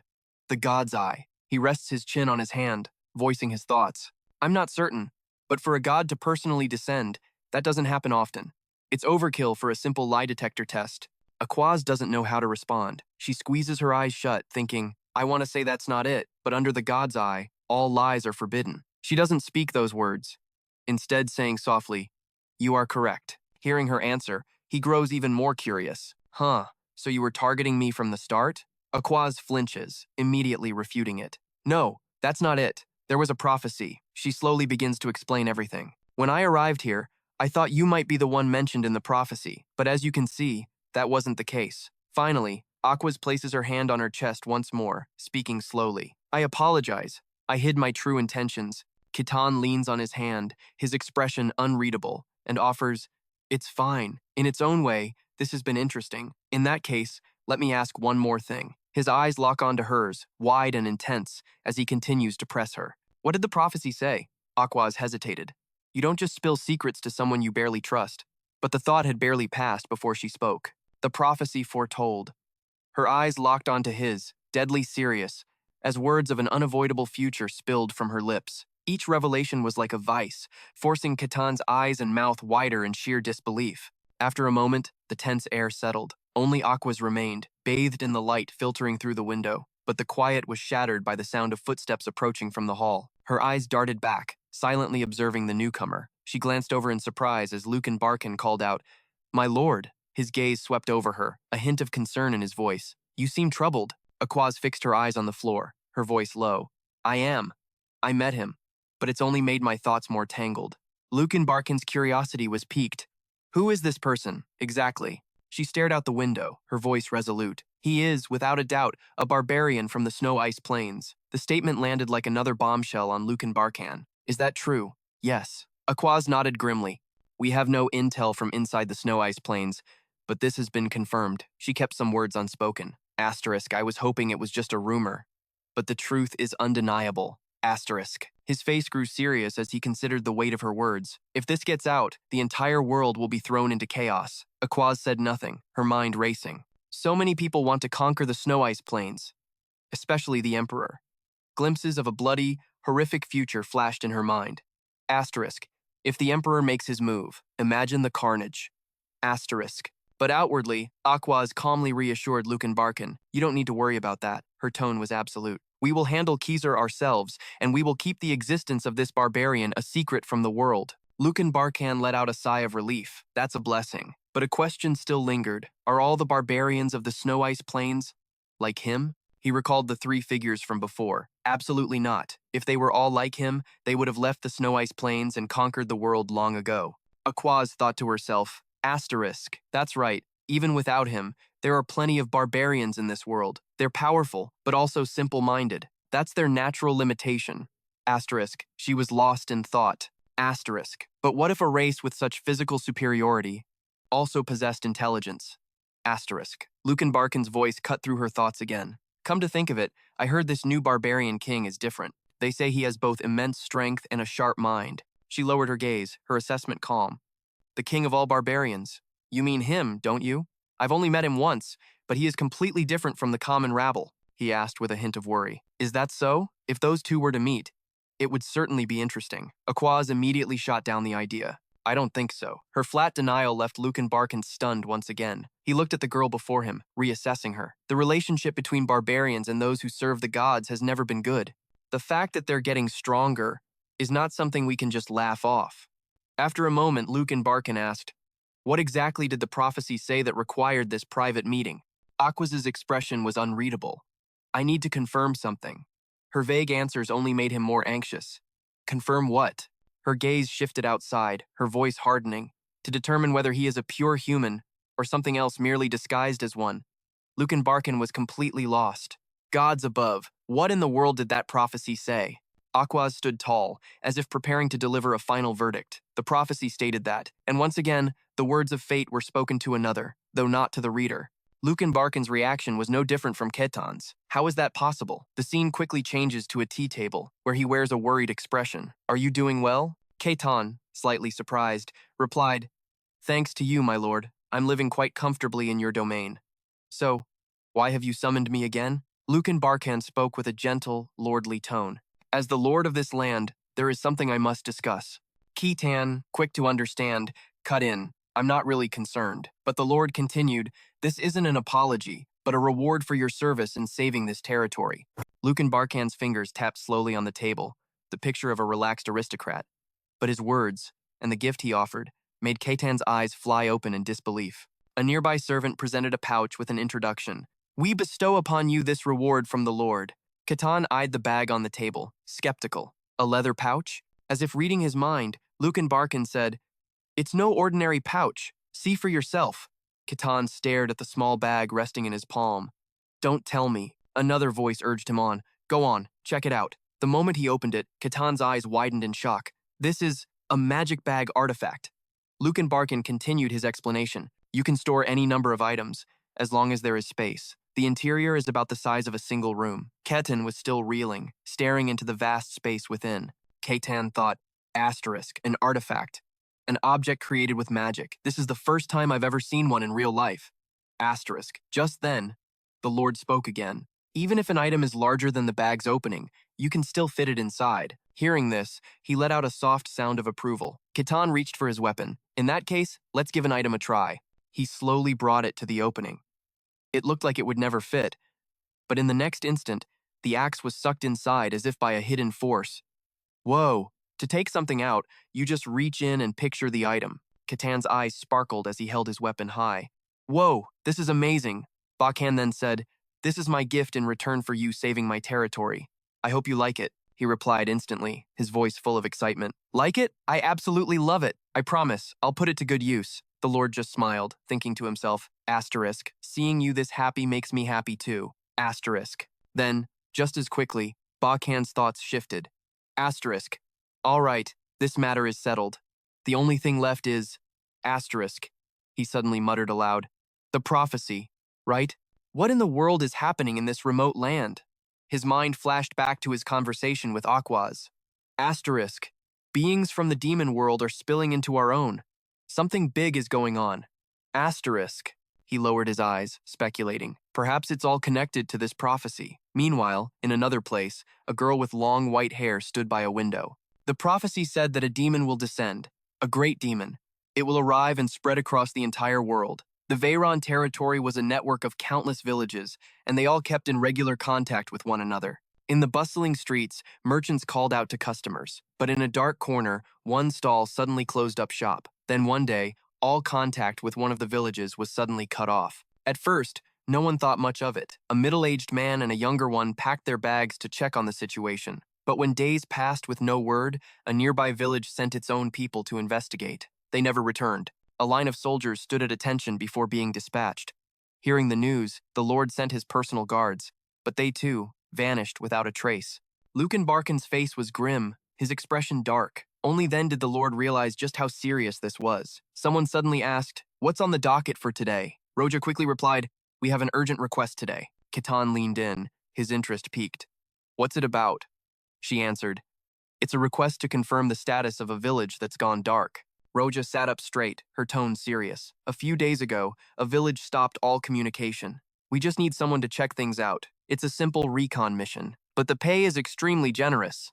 "Oh?" He rested his chin on his hand and grinned. "I like the sound of that. I'll take it."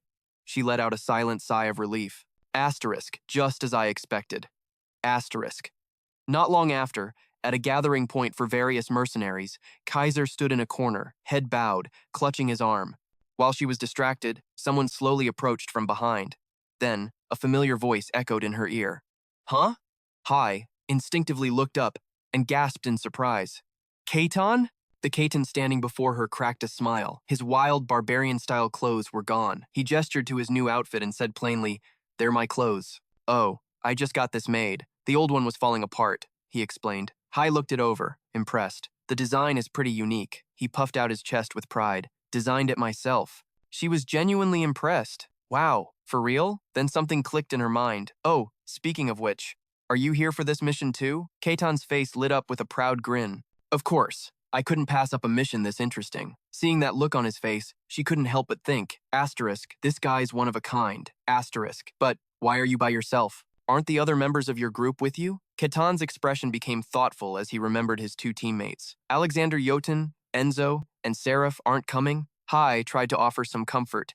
"They must have seen the mission details, so they probably turned it down, right?" He replied calmly. "I get it." Ketan suddenly turned his head, scanning the area. 3 other mercenaries froze under his gaze, fewer people than I expected. Hai rested her chin on her hand, thinking, "The mission sounds simple, but the pay is way too high. I thought that would attract more applicants, but there aren't even 10 of us in total. This must be a seriously dangerous job," he asked, confused. "But what's the problem? The task itself seems pretty straightforward." Hai started to explain. "Yeah, it sounds simple, but that reward is suspiciously high." Her eyes lowered as she recalled something. "There's a rumor that the guards who came here before never came back. So this isn't going to be some walk in the park." Ketan looked up, a bit skeptical. Even so, this turnout is pathetic. I expected at least 10 people." Hai suddenly became awkward. "Actually," she averted her gaze and continued in a low voice, "there's another rumor going around." "What kind of rumor?" Hai just waved her hand with a forced laugh. "Ha ha, He followed her gaze to where she was pointing. His eyes landed on a girl with long white hair. It was Aquas, her eyes closed, hands resting neatly on her lap. The imposing figure of a woman in armor came into view, the heretic inquisitor of the sun god. So she's on this mission too. Hai secretly glanced away, thinking to herself, asterisk, not many mercenaries would dare team up with one of them. Asterisk. Then she voiced her concern. You don't think she's gonna split my head open, do you? Ketan immediately smiled to reassure her. Nah, that won't happen. She's actually a really good person. Hai was taken aback. Wait a minute, you know Lady Aquas? He looked towards Aquas and stated with confidence, of course, she's a friend of mine. Hai was completely shocked by his answer. The heretic, Inquisitor, and a barbarian. Friends? Hai called out in confusion as Ketan started walking away. Ketan! He walked over and stopped a short distance from Aquas, offering a greeting. It's good to see you again. She immediately shot him down. I don't recall us ever being friends. Ketan suddenly chuckled. Ah, so you heard that? Well, we can just start being friends from now on. Aquas suddenly looked away. Speaking of which, doesn't your comrade also serve another god? She closed her eyes, adding more detail. I'm referring to Lady Kondoya. Hearing that, he had a moment of realization. Oh, so you're just like her? But Aquas seemed confused by his question. Yes, but wait, you're saying she is a priestess who serves Kozia? Ketan was clueless. Is there a problem? She recalled the image of a woman with long black hair and replied, No, it's just that, as far as I know, the followers of Lady Kondoya are currently in a period of purification. Only those of high rank are permitted to act at this time. Don't tell me that in the end. Aquas sighed, looking exhausted. She cut the conversation short with one sentence. It's nothing. Ketan unconsciously followed her gaze. She hesitated for a moment, then continued. I can't know the details of every sect, so I am likely mistaken. Just then, a pair of boots stomped heavily on the grass. You've arrived. He quickly turned his head to see who it was. The moment he saw the person, Ketan called out, Guard Captain! He greeted him cheerfully. Fancy meeting you here. Hai watched them talk from a distance, a worried look on her face. The captain cleared his throat and spoke. I welcome all who have answered this call. This was the guard captain of the Gen Kingdom. Now that everyone is here, let's move out. Two pairs of feet, one after the other, walked across the green grass. Aquas glanced away, as if trying to avoid the person in front of her. Ketan thought to himself, asterisk, all of us gathered like this. Feels like we're about to raid a dungeon. Asterisk. He let out a subconscious sigh. Then, Ketan asked a question that seemed to surprise Aquas. Having to act now, does that mean the time has come? She looked up at the man standing silently before her. Then she lowered her head again. That, I cannot be sure of. She guessed. The gods haven't revealed the exact time. This could simply be because we've lost contact with a village. Ketan, who had been quiet, spoke up calmly. But that also means there's still a possibility. Aquas looked up, shocked by his words. The prophecy states that evil will descend with the arrival of a great demon. Ketan just smirked, a confident glint in his eyes. A great demon, huh? Suddenly, Ketan and Hai froze, stunned by the sight before them. After a moment, the group came to a halt. A voice announced, We're here. In a place filled with orderly, ancient architecture, a curious voice rang out. This is... The guard captain of the Bakan region quickly explained. The entrance to the village. He turned to check Aquas's reaction, but all he got was her reply. I don't sense any presence whatsoever. The Bakan guard captain made a guess. Then perhaps they've all fled. He then gave an order. Spread out and search for clues. The soldiers immediately complied. Ah, yes, sir. Among them was Ketan. Got it. The guard captain thought that the village could only hold about 100 people, but even so, there's no way everyone could vanish without a trace. He was certain there had to be a clue somewhere. Begin the search, he commanded. Inside one of the houses, a dining table was perfectly set, with food that was still steaming. It made the soldier who found it yell out in shock. What is this? He immediately turned to report to his commander. Captain, there's food here. The captain dismissed it. They probably left it behind while escaping. The soldier argued back. No, that's not what I mean, he shouted, emphasizing his point. It was just cooked. The food is still warm. Even the Bakan guard captain was stunned to hear this. What did you say? Staring at the steaming bowl of hot soup, he wondered, what in the world is going on here? He started connecting the dots. We lost contact with this village days ago, and we've sent multiple parties since then. The soldiers had stood in perfect formation, but not a single one ever returned. He turned to ask for another update. Any other signs? A soldier answered honestly, There's no indication they left the village or are hiding anywhere. The Bakan guard captain's eyes fell as he thought in silence. After a moment he announced, For now, just continue the search. Sir, the soldier replied. The question was, How could there be so many signs of daily life, but not a single person? The guard captain walked up behind another soldier who was searching. "What's the situation over here?" The soldier turned around. Startled, he scratched his head and answered sheepishly. "It's the same thing," he reported with disbelief. "It's obvious people were living here, but there's no one, not even a single footprint." "Guard captain,